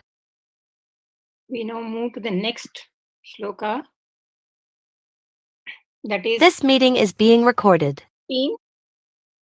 Daivasura Sampad Vibhaga Yogaha.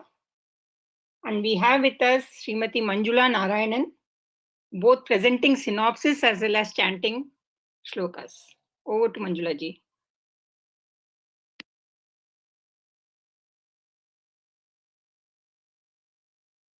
Namaskaram to all.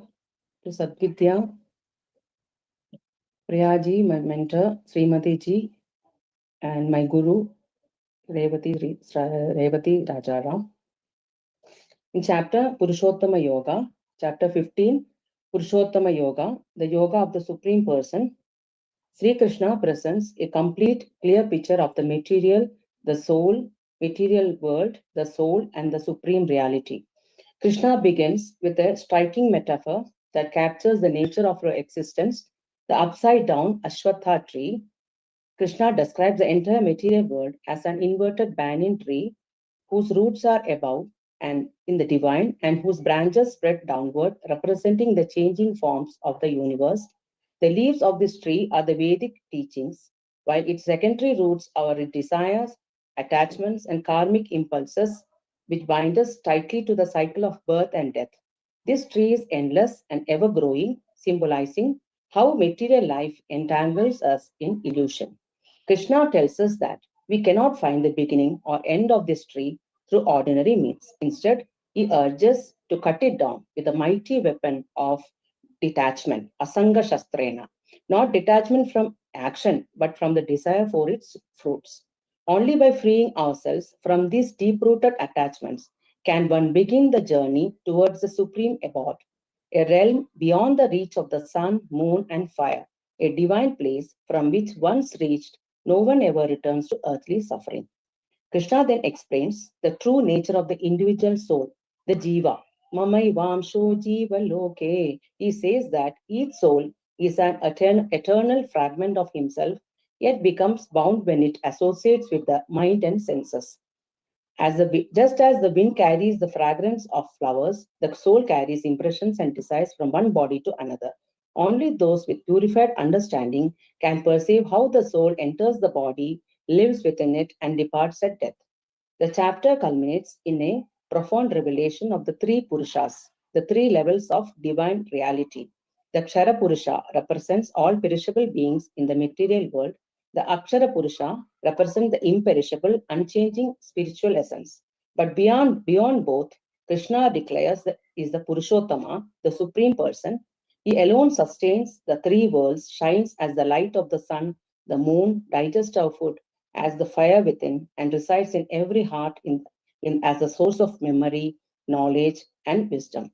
Krishna concludes by saying that one who understands him as the Purushottama becomes truly wise and naturally offers devotion to him with a steady heart. This, he says, is the highest, is the most secret knowledge that frees us from confusion and leads to ultimate liberation. In chapter 15 teaches us that the world is ever-changing, the soul is eternal, and Krishna is the supreme reality. Sarvam Sri Krishna Arpanastu. Hari Om.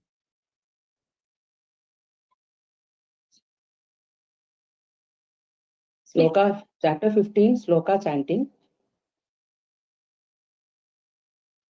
Atha Panchadashodhyayah Purushottamayogaha Sri Bhagavanuvacha Urdhamulamadashakam Ashvattam Prahuravyayam Chandamsi yasya parnani yastam veta saveta vita Adashchordham prasridadasya shakha Guna pravriddha vishaya pravalaha Adascha mulana nisantatani karmanubandhini Manushaloke Narupamasyeha tato balapyate Nando na chadinna cha sampratishta Ashvattamenam suviruda moolam Asanga shastrena dridhena chitva Tadapadam tat parimargitavyam Yasmin gathana nivartandi bhuyah Tameva chadyam purusham prabhatye Yata pravritti prasrida purani Dharmana moha jida sanga dosha Adhyatma nitya vinivritta kamaha Dandharvimukta sukha dukkha sanjnaihi gacchantya moda padam avyayam tat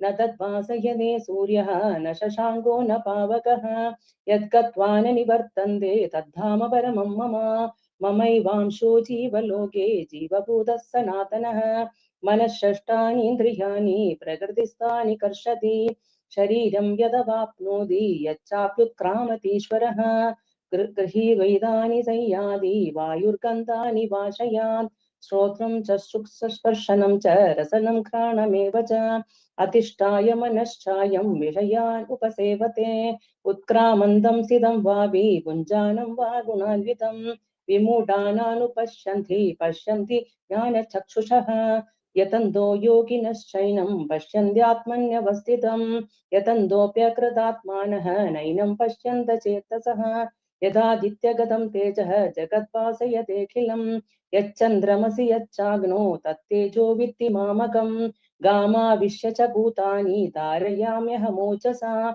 Pushnami Chaushati Sarva Somo Bhutva Rasatmagaham अहं वैश्वानरो भूत्वा प्राणिनां देहमाश्रितः प्राणापानसमायुक्तः पचाम्यन्नं चतुर्विधं सर्वस्य चाहं हृदि सन्निविष्टः मत्तस्मृतिज्ञानपमोहनं च वेदैश्च सर्वैरहमेव वेद्यः वेदान्तकृद्वेदविदेव चाहं द्वामिमौ पुरुषौ लोके क्षरश्चाक्षर एव च क्षरः सर्वाणि भूतानि गूढस्थोऽक्षर उच्यते उत्तमपुरुषस्त्वन्यः परमात्मेत्युदाहृतः यो लोकत्रयमाविश्य बिभर्ति अव्यय ईश्वरः यस्मात् क्षरमतीतोऽहं यक्षरादपि चोत्तमः अतोऽस्मि लोके वेदे च प्रतितः पुरुषोत्तमः यो माम् एवम् असम्मूढः जानाति पुरुषोत्तमं स सर्वविद् भजति मां सर्वभावेन भारत इति गुह्यतमं शास्त्रम् इदमुक्तं मया नघ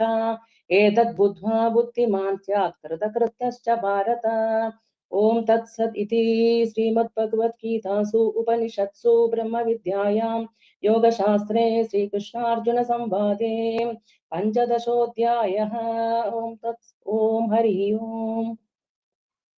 Thank you. That was chapter 15, Purushottamah. Dhanyavadah.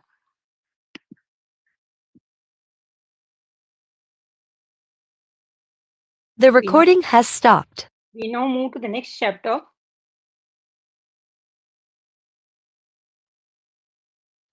This meeting is being recorded. Devasura Sampat Vibhaga Yoga. May I request Usha Devi ji to present the synopsis as well as chant the shlokas. Usha Devi. Namaskara. Namaskara. Shri Gurubhyo Namaha. Om Namo Bhagavate Vasudevaya. My humble pranams to all, and a special pranam to Dr. Shri Behra sir, who helped and guided me in preparing the synopsis of the chapter 16. And my special thanks to my Guruji, Srimati Revati Rajaram ma'am, who instigated me and motivated me to take part in this program. I am very happy to have taken part in it. So today I am going to talk about Daivasura Sampat, the 16th chapter of Bhagavad Gita, a Hindu scripture that is a song of God, a dialogue between Lord Krishna and Prince Arjuna. In the 4th shloka, Dambho Dharpo Dhimanascha Krodha Parushyameva cha Ajnanam cha Abhijatasya Partha Sampadamasurim. Lord Krishna describes the demoniac and divine qualities respectively. He says, "O Partha, hypocrisy, arrogance, anger, harshness, and ignorance belongs to those born with demonic qualities." In the 5th shloka, Daivim Sampad Vimokshaya Nibandhaya Surimata Mashucha Sampadham Daivim Abhijatosi Pandava. Here Lord Krishna says, divine qualities leads to liberation from the materialistic world, and demonic leads to the entanglement of bondages in the samsara sagara, cycle of birth and death and rebirths. But hey Pandava, you do not worry, as you are born with divine qualities. In this chapter, Lord Krishna highlights the divine and devilish qualities which every human or individual possesses. The Lord says to Arjuna about the contrast of the two qualities, like a person with Daiva Guna, divine nature, is fearless, modest, simple, truthful, gentle, and pure at heart. Whereas a person who has Asura Guna, a demonic nature, is arrogant, angry, always finding faults, ignorant, unhappy with himself and others.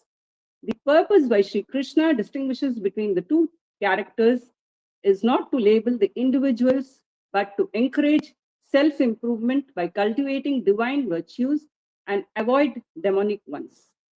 For example, when Lord Rama was asked to go to the forest for 14 years by Mata Kaikeyi, because of his Daiva Guna, he did not get angry or disappointed and followed it with a calm mind. Whereas Ravana, though learned and equally powerful, because of his Asura Guna, lust and anger, was defeated by Rama and killed in the battlefield.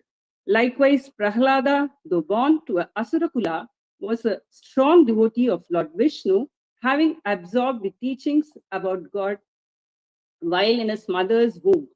He is a symbol of how devotion to God can overcome evil. I end my speech here with the last shloka. Tasmat shastram pramanam te karya karya vyavastithau jnatva shastra vidhanoktam karma kartum iharhasi. Here Lord Krishna concludes that let the scriptures be our authority in determining what to do and what not to do. So understand and follow the rules and teachings in sacred texts that guides religions and moral behavior. He instructs Arjuna to comprehend the teachings of the scriptures and act accordingly. Radhe Krishna, Sarvam Shri Krishna Arpanamastu, Dhanyavada. So here I continue with the slokas of chapter 16. Om Shri Parabrahmane Namaha. दैवासुर संपत् विभाग योगो नाम षोडशोऽध्यायः.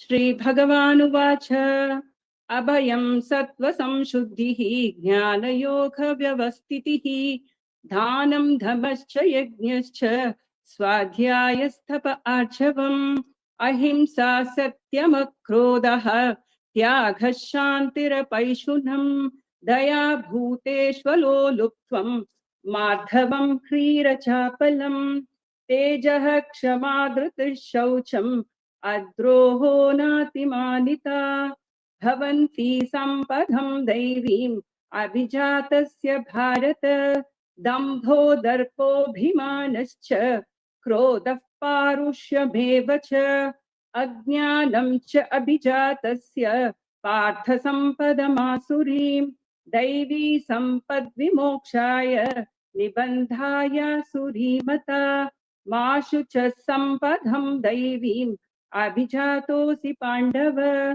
द्वौ भूतसर्गौ लोकेऽस्मिन् दैव आसुर एव च दैवो विस्तरशः प्रोक्तः आसुरं पार्थ मे शृणु प्रवृत्तिं च निवृत्तिं च जनान विधुरासुराः न शौचं न अपि च आचारः न सत्यं तेषु विद्यते असत्यम् अप्रतिष्ठं ते जगदाहुरनीश्वरम् अपरस्पर सम्भूतं हिमन्यत् कामहैतुकम् एतां दृष्टिम् अवष्टभ्य नष्टात्मान् अल्पबुद्धयः प्रभवन्त्युग्रकर्माणः क्षयाय जगतो हिताः कामम् आश्रित्य दुष्पूरम् दम्भमानम् अधान्विताः मोहात् गृहीत्वा सद्ग्राहान् प्रवर्तन्ते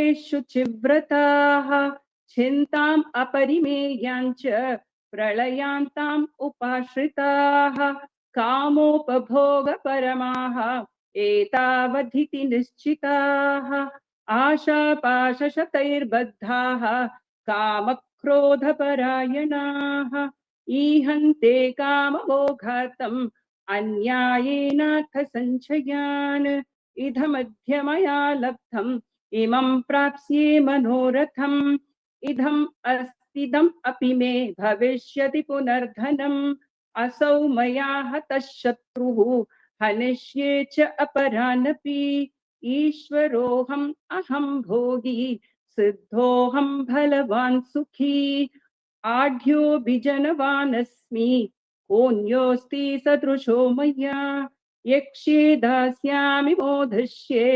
इत्यज्ञानविमोहिताः अनेकचित्तविभ्रान्ताः मोहजालसमावृताः प्रसक्ताः कामभोगेषु पतन्ति नरकेषु च आत्मसम्भाविता स्तब्धाः धनमानम् अधान्विताः यजन्ते नाम यज्ञैस्ते दम्भो नाविधिपूर्वकम् अहङ्कारं बलं दर्पं कामं क्रोधं च संश्रिताः माम् आत्मपरदेहेषु प्रद्विषन्तोऽभ्यसूयकाः तानहं द्विषतः क्रूरान् संसारेषु नराधमान् क्षिपां यजस्त्रम् अशुभान् आसुरेष्वेव योनिषु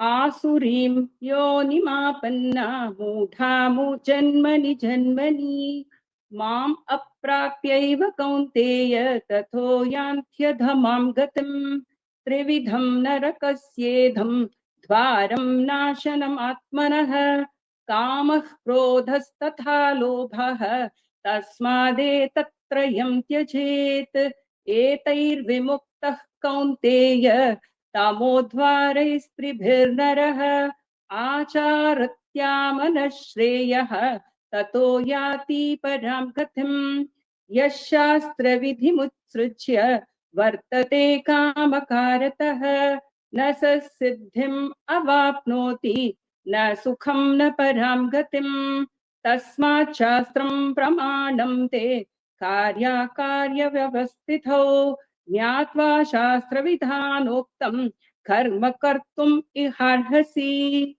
ओम तत्सत् इति श्री भगवद्गीतासु उपनिषत्सु ब्रह्मविद्यायां योगशास्त्रे श्रीकृष्णार्जुन संवादे दैवासुरसम्पद्विभागयोगो नाम षोडशोऽध्यायः।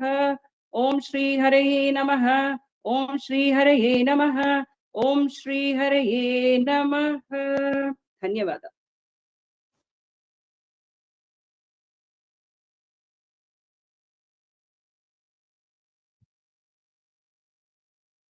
The recording has stopped. May we move to the next chapter, chapter 17. This meeting is being recorded. Shraddhatraya Vibhaga Yoga, and we have with us Srimati Rama Suresh, Shrikar Karthik, Rishi and Saket, and Ramaji to continue with shlokas. To begin with, Ramaji and Shrikar Karthik will present the synopsis. Over to you, Ramaji.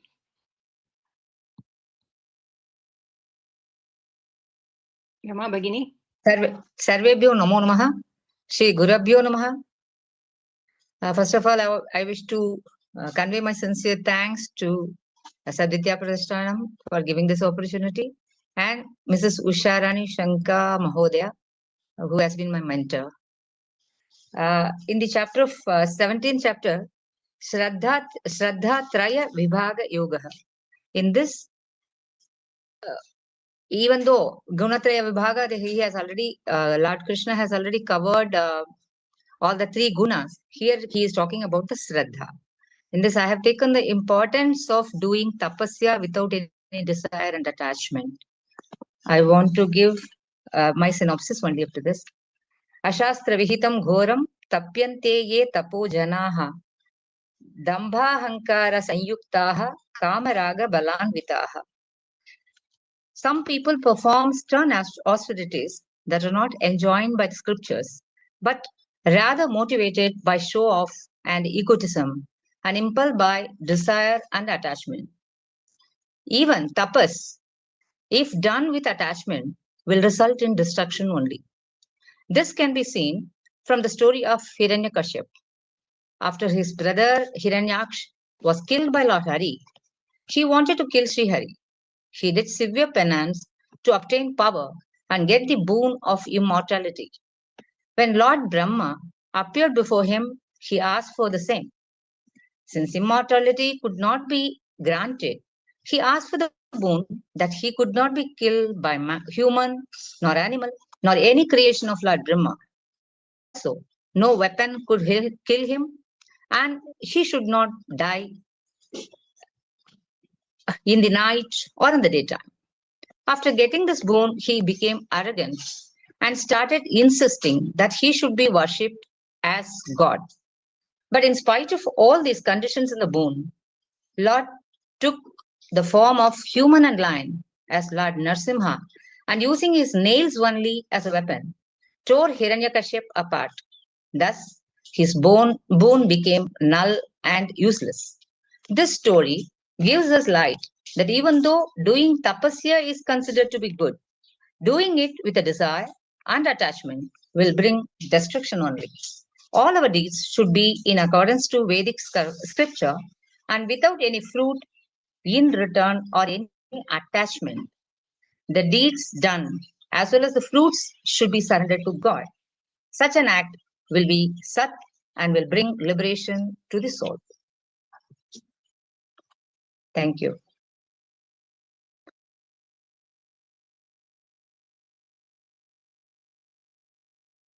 Another synopsis will be given, or shall I continue reading? Yeah. Shrikar ji, Shrikar, are you there? Namaskara. Namaskara. योऽन्तः प्रविश्य मम वाचमिमां प्रसुप्तां सञ्जीवयति अखिलशक्तिधरः स्वधाम्नाम् अन्यांश हस्तचरणश्रवणत्वगादीन् प्राणान् नमो भगवते पुरुषाय तुभ्यम्. So let us start with one question that we all have. So everyone, we all do dhanam, like Rema just said, there is many of Sattvika Yajna, Rajasika Yajna, Tamasika Yajna. Like that, there is also Sattvika Dana, Rajasika Dana, Tamasika Dana. So we all do dana to our Guru or Brahmana, but here Krishna is telling us what type of dana, when dana, to whom which dana you give, and how that will affect you, and which is it Sattvik or is it Rajasic. So not just dana, in this chapter Paramatma also talks about yajna, ahara, puja. So I took the dana one because that is what we all want to do for moksha or svarga. So for firstly, so he says दातव्यमिति यद्दानं दीयते अनुपकारणे देशे काले च पात्रे च तद्दानं सात्विकं स्मृतम्. So this dana has to be given to the person. So you are not doing it so another person will give it back, will give something back to you. You are doing it willingly, and you are doing it to a person who cannot give anything back. Diyate anupakarane deshe kale cha patre cha taddanam satvikam smritam. This dana also has to happen to be this dana also has to be given to the person who deserves it, and the one who can do, and the one who can't do anything, and it also has to be deshe kale, in the correct time. Rajasika dana he talks about now Paramatma talks about Rajasika dana. Yattu pratyupakarartham phalamuddishya va punaha diyate cha pariklishtam taddanam rajasam smritam. He says the dana done for an exchange and for a fruit, and so you are giving someone danam, so they will give you something back. That is the Rajasika dana. Or you are doing it because you are forced. Pariklishtam has two meanings. You are forced to do it. And then another one, I can give an example for the other one. So you have something very close to yours and you want to give it to you, and then the other person asks it. You want to give it, and at the same time you think it's yours and you don't. So that is a Rajasika dana. And then Tamasika dana, Paramatma talks about is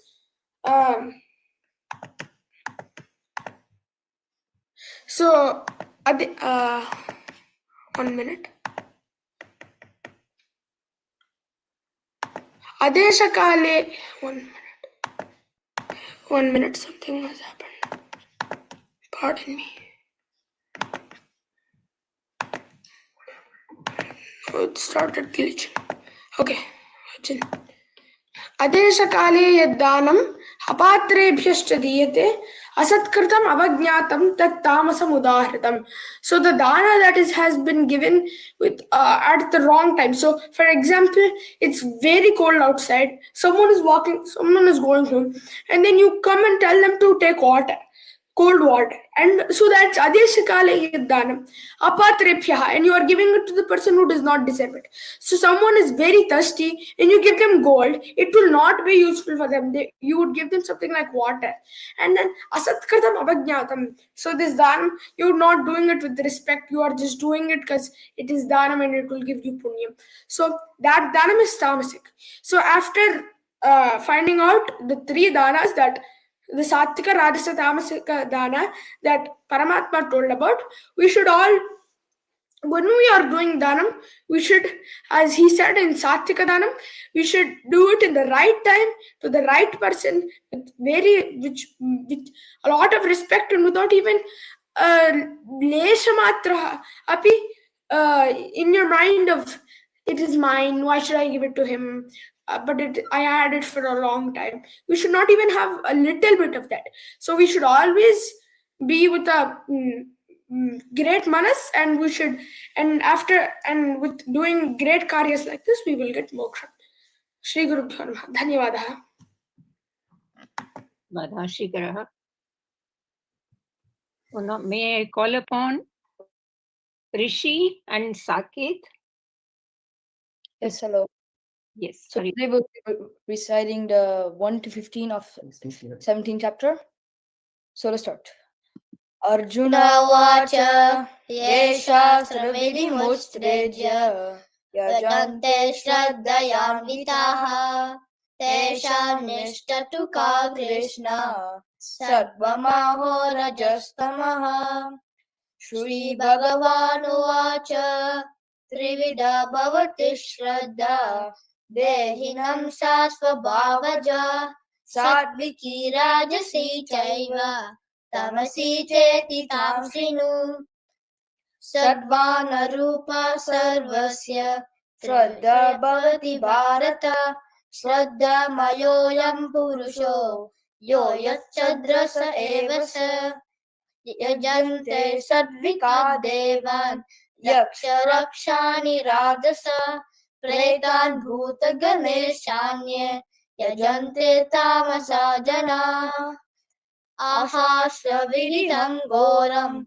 Tapyante ye tapojanaha Dambhakara sanyuktaha Kamaraga balanvitaha Karshayanta sharirastam Bhutagramamachistataha Mam chaivanta sharirastam Tam vidyasura nishchayan Aharastvapi sarvasya Trivido bhavati priyaha Yajnastapastadadanam Tesham vedamimam shrinu Ayu sattva balarogya Sukha priti vivardanaha Rasya snigdha stira hredya Ahara sadvika priyaha Katva malalam dushna Tikshna ruksha virandanaha Ahara dajasayyasya Dukkha shoka maya pradaha Yata yamam gatarasam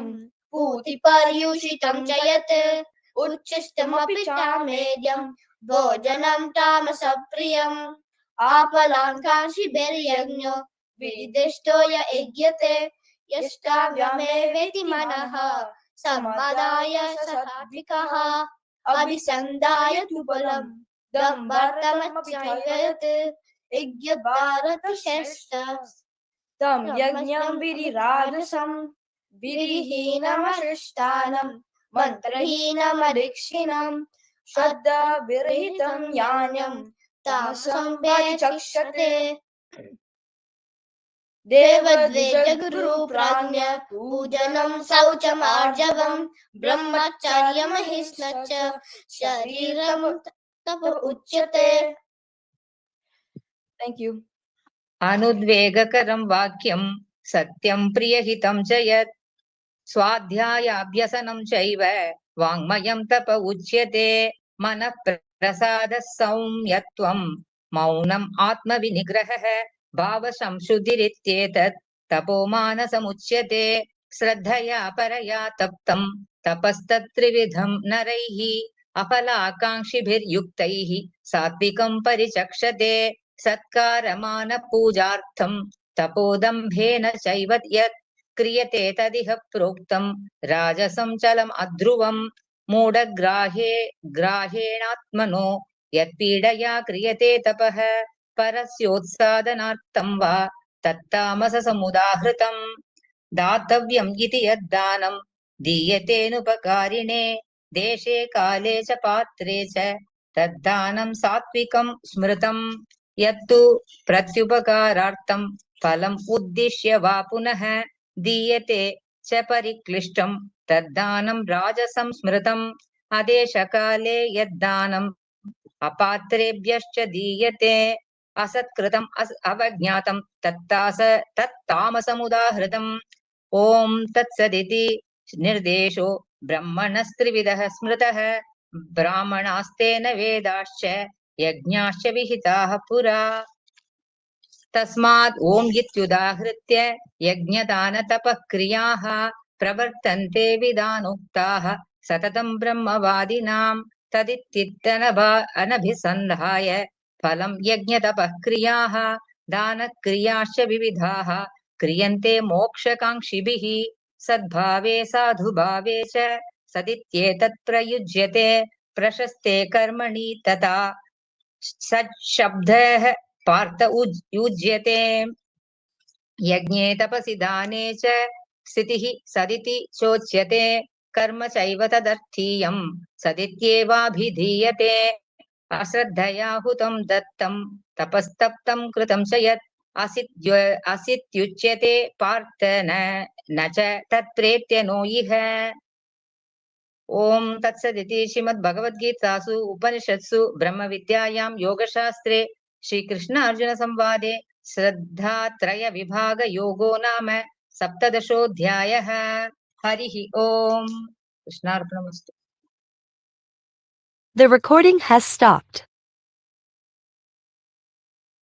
Now we are moving to the last chapter of Bhagavad This meeting is being recorded. Chapter 18, Moksha Sannyasa Yoga. May I invite Srimati Janaki Ramanan and Sri Kurapati Satya to present the synopsis, followed by Srimati Vijaya Chakrapani, Srimati Meenakshi Premanand, Bharat Mahesh and Mahati Joshi to chant the slokas. Over to Janaki Ramanan. Is it visible, Priyaji? Yes. Okay. 1 minute. 1 minute now. Sayam.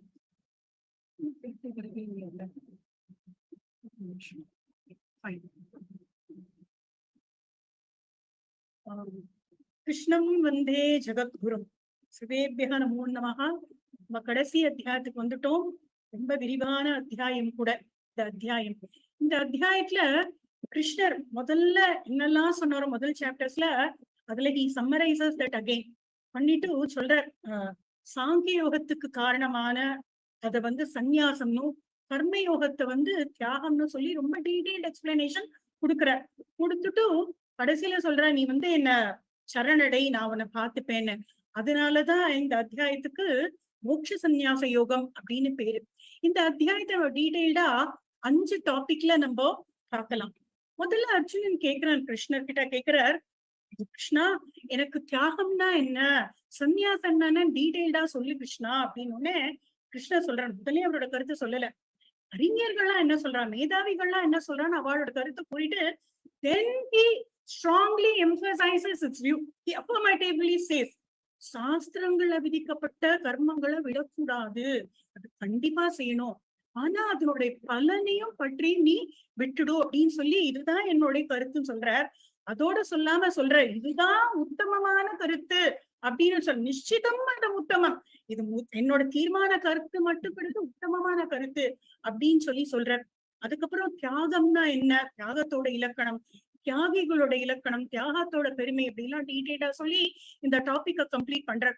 அப்போ இந்த செயல்கள் செய்யறதுக்கு என்ன காரணம் அப்படின்னா அதிஷ்டானம் கரணம் அப்படின்னு 5 காரணங்கள் இருக்கு அப்படின்னு சொல்றார்.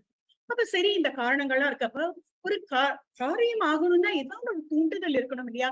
அப்ப அந்த கர்மத்தை தூண்டுறது எது, அப்ப அதெல்லாம் எதுன்னு சொல்றார். கர்மத்தை தூண்டுறது எது, கர்மங்களோட தொகுப்பு என்னன்னு சொல்லிட்டு சொல்றார். ஞானம், புத்தி, கர்மம், அப்புறம் உறுதி எல்லாமே இந்த சத்வம் ரஜஸ் தமஸ் அப்படிங்கிற முக்குணங்களாக்கு கட்டுப்பட்டதுதான். இந்த முக்குணங்களாலதான் இதெல்லாம் செயல்படுறது அப்படின்னு சொல்லி சொல்ற.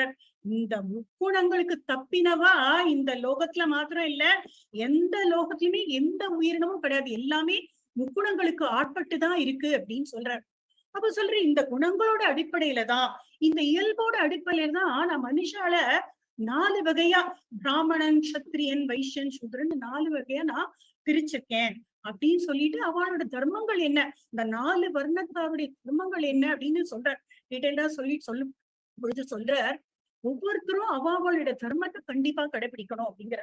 அப்படி சொல்லிச்சு அவர் சொல்றாரு, எந்த காரணம் செஞ்சாலும் அர்ஜுனா சதோஷமே நாத்தியா செய்து, எந்த காரணம் செஞ்சாலும் குறை இருக்கும், ஆனாலும் பரவாயில்ல, உன்னோட கர்மத்தை நீ செய், ஸ்வதர்மம் தான் சிறந்தது. மத்தவாளோட கர்மி நீ ரொம்ப எக்ஸெப்ஷனலா ஃபர்ஸ்ட் கிளாஸா செய்யறதை விட உன்னோட கடமையை நீ சிறப்பா செய், அதுல தோஷம் இருந்தாலும் பாவம் இல்ல, அந்த மாதிரி உன்னோட கடமையை நீ செஞ்சுட்டே பக்தி செலுத்து.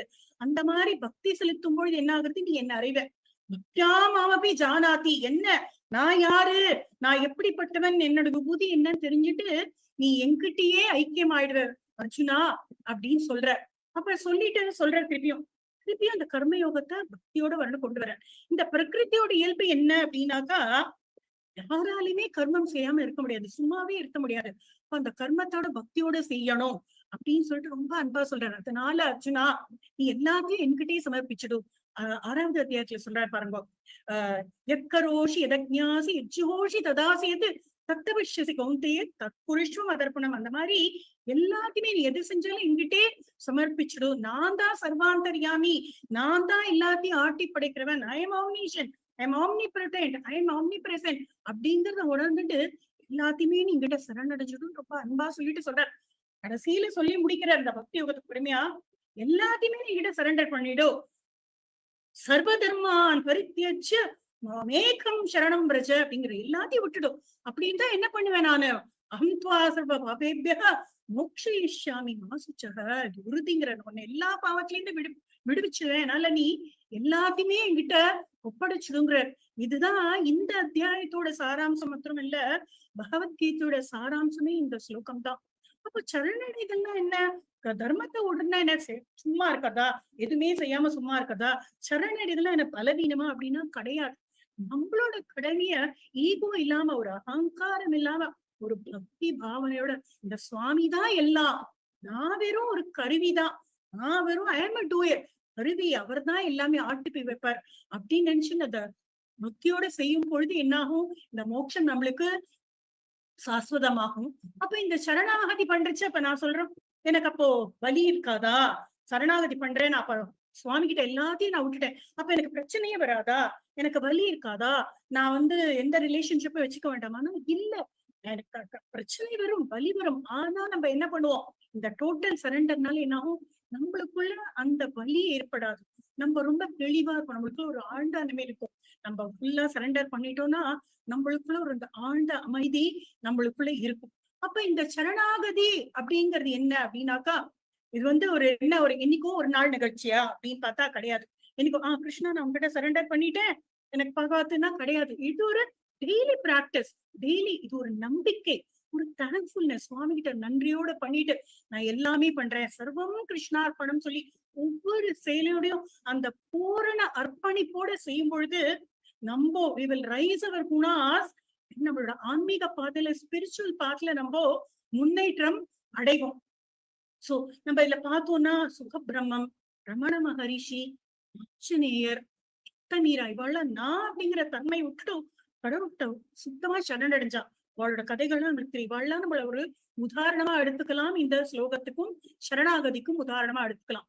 சோ நம்ம டீடைலா பார்த்தோம் இந்த ஸ்லோகத்தை. கடைசியில திருப்பி கிருஷ்ணர் வர, இந்த பகவத்கீதையை யாரெல்லாம் படிக்கிறாளோ, யாரெல்லாம் கேட்கிறாளோ, இந்த ரகசியத்தை யாருக்கெல்லாம் சொல்றாளோ, அவள்லாம் எனக்கு பிரியமானவன், அவனுக்கு என்ன பண்றான், அவன் என்கிட்டே வந்தடைகிறான், அவன் இந்த பாவத்திலேருந்து விடுபட்டு புண்ணிய லோகத்தை அடையறான் அப்படின்னு சொல்லி முடிக்கிற. சொல்லிட்டு கடைசியில அர்ஜுனன்ட்ட கேக்குற, அர்ஜுனா நீ உருமுகப்படுத்த மனசோடு கேட்டியா, உனக்கு எல்லாம் புரிஞ்சுதா, உன்னோட மோகம் அழிஞ்சுதா அர்ஜுனா அப்படின்னு ரொம்ப அன்பா கேட்கிற. அர்ஜுனன் சொல்றான், சுவாமி என்னோட மோட்சம் அழிஞ்சது, என்னுடைய மோகம் அழிஞ்சது சுவாமி, எனக்கு எல்லாம் நன்னா புரிஞ்சுது, நீயே சரணாகதி அப்படின்னு சரணாகதி அடையிறான். இதை நினைச்சுட்டு சஞ்சய் தானே இதெல்லாம் பார்த்து சொல்லிட்டு இருக்காரு திருதராஷ்டிரனுக்கு. இப்போ அதை நினைச்சுட்டு இந்த கீத ரகசியம், சுவாமியோட விஸ்வரூபம் எல்லாத்தையும் நினைச்சுட்டு ரொம்ப பார்த்துட்டு திருதராஷ்டிர சஞ்சயன் சொல்றார், எத்திர யோகேஸ்வர கிருஷ்ணோ, எங்கெல்லாம் அந்த சத்தியமான கிருஷ்ணன் இருக்கின்றாரோ, எத்திர பார்த்தோ தனுட்ர ரைட்டியஸ்னஸ், உண்மை அர்ஜுனன் எங்கெல்லாம் இருக்கிறதோ அங்க தத்ர ஸ்ரீ விஜயோ பூதிகி, அங்கெல்லாம் மகாலட்சுமி தர்மம் நீதி இருக்கும்னு என்னோட திடமான கருத்துங்கிற. எத்திர யோகேஸ்வர கிருஷ்ணோ எத்திர பார்த்தோ தனுர்தரஹ தத்ர ஸ்ரீ விஜயோ பூதிகி திருவாணி தெர்ம தெர்மமா அப்படின்னு சொல்லி முடிக்கிறார். இதுதான் என்னோட திடமான கருத்து அப்படின்னு சொல்லி சொல்றார். அப்போ ஒரே லைன்ல சாராம்சம் நம்ம என்ன சொல்லணும், நம்ம கடமையை செய்யணும், பற்று இல்லாம செய்யணும், அகங்காரம் இல்லாம செய்யணும், எல்லாத்தையுமே அவங்க கிட்ட சரணடைஞ்சு செஞ்சுட்டு கிருஷ்ணாதான் எல்லாம் அப்படின்னு சர்வம் கிருஷ்ணார்ப்பணம் சொல்லி செஞ்சு நம்ம அதனால we will rise our gunas, நம்ம spiritual pathல let us improve slowly we will improve and கிருஷ்ணரை சரணடைவோம். சர்வம் கிருஷ்ணார்ப்பணம். ஸ்ரீ குருப்யோ நமஹ. Thanks to all. Hare Krishna.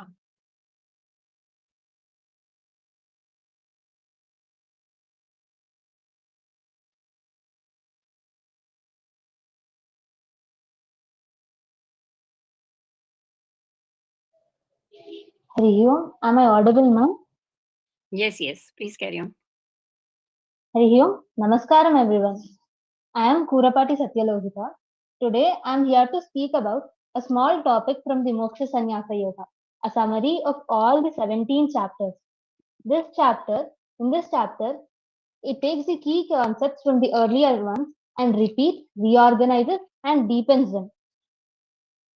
There are many concepts mentioned in this chapter, starting from the difference between sannyasa and tyaga and to the concept of ultimate sharanagati. Today, I want to speak about Swadharma, an important but mostly misunderstood topic. As said in whole Gita, Krishna never says stop doing karma, but instead he says to do niswardha karma without any phalapeksha.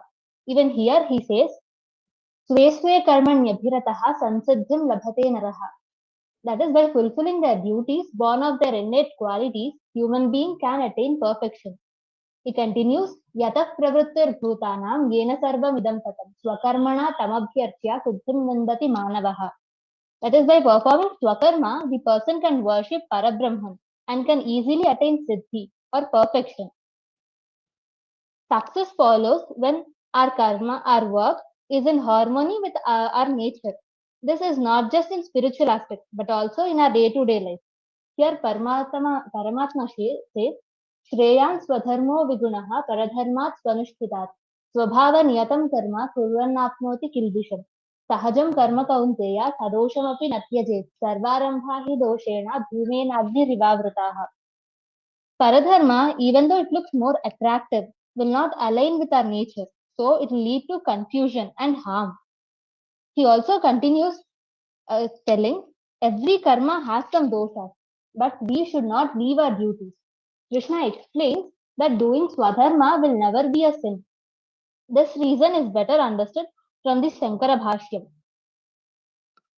Just as a poisonous substance does not injure the worm born in that substance, so he who does the duty according to his own nature incurs no sin. So coming to the next question, how is this dharma decided? It is based on the trigunas, satvika, rajasa and tamasa. Based on these, people are divided into brahmana, kshatriya, vaishyas and shudras. This is different from today's birth-based classification. So, people who have predominance of sattva-guna are called brahmanas, and kshatriyas are those who have predominance of rajasa-guna supported by sattva-guna. Vaishyas have rajasa-guna predominance and supported by tamasa-guna. In shudras, tamasa-guna is predominant and rajasa is supporting. But it is important to remember that everyone will have all these three gunas, but this is just based on predominance. No one is superior nor inferior here. All are equal in the society, as every organ of our body is equally important for our body's function. Everyone in the society is important. This classification is a way of self-discovery, self-acceptance and expression. So, our swadharma and to which varna we belong to depends on our innate gunas and our duties, as mentioned by Lord Krishna himself in Jnana Yoga. Chaturvarnyam maya shrishtam guna karma vibhagashah. The qualities of Chaturvarnas are also mentioned here. Shamo damas tapas shaucham shantirajjavam evacha jnanam vijnanam astikyam brahmakarma svabhavajam shauryam tejo dhruti draksham yuddhe chapya palayanam danam ishvara bhavashta kshatram karma svabhavajam कृषि गौरक्ष्य वाणिज्यम वैश्य कर्म स्वभावजम परिचर्यात्मकम कर्म शूद्रस्यापि स्वभावजम. Following a swadharma, even though looks simple, but is a type of karma yoga which prepares and qualifies a person for jnana nishtha. So next, Bhagavan moves on to the concept of jnanam. But here I want to chant this sloka. Sarvadharman parityajya mamekam sharanam vrata aham tva sarvapapebhyo mokshayishyami ma suchaha. That is, Sarvadharman parityajya, giving up the idea that kartavya karmas can produce moksha, not to stop the duties or abandon the responsibilities. Mamekam charanam vraja, surrender to the ultimate Brahman through knowledge. Aham tva sarvapapebhyo mokshayishyami. I'll free you from all the papas. That means the karma bandhanas, not merely the papas. Ma shucha. Just as a mother tells her child, leave all your confusions, just come to me, I'll take care of you. I feel Krishna is saying exactly the same here. With this assurance from Krishna's words, I would like to conclude my presentation. Thank you for giving me this opportunity.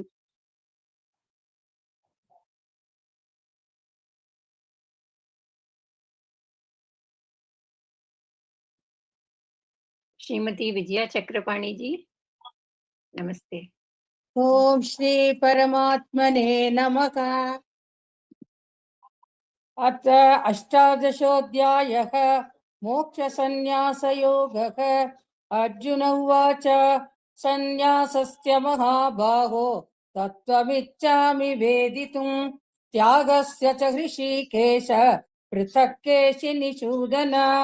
श्रीभगवानुवाच काम्यानां कर्मणां न्यासं सन्न्यासं कवयो विदुः सर्वकर्मफलत्यागं प्राहुस्त्यागं विचक्षणाः. त्याज्यं दोषवदित्येके कर्म प्राहुर्मनीषिणः. यज्ञदानतपः कर्म न त्याज्यमिति चापरे निश्चयं शृणु मे तत्र त्यागे भरतसत्तम. त्यागो हि पुरुषव्याघ्र विविधः सम्प्रकीर्तितः. यज्ञदानतपः कर्म न त्याज्यं कार्यमेव तत्. यज्ञोदानं तपश्चैव पावनानि मनीषिणाम्.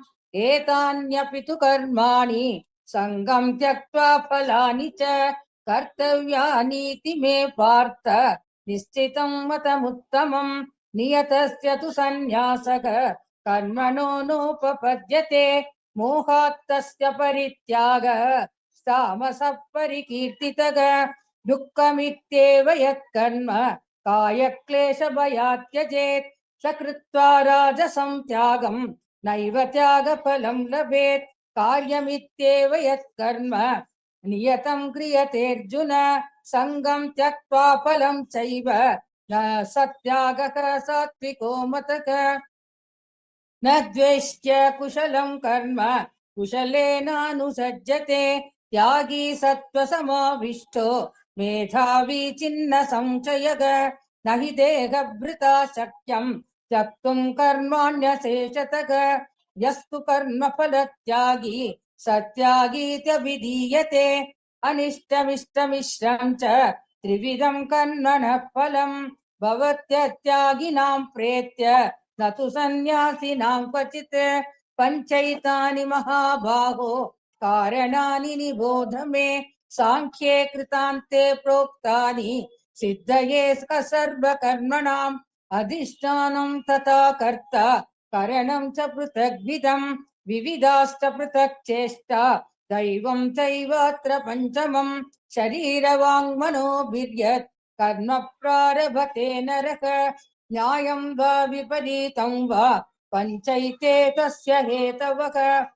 तत्रैवं सति कर्तारम् आत्मानं केवलं तु यः पश्यत्यकृतबुद्धित्वान् न स पश्यति दुर्मतिः. श्रीहरये नमः। यस्य न अहङ्कृतो भावः बुद्धिर्यस्य न लिप्यते हत्वापि स इमान् लोकान् न हन्ति न निबध्यते ज्ञानं ज्ञेयं परिज्ञाता त्रिविधा कर्म चोदना करणं कर्म कर्तेति त्रिविधः कर्म संग्रहः ज्ञानं कर्म च कर्ता च त्रिधैव गुणभेदतः प्रोच्यते गुणसङ्ख्याने यथावत् शृणुतान्यपि सर्वभूतेषु येनैकं भावम् अव्ययमीशत् ईक्षते अविभक्तं विभक्तेषु तज्ज्ञानं विद्धि सात्विकम् पृथक्त्वेन तु यज्ञानं नानाभावान् पृथक्विधान् वेति सर्वेषु भूतेषु तज्ज्ञानं विद्धि राजसम् यत्तु कृत्स्नैव देकस्मिन् कार्ये सक्तम् अहैतुकम् अतत्त्वार्थवत् अतत्त्वार्थवत् अल्पञ्च तत्तामसमुदाहृतं नियतं संग्रहितम् अरागत्वेषतः कृतम् अपलप्रेप्सुना कर्म यत्तत् सात्विकम् उच्यते यत्तु कामेप्सुना कर्म साहङ्कारेण वा पुनः क्रियते बहुलायासं तत्राजसम् उदाहृतम् अनुबन्धं क्षयं हिंसाम् अनपेक्ष्य च पौरुषम् मोहादारभ्यते कर्म यत्तत्तामसम् उच्यते मुक्तसङ्गो नहं वादी धृति उत्साह समन्वितः सिद्ध्य सिद्ध्योर्निर्विकारः कर्ता सात्विक उच्यते रागी कर्म फलप्रेप्सुः लुब्धो हिंसात्मको शुचिः हर्षशोकान्वितः कर्ता राजसः परिकीर्तितः अयुक्तः प्राकृतस्तब्धः शठो नैष्कृतिको लसः विषादी दीर्घसूत्री च कर्ता तामस उच्यते बुद्धेर्भेदं त्रिदेश्चैव गुणतस्त्रिविधं शृणु प्रोच्यमानम् अशेषेण पृथक्त्वेन धनञ्जय प्रवृत्तिं च निवृत्तिं च कार्याकार्ये भयाभये बन्धं मोक्षं च या वेत्ति बुद्धिः सा पार्थ सात्विकी यया धर्मम् अधर्मं च कार्यं च अकार्यम् एव च अयतावत् प्रजानाति बुद्धिः सा पार्थ राजसी अधर्मं धर्मम् इति या मन्यते तमसा वृता सर्वार्थान् विपरीतांश्च बुद्धिः सा पार्थ तामसी। श्री हरये नमः। धृत्या यया धारयते मनः प्राणेन्द्रियक्रिया योगेनाव्यभिचारिण्या धृतिः सा पार्थ सात्विकी यया तु धर्मकामार्थान् धृत्या धारयतेऽर्जुन प्रसंगेन फलाकाङ्क्षी धृतिः सा पार्थ राजसी यया स्वप्नं भयं शोकं विषादं मदमेव च न विमुञ्चति सुदुर्मेधा धृतिः सा पार्थ तामसी सुखं त्विदानीं त्रिविधं शृणु मे भरतर्षभ अभ्यासाद्रमते यत्र दुःखान्तं च निगच्छति यत्तदग्रे विषमिव परिणामे मृतोपमं तत्सुखं सात्विकं प्रोक्तम् आत्मबुद्धिप्रसादजम् विषयेन्द्रियसंयोगाद् यत्तदग्रे मृतोपमं परिणामे विषमिव तत्सुखं राजसं स्मृतं यदग्रे चानुबन्धे च सुखं मोहनमात्मनः निद्रालस्य प्रमादोत्थं तत्तामसमुदाहृतं न तदस्ति पृथिव्यां वा दिवि देवेषु वा पुनः सत्वं प्रकृतिजैर्मुक्तं यदेभिः स्यात्त्रिभिर्गुणैः ब्राह्मणक्षत्रियविशां शूद्राणां च परन्तप कर्माणि प्रविभक्तानि स्वभावप्रभवैर्गुणैः शमोदमस्तपः शौचं क्षान्तिरार्जवमेव च ज्ञानं विज्ञानमास्तिक्यं ब्रह्मकर्म स्वभावजं शौर्यं तेजो धृतिर्दाक्ष्यं युद्धे चाप्यपलायनं दानमीश्वरभावश्च क्षात्रं कर्म स्वभावजं कृषिगौरक्ष्यवाणिज्यं वैश्यकर्म स्वभावजं परिचर्यात्मकं कर्म शूद्रस्यापि स्वभावजं स्वे स्वे कर्मण्यभिरतः संसिद्धिं लभते नरः स्वकर्मनिरतः सिद्धिं यथा विन्दति तच्छृणु यतः प्रवृत्तिर्भूतानां येन सर्वमिदं ततं स्वकर्मणा तमभ्यर्च्य सिद्धिं विन्दति मानवः श्रेयान् स्वधर्मो विगुणः परधर्मात् स्वनुष्ठितात् स्वभावनियतं कर्म कुर्वन्नाप्नोति किल्बिषम् सहजं कर्म कौन्तेय सदोषमपि न त्यजेत् सर्वारम्भा हि दोषेण धूमेनाग्निरिवावृताः असक्तबुद्धिः सर्वत्र जितात्मा विगतस्पृहः नैष्कर्म्यसिद्धिं परमां सन्न्यासेनाधिगच्छति सिद्धिं प्राप्तो यथा ब्रह्म तथाप्नोति निबोध मे समासेनैव कौन्तेय निष्ठा ज्ञानस्य या परा बुद्ध्या विशुद्धया युक्तो धृत्यात्मानं नियम्य च शब्दादीन् विषयान् त्यक्त्वा रागद्वेषौ व्युदस्य च विविक्तसेवी लघ्वाशी यतवाक्कायमानस ध्यानयोगपरो नित्यं वैराग्यं समुपाश्रितः अहङ्कारं बलं दर्पं कामं क्रोधं परिग्रहं विमुच्य निर्ममः शान्तो ब्रह्मभूयाय कल्पते ब्रह्मभूतः प्रसन्नात्मा न शोचति न काङ्क्षति समः सर्वेषु भूतेषु मद्भक्तिं लभते पराम् भक्त्या मामभिजानाति यावान् यश्चास्मि तत्त्वतः ततो मां तत्त्वतो ज्ञात्वा विशते तदनन्तरं सर्वकर्माण्यपि सदा कुर्वाणो मद्व्यपाश्रयः मत्प्रसादादवाप्नोति शाश्वतं पदमव्ययम् चेतसा सर्वकर्माणि मयि सन्न्यस्य मत्परः बुद्धियोगमुपाश्रित्य मच्चित्तः सततं भव मच्चित्तः सर्वदुर्गाणि मत्प्रसादात् तरिष्यसि अथ चेत्त्वमहङ्कारान् न श्रोष्यसि विनक्ष्यसि यदहङ्कारमाश्रित्य न योत्स्य इति मन्यसे मिथ्यैष व्यवसायास्ते प्रकृतिस्त्वां नियोक्ष्यति स्वभावजेन कौन्तेय निबद्धस्वेन कर्मणा कर्तुं नेच्छसि यन्मोहात् करिष्यस्यवशोऽपि तत् ईश्वरः सर्वभूतानां हृद्देशेऽर्जुन तिष्ठति भ्रामयन् सर्वभूतानि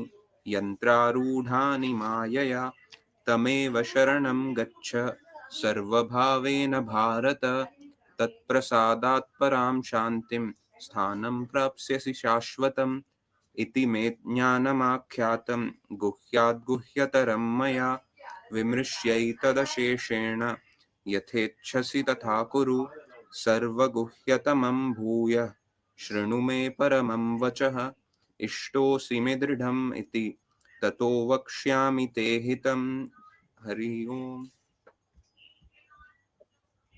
मन्मना भव मद्भक्तः मद्याजी मां नमस्कुरु मामे वैष्यसि सत्यं ते प्रतिजाने प्रियोऽसि मे सर्वधर्मान् परित्यज्य मामेकं शरणं व्रज अहं त्वा सर्वपापेभ्यः मोक्षयिष्यामि मा शुचः इदं ते न तपस्काय न भक्ताय कदाचन न चाशुश्रूषवे वाच्यं न च मां योऽभ्यसूयति य इमं परमं गुह्यं मद्भक्तेष्वभिधास्यति भक्तिं मयि परां कृत्वा मामे वैष्यत्य संशयः न च तस्मान्मनुष्येषु कश्चिन्मे प्रियकृत्तमः भविता न च मे तस्मात् अन्यः प्रियतरो भुवि अध्येष्यते च य इमं धर्मं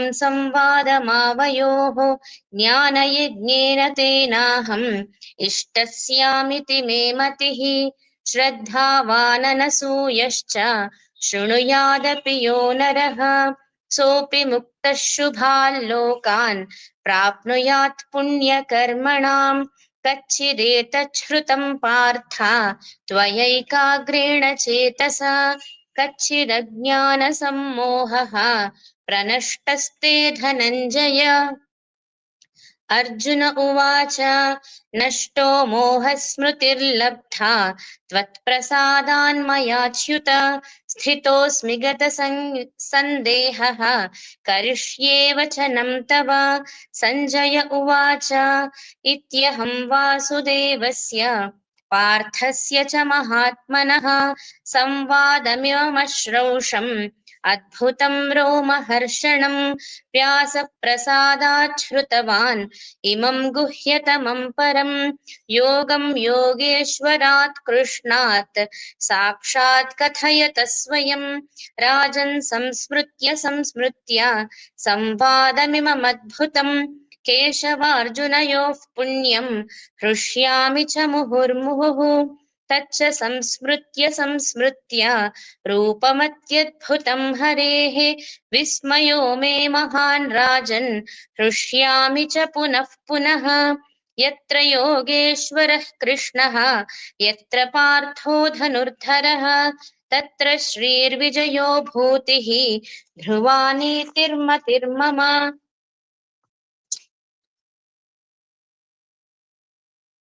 ॐ तत्सदिति श्रीमन्महाभारते शतसाहस्रिकायां संहितायां वैयासिक्यां श्रीमद्भीष्मपर्वणि श्रीमद्भगवद्गीतासु उपनिषत्सु ब्रह्मविद्यायां योगशास्त्रे श्रीकृष्णार्जुनसंवादे मोक्षसंन्यासयोगो नाम अष्टादशोऽध्यायः।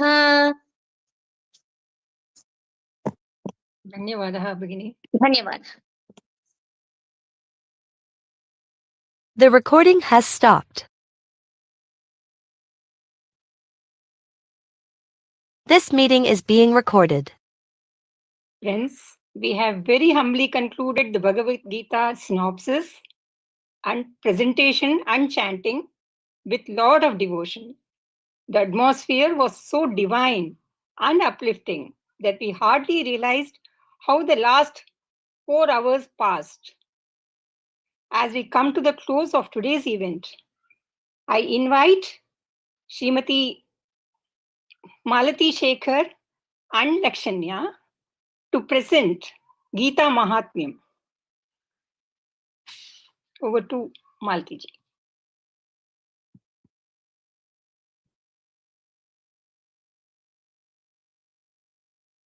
You are on mute. Sorry. Dhritarashtra उवाच धर्मक्षेत्रे कुरुक्षेत्रे समवेतायुयुत्सवः मामकाः पाण्डवश्चैव किमकुर्वत सञ्जय। ॐ श्री परमात्मने नमः। अथ श्रीमद्भगवद्गीता माहात्म्यम्। गीताशास्त्रमिदं पुण्यं यः पठेत् प्रयतः पुमान् विष्णोः पदमवाप्नोति भयशोकादिवर्जितः।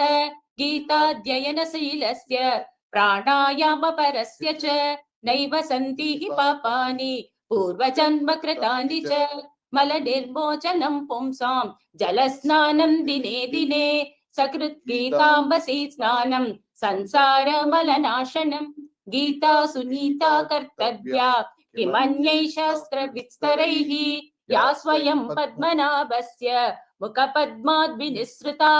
भारतामृत सर्वस्वं विष्णोर्वक्त्राद्विनिसृतं। गीता गङ्गोदकं पीत्वा पुनर्जन्म न विद्यते। सर्वोपनिषदो गावो प्रोक्ता गोपालनन्दनः। पार्थो वत्ससुधीर्भोक्ता दुग्धगीतामृतं महत्। एकं शास्त्रं देवकी पुत्रमीकम् एको देवो देवकी पुत्र एव। एको मन्त्रस्तस्य नामानि यानि कर्माप्येकं तस्य देवस्य सेवा। सर्वं श्रीकृष्णार्पणमस्तु। हरिः ओम्। धन्यवादः। The recording has stopped.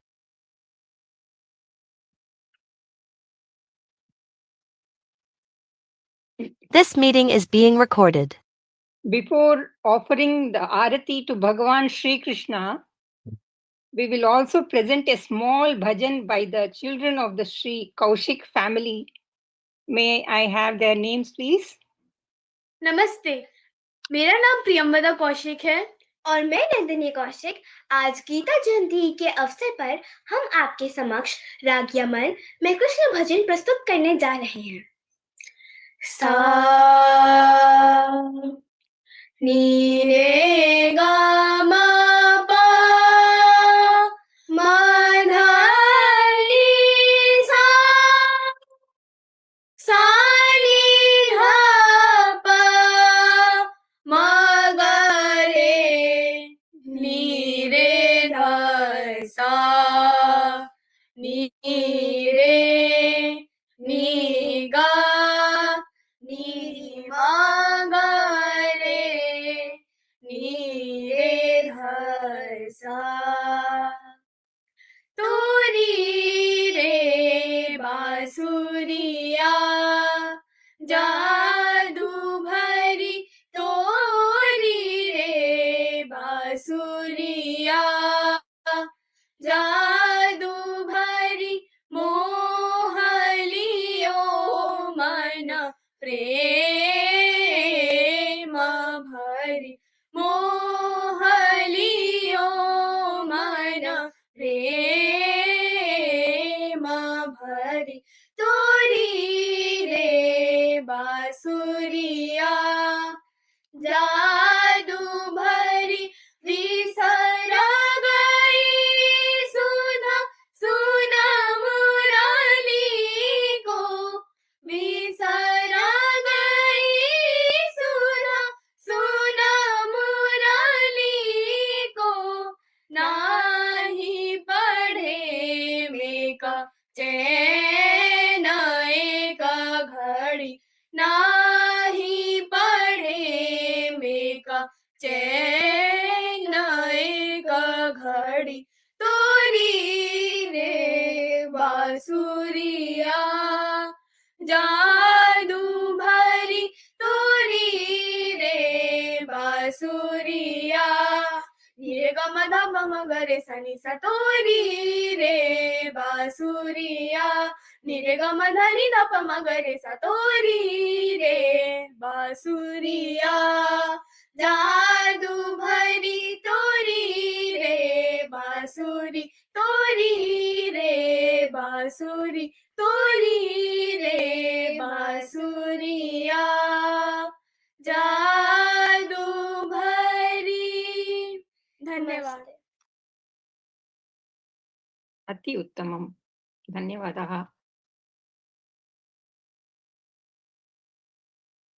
The recording has stopped. Now I request This meeting is being recorded. to join us in offering Shri Krishna Aharati. Before that, is there anyone who wants to do any shloka or any bhajan? Okay. Hanuman Chalisa चलो वेंडमा Okay, சொல்லுங்க ஸ்ரீ குரு ஒரு சின்ன ஒரே சின்ன गुरु चरण सरोज रज निज मुन मुकुर सुधारी वरणौ रघुवर विमल यश जो दायक फलचारि बुद्धिहीन तनु जानिकै सुमिरौ पवन कुमार बल बुद्धि विद्या देहु मोहि हरहु कलेश विकार जय हनुमान ज्ञान गुण सागर जय कपीशति गुलोक उजागर रामदूत अतुलित बलधाम अंजनी पुत्र पवन सुत नामा महावीर विक्रम बजरंगी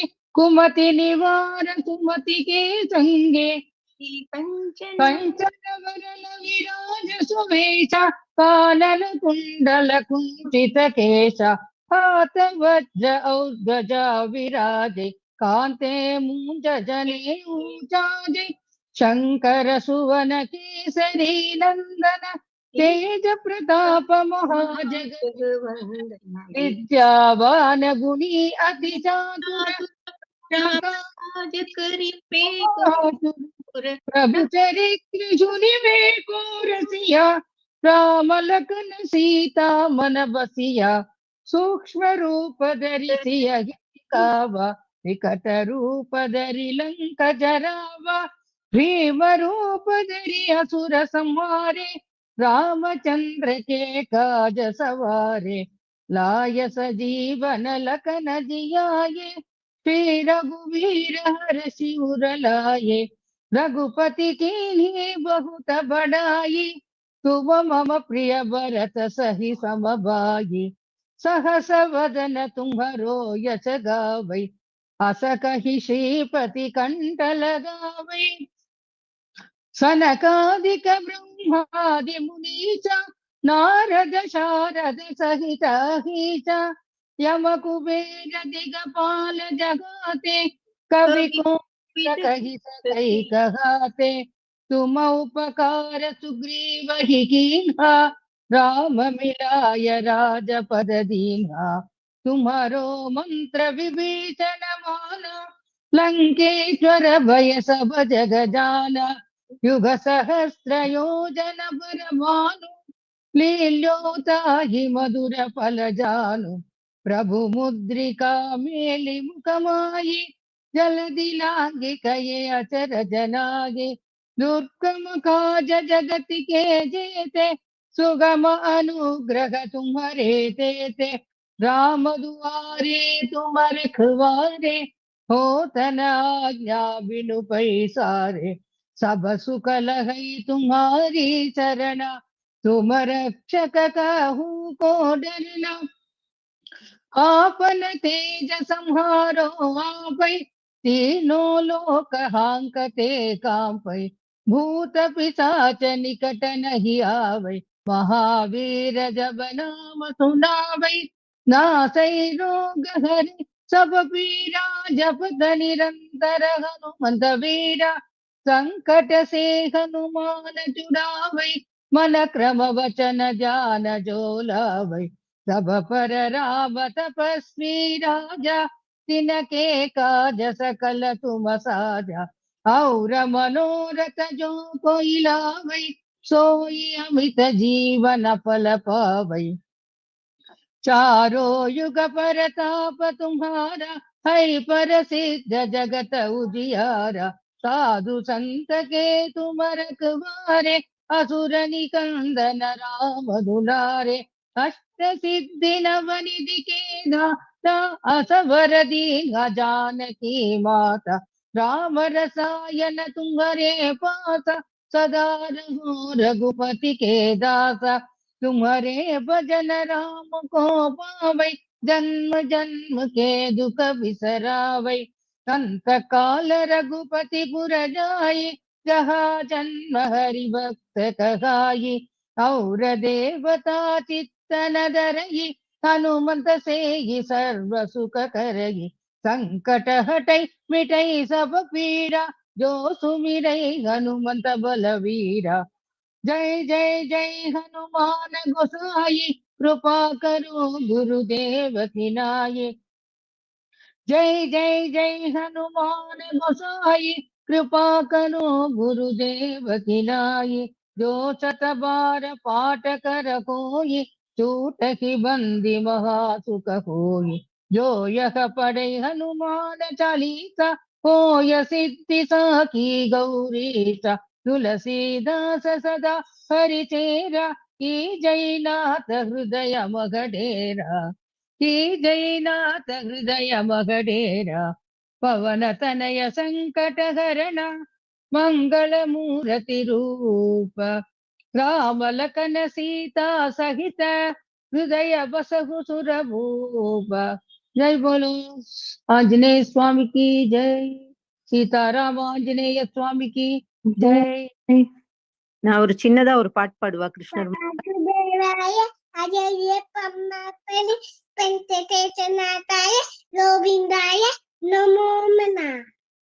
ஒரு சின்ன பாட்டு பாடுமா நானு, சின்னதா ஒரு பாட்டு பாடுவா. பாடுங்கம்மா பாடுங்க. Gopala ராதலோலா Gopala. Kindly come on the camera. Camera la vango. One second. ஒரே ஒரு நிமிஷம்.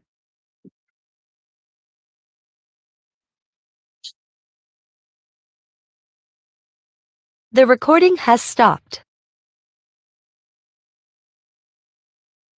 Gopala Radalola. This meeting is being recorded. Radalola Murali Lola Nandalala Murali Lola Nandalala Keshava Madhava Janardana Keshava Madhava Janardana Vanabala Vrindavana Bala Vanabala Vrindavana Bala Murali Lola Nandalala Murali Lola Nandalala Gopala Radalola Gopala Radalola Murali Lola Nandalala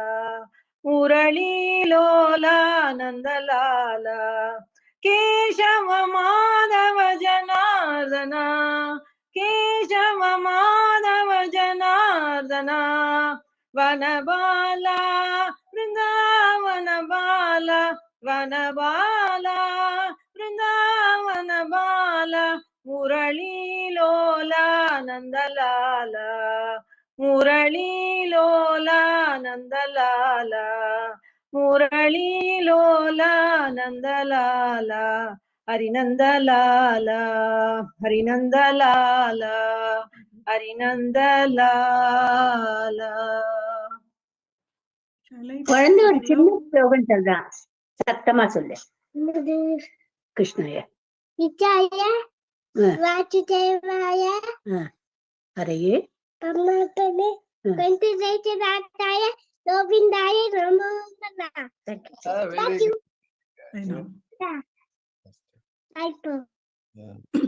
Shall I please, if allowed? Yes, Janaki Mahodaya, yes. Shri Gurubhyo Namaha. Govinda Gopala He Nandalala Govinda Gopala He Nandalala Radhe Gopala Gopi Gopala Radhe Gopala Gopi Gopala Govinda Gopala He Nandalala Meera के नाथ प्रभु मुरली गोपाला मीरा के नाथ प्रभु मुरली गोपाला गोवर्धनोदार गोपाल बाला गोवर्धनोदार गोपाल बाला राधे गोपाला गोपी गोपाला राधे गोपाला गोपी गोपाला गोविंद गोपाल हे Nandlala Radhe Gopala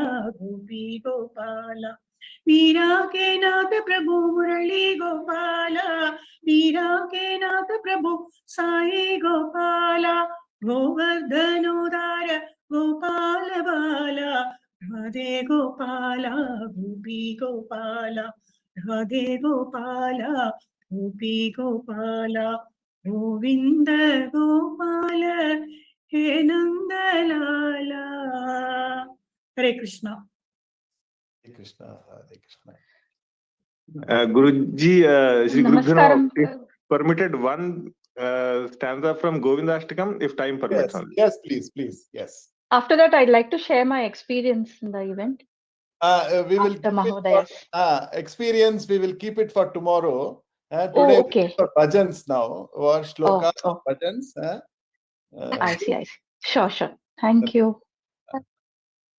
Satyam jnanamanantam nityamanakasham paramakasham goshtha prangana rinkhanalola manayasam परमायासं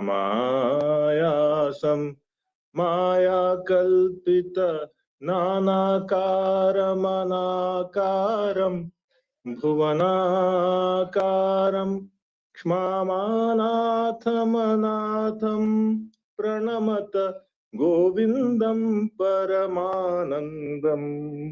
Shri गुरुभ्यो नमः। श्री गुरुभ्यो नमः। अस्तु। Shri, can I sing the Ganapati Talam? No, we will keep it for tomorrow in the beginning.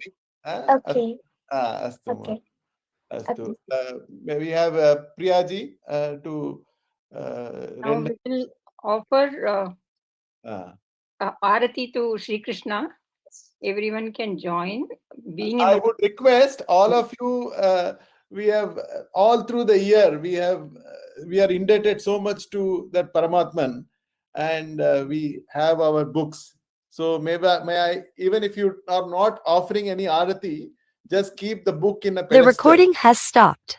So that we can offer our humble prayers to the divine book of Bhagavad Gita. This meeting is being recorded.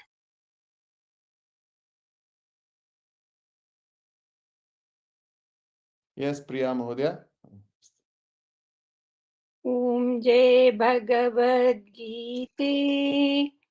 Om Jai Bhagavad Gita. Hariya Kamala Viharini. Hariya Kamala Viharini. Sundar Gite. Om Jai Bhagavad Gita. Prakashini Sakti Hara Tattvajnana Vikashini Tattvajnana Vikashini Vidya Brahma Para. Om Jai Bhagavad Gita. Nishchala Bhakti Vidayini Nirmala Malahari Swami Nirmala Malahari Charana Rahasya Pradayini Charana Rahasya Pradayini Sabhavid Sukhakari. Om Jai Bhagavad Gita. Ragadvesha Harini Muda Sada Swami Harini Muda Sada Bhava Bhaya Harini Harini Bhava Bhaya Harini Harini Ananda Prada. Om Jai Bhagavad Gita. Asura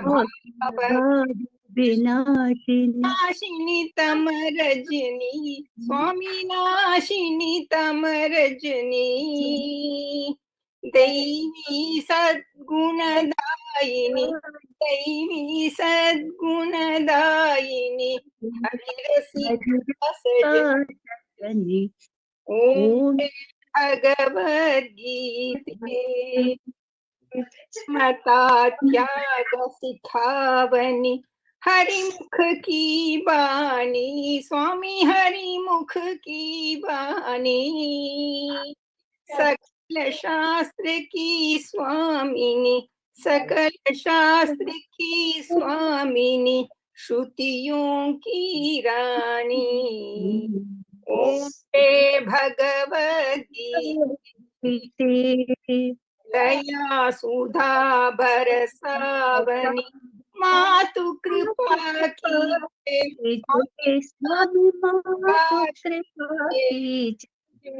हरिपद दान कर हरिपद दान कर अपनों कर लीजिए। ओम जय भगवद गीता। ओम जय भगवद गीता। जय भगवद गीता। हरिः कमल बिहारी हरिः कमल बिहारी सरसुनीते ओम श्री भगवद गीते ओम श्री भगवद गीते।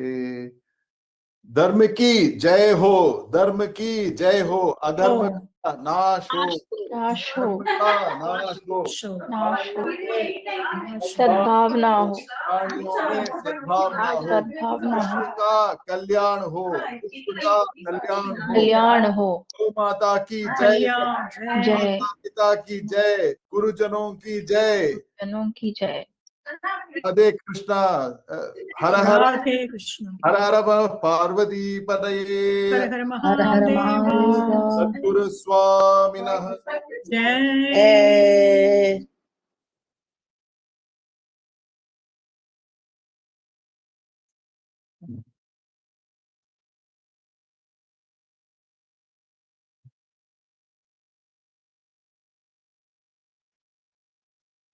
With this, we have concluded today's program. So I think we have just finished on time. So, so maybe have Rajshekhar ji, if he is there. Yes, yes. Bhaleya. ओम कृष्णाय परमात्मने नमः, कृष्णाय परमात्मने नमः, कृष्णाय परमात्मने नमः, हरे नमः, जय श्री राम.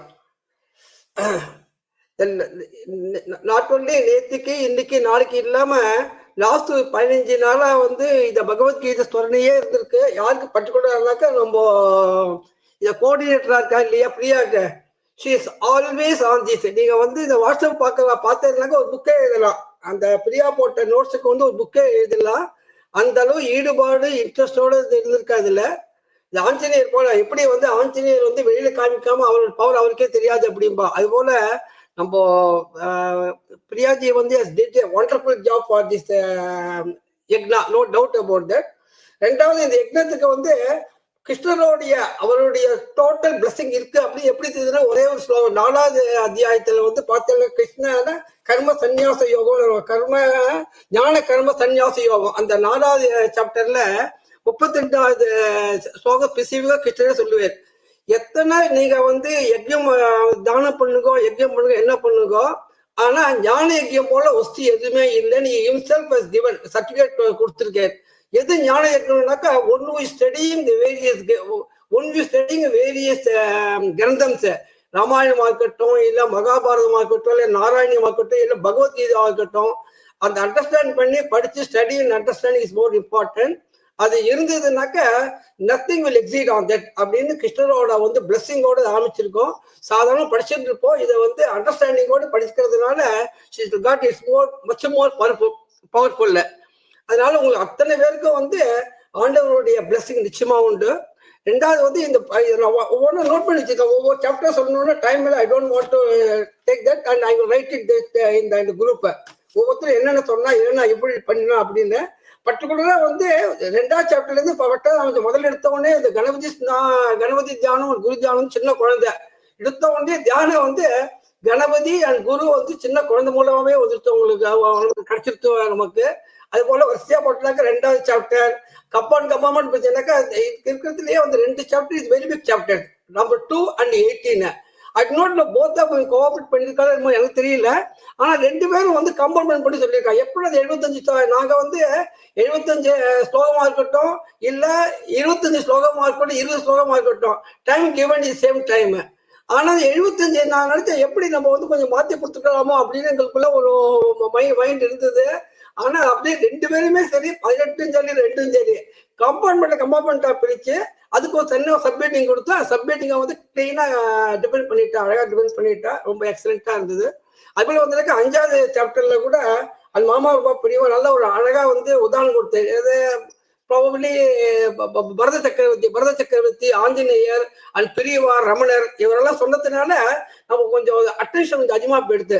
இதே பரதனையும் வந்து 9வதுலயோ 8வதுலயோ நாகலட்சுமி மேடமும் வந்து ஸ்பெசிஃபிக்கா அனெக்டேட் பண்ணி சொன்னா ரொம்பவே நல்லா இருந்தது. ரெண்டாவது இந்த 9வது சாப்டர் வந்து பேரே வந்து சீக்ரெட்டான ஸ்லோகம் சொல்லுவாங்க. அந்த சீக்ரெட்டான ஸ்லோகத்தை வந்து கோபாலன் சின்ன குழந்தை மூலமா அது வந்து பிராட்காஸ்ட் பண்ணிட்டாங்க. நாகலட்சுமி மேடம் ரொம்ப பிரமாதமா அது ஒரே ஸ்லோகத்தை வச்சுட்டு அந்த 9வதுல ஒரே ஸ்லோகத்தை வச்சு totally broadcast secrets of that chapter ரொம்ப ரொம்ப பிரமாதமா இருந்தது. கடைசியில் ஒரு இந்த சினாப்சிஸ் எழுதுறவா மட்டும் இல்லை, அந்த பாடம் படிச்சா இருக்கா இல்லையா எல்லாரும் பின்னாடி ஸ்லோகம் எல்லாம் ரொம்ப அழகா படிச்சா ஒருத்தரும். எப்படி வந்து ஒரு கச்சேரிக்கு வந்து நாட் ஒன்லி மெயின் பாடகா இம்பார்ட்டன்ட், பட் பக்கவாத்தியம் ரொம்ப எத்தனை நல்லா இருந்தா தான் கச்சேரி எடுபடுமோ அது போல எல்லாருமே ரொம்ப ரொம்ப ஒருத்தர் வந்து குறை சொல்றாப்படியே ஒருத்தருமே இல்லை, ரொம்ப ரொம்ப அழகா வந்து எல்லாரும் பாராயணம் பண்ணினா. பட் 2 பசங்க பின்னாடி வந்தாங்க, ப்ராபப்ளி வந்து 17 நினைக்கிறேன்.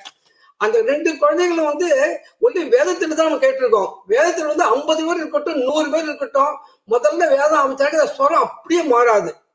அது போல வந்து இந்த 17 வந்து 2 பேர் சேர்ந்து சொல்றது ஈஸி இல்லை. சாதாரண வந்து ஒருத்தர் கொஞ்சம் முன்னாடினா போயிட்டு இருக்கோம். ஆனா 2 குழந்தைகளும் ப்ராபப்ளி போத் பிரதர்ஸ் நினைக்கிறேன் ரொம்ப அழகா வந்து ஒரே ரிதமா ரொம்ப அழகா சொன்னது வந்து ரொம்ப ஒரு மனசுக்கு வந்து ரொம்ப இனிமையா இருந்தது. அப்புறம் 18ஆம் ஸ்லோகத்துல வந்து அந்த ஜானகி மேடம் உபன்யாசமே பண்ணிட்டா. நாங்க வந்து சினாப்சிஸ் தான் எழுத சொன்னோம், அது மாதிரி உபன்யாசமே பண்ண ஆரம்பிச்சுட்டாங்க காரணம். அப்புறம் பின்னாடி வந்த ஒரு பொண்ணு வந்து ரொம்ப அதுவும் அழகா வந்து ஒரே ஒரு சொதர்மா பத்தி எடுத்துன்னு பண்ணிட்டு அது மோர் இம்பார்ட்டன்ட். ஏன்னாக்கா நம்ம வந்து எத்தனையோ படிக்கிறோம் போயிட்டு இருக்கோம் வந்துட்டு இருக்கோம், பட் அவ்வாவா சொதர்மாத்தை பண்ணி அந்த அனுஷ்டானம் அதை பண்ணினாலே போறோம் அப்படின்னு பகவத்கீதையில இருக்கிறத வந்து ரொம்ப அழகா எடுத்துக்காட்டி சொன்னா. இது போல ஒவ்வொருத்தரும் ஒவ்வொரு விஷயம் வந்து ரொம்ப அழகாவே சொல்லியிருக்கா. அது 15ஆவது ஸ்லோகம் கிடையாது. 15ஆவது அத்தியாயத்துல வந்து சோலி செட்டர் எது வந்து இந்த உலகத்தில் கான்ஸ்டன்ட், சேஞ்சஸ் ஒன்லி கான்ஸ்டன்ட் அப்படின்னு அழகா சொன்னாங்க. பிடிச்ச இந்த வார்த்தை I like that word very much. எது நிலையா இருக்கிறதுனாக்க நிலை இல்லாத இருக்கிறதா நிலையா இருக்கு அப்படின்னு அந்த 15ஆவதுல வந்து ரொம்ப ரொம்ப அழகா இப்படி பார்த்தேன்னு வச்சுக்கோங்களேன். Everything is spotlight, we cannot able to bring anything specifically இதான் அதான் சொல்ல முடியாது. அதனால எல்லாருக்கும் வந்து ரொம்ப ரொம்ப தேங்க்ஸ். ஆண்டவருடைய கிருபை எல்லாருக்கும் உண்டு. ஃபைனலா ஒன்னான்னு சொல்றேன், இது we have not designed, but because of time is available, probably சேகத்தி இமிடியேட்டா வந்து பஜனை பண்ணு அப்படின்ட்டு. அது என்ன இம்பார்ட்டன்ட் தெரியுமா? இதுல 18ஆவது ஸ்லோகம் உள்ள வந்து பாகவதத்துல கடைசி ஸ்லோகம் ஸ்பாட்லைட் எடுத்து வரும். நாம சங்கீர்த்தனம் சர்வ பாப பிரணாச்சனம் பிரணாமோ துக்க சமணக தம் நமாமி அரிம் பரம் அப்படின்னு என்ன அர்த்தம்? நாம சங்கீர்த்தனம் பண்ணினாலே இந்த உலகத்தில் உள்ள எல்லா துக்கங்கள் கஷ்டங்கள் எல்லாம் போயிடும்னா அது போல வந்து கடைசியில் பச்சாந்து அது வந்து அமைஞ்சது. இதெல்லாம் நாட் வித் அவர் வந்து ஒரு ப்ரோக்ராம் போட்டு விட்டு பண்ணல. பச்சாந்த பார்த்துட்டு சேகர் பார்த்து ஜெனரலா 7:15 7:30 முடிய வேண்டியது ப்ரோக்ராம் இன்னைக்கு ரொம்ப பச்சாந்த 7 o'clock முடிஞ்சிருத்தோம். So we can also take some நாம சங்கீர்த்தனம் அப்படின்னு ரொம்ப அழகா ஆரம்பிச்சு ஒரு 5-6 பேர் வந்து immediately participated. Very nice of you for that also. ஏன்னாக்கா நாம சங்கீர்த்தனம் தான் இந்த கலியுகத்துல இருந்து ஒஸ்தி அப்படின்னு நிறைய பேர் சொல்லியிருக்கோம். உங்களுக்கு எல்லாருக்குமே அதுவும் தெரியும். அதுவும் சேர்ந்து இது நம்ம பகவத்கீதா 2 ப்ரோக்ராம் ரொம்ப நல்லபடி இருந்தது. But question and answer section yesterday வந்து it was fabulous, it was thrilling rather. எல்லாத்துக்கும் வந்து அடிப்படை காரணம் வந்து பிரியாஜி தான், no doubt about that. Total question set by நேத்தின கொஸ்டின் சொல்லல, அதுக்கு முன்னாடி வந்து 30 நாள she has put the fundamental எல்லாருக்கும் வந்து அந்த கொஸ்டினுக்கு இன்வால்வ்மெண்ட் கொண்டு வரதுக்கு வந்து 15 நாள் 20 நாள டெய்லி கொஸ்டின் போட்டு ஆன்சர் போட்டு ஆன்சர் போட்டு she did a wonderful job on that. The results yesterday வந்து நான் பார்த்தோம். யார் 35 பேர் இருந்தாங்க. yesterday it was about 30-35 people. எல்லாரும் ரொம்ப பிரமாதமா சொன்னாங்க. டக்குன்னு எப்படிதான் சொன்னான்னு தெரியல. நான் கொஸ்டின் அப்படி படிச்சுட்டு இருக்கேன், அதுக்குள்ள மேல் பேர் வந்து கொடுத்தோம். என்னடா இது அப்படின்னு அது ஏதோ அடிச்சு விட்டாங்க. நம்மள 4 தான் அடிக்கணும், ஏதோ அடிச்சு விட்டோம் அப்படி. அது போல ரொம்ப நல்லா இருந்தது. In fact we have now decided by God's grace every Ekadashi அன்னைக்கு இப்போ 30-35 people should join together. At least minimum வந்து 25 people வந்து ரெடியா வந்து இருந்தா அப்படின்னாக்க every Ekadashi time fixed, day fixed. சாயந்தரம் வந்து 7 மணிக்கு 6 மணிக்கு 7 மணிக்கு அன்னைக்கு பார்த்துப்போம். அதை பார்த்துட்டு வந்து இந்த question section instead of going for 6 chapter வந்து maybe little difficult for you to read and understand. அதனால ஒரு சாப்டர் அதிகபட்சம் 2 சாப்டர் வச்சு ஒரு 30-35 கொஸ்டின் போட்டோம் வச்சுக்கலாம். we can still deep dive பண்ணலாம். அதை மேம்போக்கா இல்லாம கொஞ்சம் வந்து உற்சாகம் பண்ணி டைம் வந்து 20 செகண்ட்லேருந்து 25-30 செகண்ட் வைக்கலாம். That point of we can decide. அதுக்காக கோஆப்ரேட் பண்ணேன்னாக்கா ரொம்ப ரொம்ப நல்லாவா இருக்கும் அப்படிங்கிறது எங்களோட ஒரு பெரிய அபிப்பிராயம். வந்து அத்தனை பேருக்கு 2 மணிலேருந்து உட்காந்துட்டு இருக்கேன். நீங்க 2 மணி நேரம் உட்காந்து பாராயணம் பண்ணி பாராயணம் கேட்டு இருக்கேன். ரொம்ப ரொம்ப உங்களுக்கு அத்தனை பேருக்கு திருப்தி, ஆண்டவருடைய பரிபூர்ண கடாட்சம் எல்லாருக்கும் கிடைக்கட்டும் அப்படின்னு வேண்டிப்போம். நாளைக்கு ஆஸ் யூஷுவலா ப்ரோக்ராம் வந்து ஆரம்பம், எல்லாரும் வந்து கலந்துனாக்க ரொம்ப திருப்தியா இருக்கும். நாளைக்கு இன்ஃபேக்ட் நாளைக்கு இந்த special days only tomorrow. Today tomorrow அது வந்து எப்படி வந்து இந்த பாகவத்தில் again I am taking the example. 18,000 இருக்கிற ஸ்லோகத்துல 12,000 ஸ்லோகம் வந்து கிருஷ்ணரை பத்தி ஃபண்டமெண்டல். முதல்ல வந்து 9 ஸ்கந்தம். பாகவதங்கிறது வந்து கிருஷ்ணரை பத்தி சொல்லக்கூடிய ஒரு கிரந்தம். ஆனா பார்த்தீங்கன்னாக்க முதல் 9 ஸ்கந்தம் கிட்டத்தட்ட about 12,000 to 12,000 slokas is only telling அதுதான் டு மேக் யூ டு அந்த பாகவத கிருஷ்ணரை பத்தி புரிஞ்சுக்கிறதுக்காக, to make you understand about the Bhagavatam. அந்த கிருஷ்ணரை பத்தி அவன் 10 சொல்லுவா.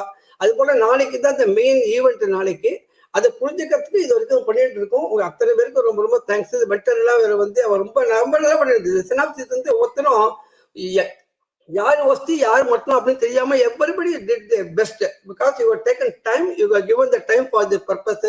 It shows வேற என்ன அது தவிர ஒன்றும் சொல்ல முடியாது. அந்த அளவு நல்லா இருந்தது, கேட்கறதுக்கு பார்க்கறதுக்கு நல்லா இருந்தது. ரொம்ப எல்லாருக்கும் ரொம்ப தேங்க்ஸ் அம்மா. Again we will see tomorrow.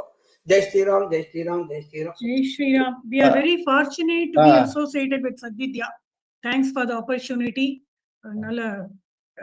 No words to express our gratitude. We're very, very fortunate. That's all I can say.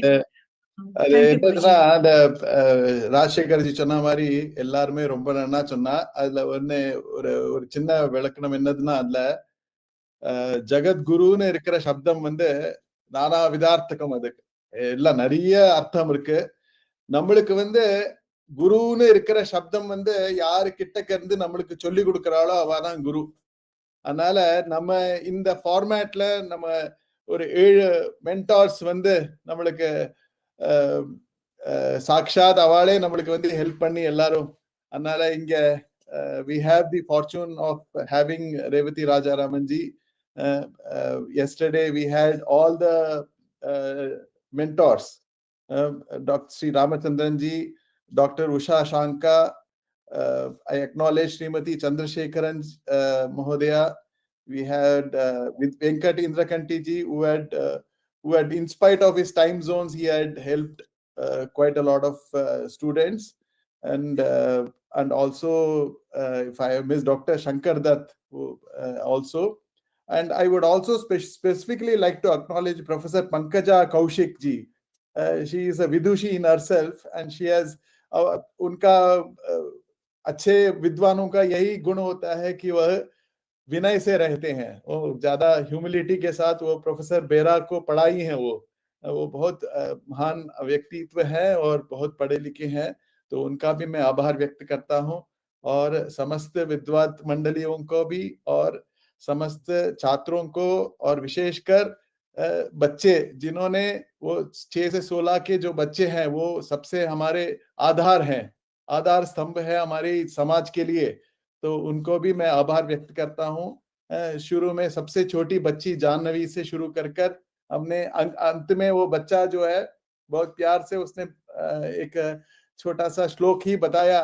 तो ऐसे संस्कार ऐसे बढ़ते रहे.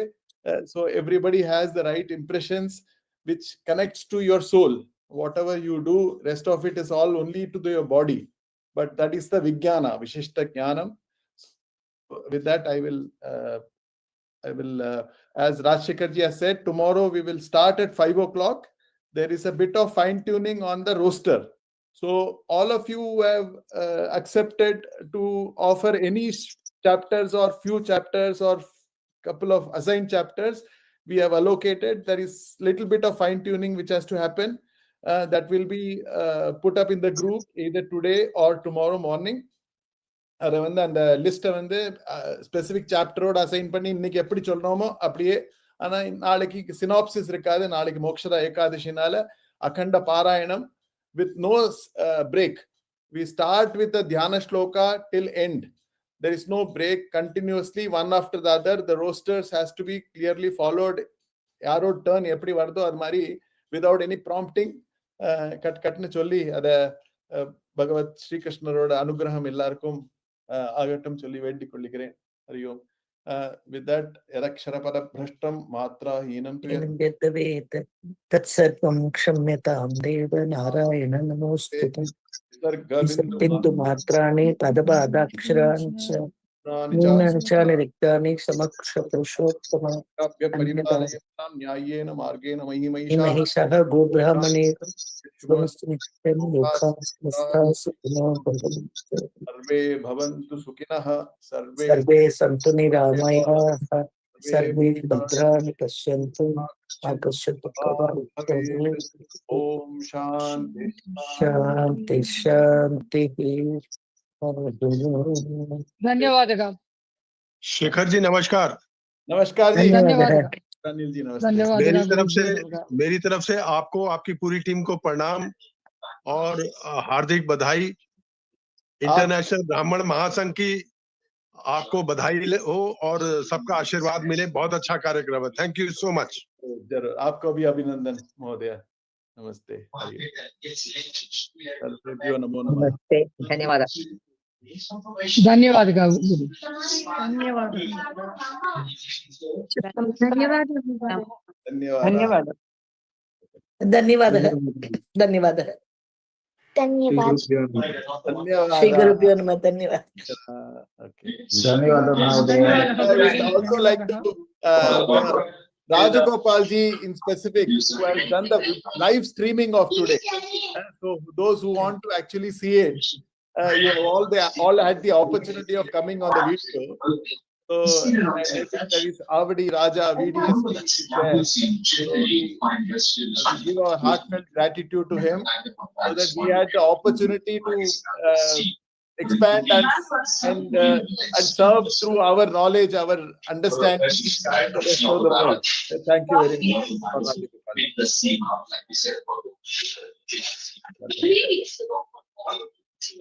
श्रीमती वर्या नमस्ते। धन्यवादाः। श्रीमती चंद्रशेखरन, थैंक यू। नमस्ते। हरि ओम।